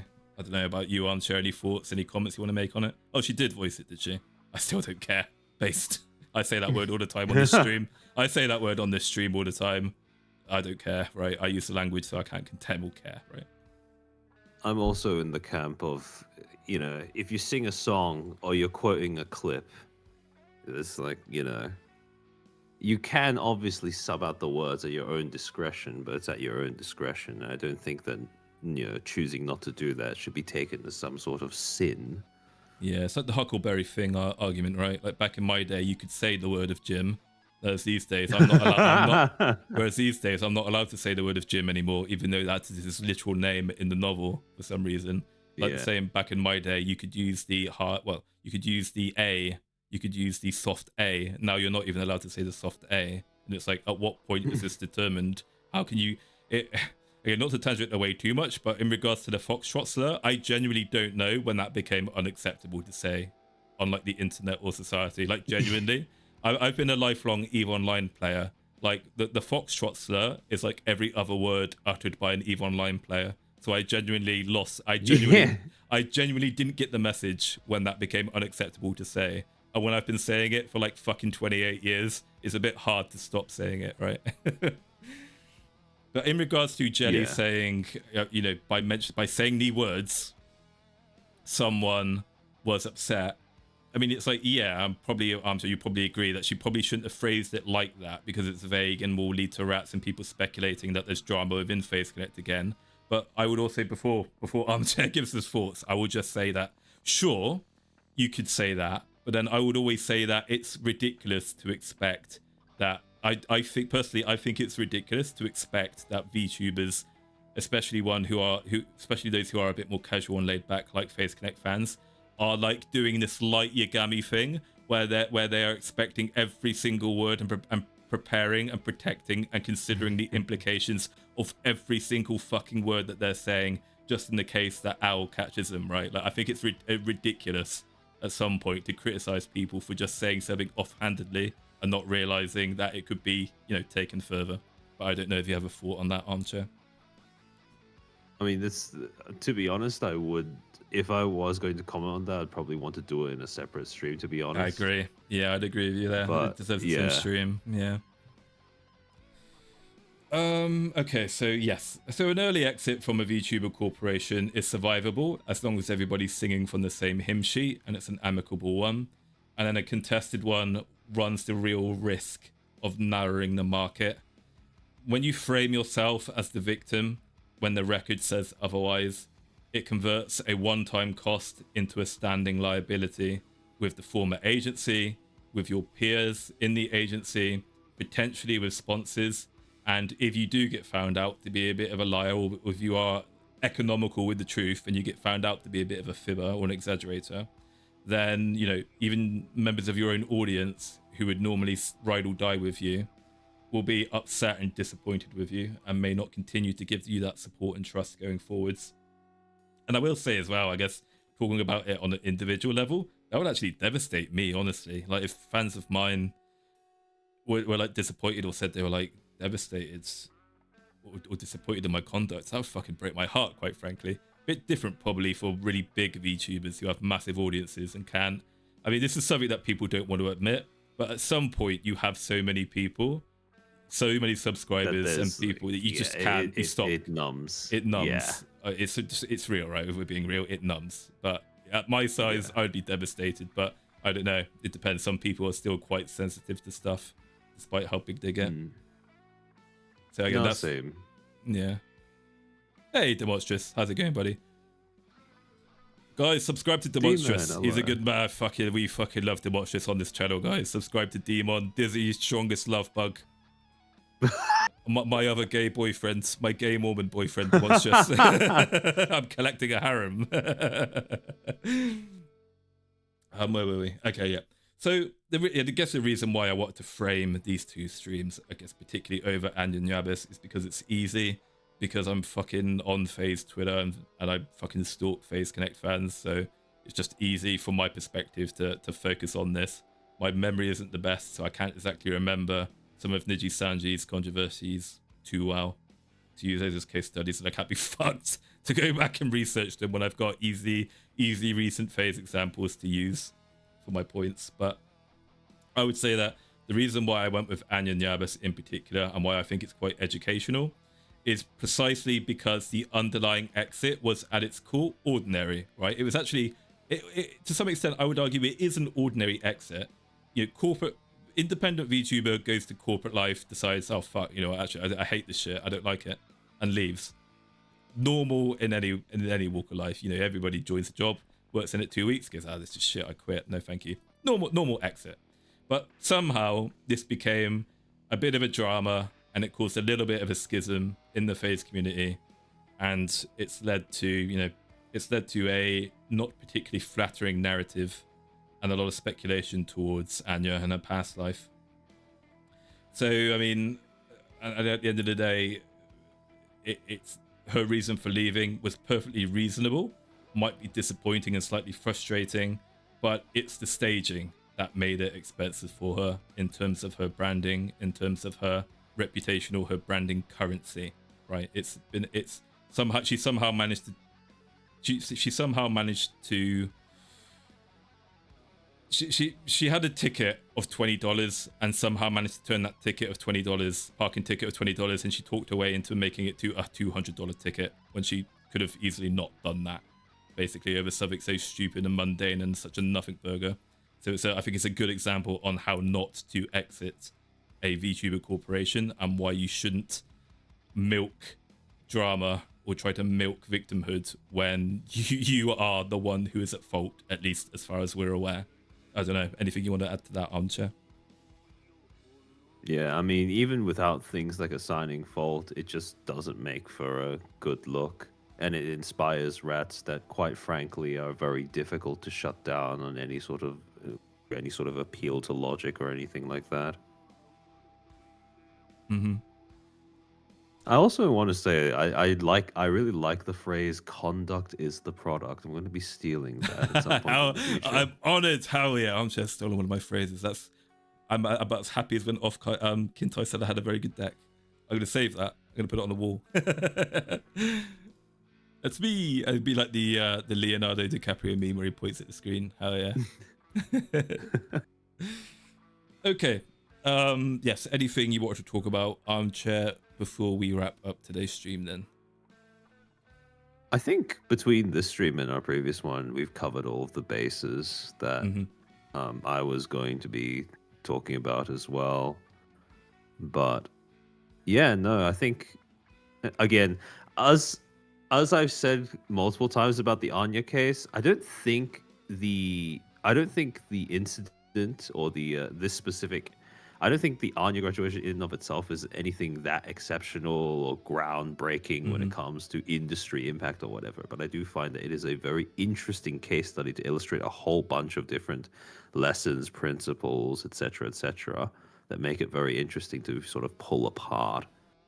Yeah, no, that's well said. Yeah, basically, it's like in the grand scheme of things, isn't even really drama. Like, no one gives a fuck. People will probably forget about it in a couple months' time anyway.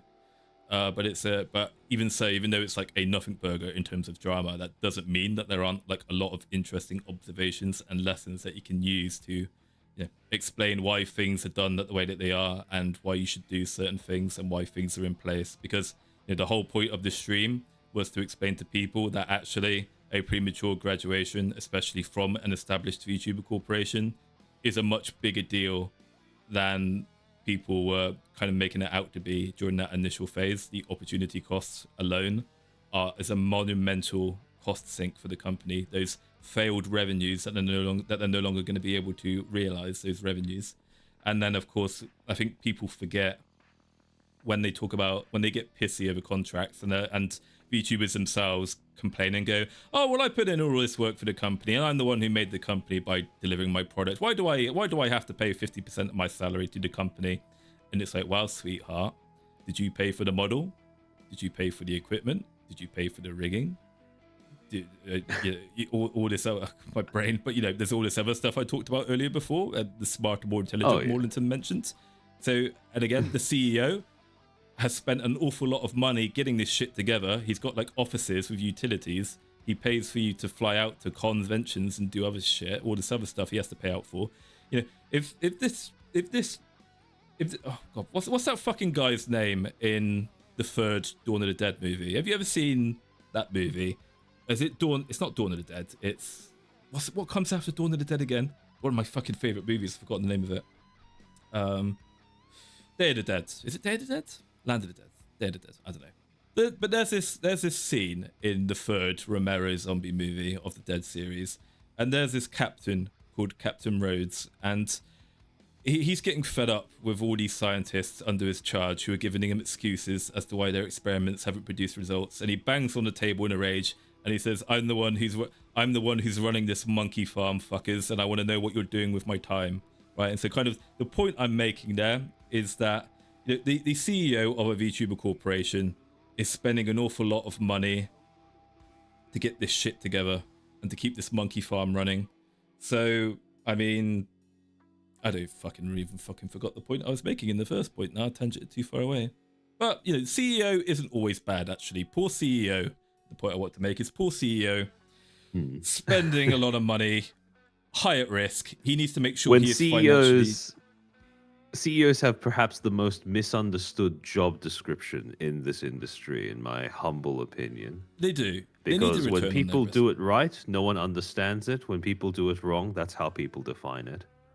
Yeah. He needs a return on his investment. If you're going to treat the CEO like shit, if you're not going to show him or the organization his due respect, I mean, that might seem based and cool if you're some kind of anarcho-communist. But, I quite like corporate VTubing personally. I prefer it to indies for the most part. I would not like to live in a VTuber world without corporate VTubing, because fans and VTubers themselves take for granted what the company actually does for them.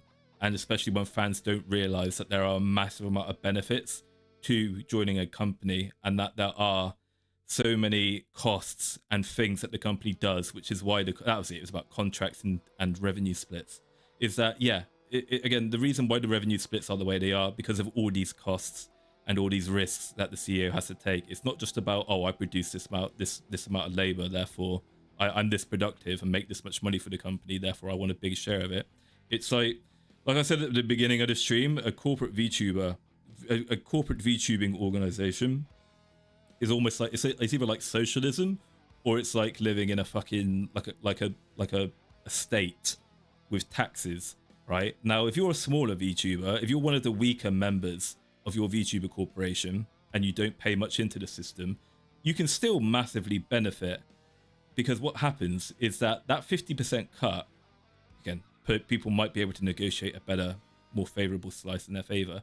But what will happen in a VTuber corporation is that the bigger talents, obviously, they have the least to gain in some regards, because they're still paying 50%. So they're putting a lot into the system, and sure, they're getting stuff out of it, but they're making so much fucking money, right? They're giving a company a very big piece of the overall pie.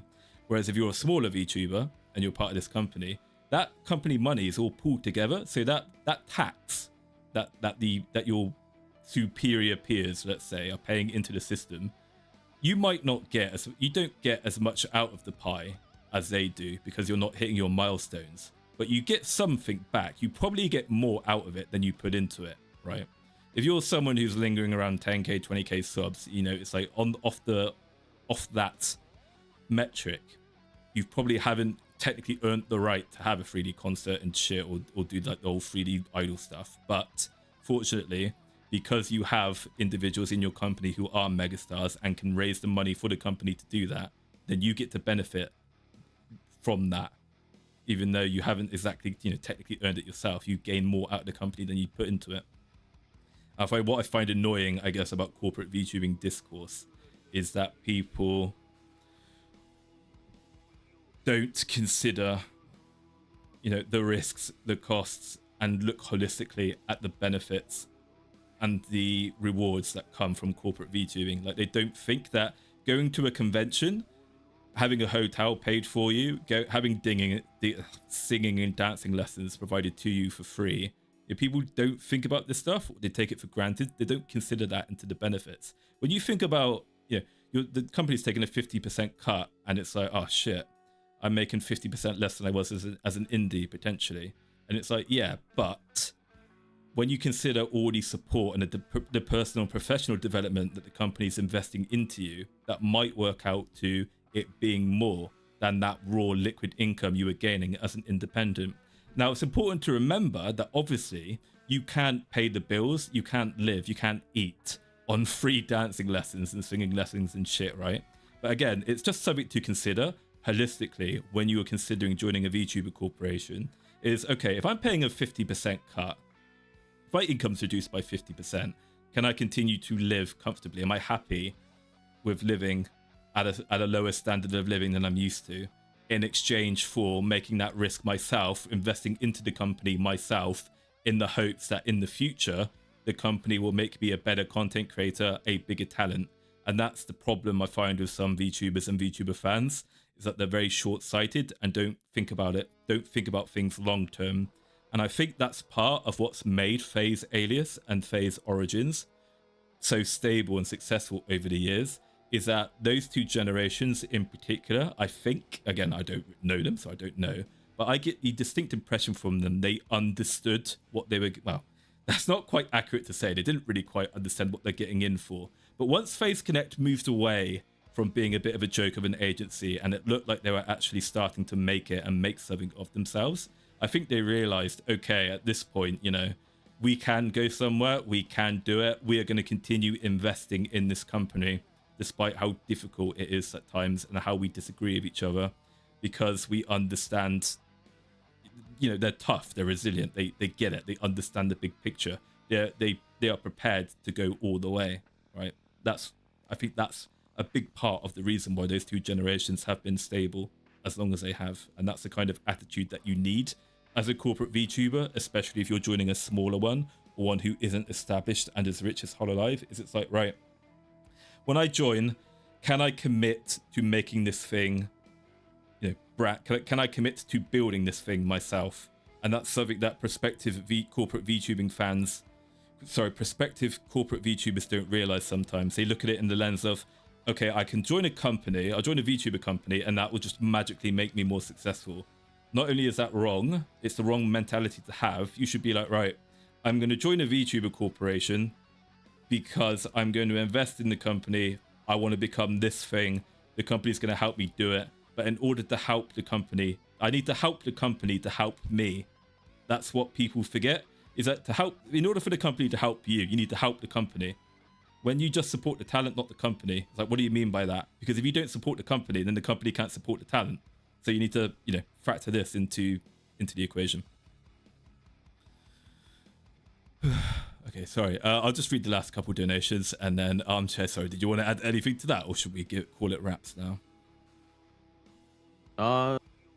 Not really. All that I was going to say was, I anticipate that due to the way that the industry is, this may be a topic that we end up revisiting multiple times going forward into the future. Absolutely, it's never, it's a ride. It never stops, as Parrot says. The ride never stops. Yeah, it's we may be responsible for producing the propaganda to finally turn around that specific rut in public opinion. Menhera. So I just got the temptation to quote Parrot now. I love the way South Americans roll their R's as well. It's incredible how they do it. Same. Such ferocity. Thank you for the $2, Maston. I want FaZe to say why Hina is still missing. I think, given how long away Hina's been, I don't know. I'm not optimistic that she's ever coming back. But what you need to remember as well, though, is that if it is personal reasons, that's none of your business. FaZe Connect has no business telling us why. If it is personal as well, that's a personal, private, confidential information. We aren't entitled to that, and I'd be extremely fucking furious with FaZe if they did share that stuff. Even though I know fans want to know. Again, going back to transparency, I know fans want transparency until they get it, and then they don't like it, and then they cry about it. So it's like, no. And again, it's illegal for one thing as well to share people's, confidential private information like that within the company for one thing, but especially to like the fucking consumer, to clients as well. That's one way to get yourself slapped with a lawsuit. And Agamata, my friend, thank you very much for the $10, Agamata. I'm so sorry about your struggles with Twitter and the algorithm, Agamata. Seriously, Twitter. I think honestly, I could probably pinpoint the moment I became more disillusioned and depressed and just fed up with VTubing. It probably directly correlates as to when I stopped seeing your art in my feed all the time, because you are one fucking funny guy, Agamata. I miss seeing your art on my timeline all the time. Amen. D-Man, thank you very much for the $2. Oh, yes. Oh, no, Demonstrous. If you would like to do a collab with us or me or Armchair, I mean, just ask. I think we'd be happy to have you do a collab and talk about stuff from time to time. Why not? Yeah. Okay, guys, thank you very much for watching today's stream. And I'll see you in about 7 years when I finally have the Dizzy Docky done. So thank you very much to Armchair for the, collaboration. Make sure you head on Thank you for over. having me on as always. And always. I mean, this isn't even, I don't even consider this to be a collab. Honestly, this is just fun for me. It's just two guys shooting the shit. Basically, yeah. And that's the best kind of content, in my opinion. I'm just going to post Armchair's... Oop, sorry about that, guys. Sorry about the beeping. I'll put Armchair's channel in the chat. There you go. If you're not already subscribed to Armchair, subscribe to Armchair. And I think it's around about the same time last week. No, Saturday last week, wasn't it? Armchair's got a stream on narratives and Anya there as well. So I'd recommend watching that if you want to know more about narratives and that side of things. So thank you, guys. And thank you, Armchair. Take care, everybody. See you in the next one. Bye-bye. Bye-bye.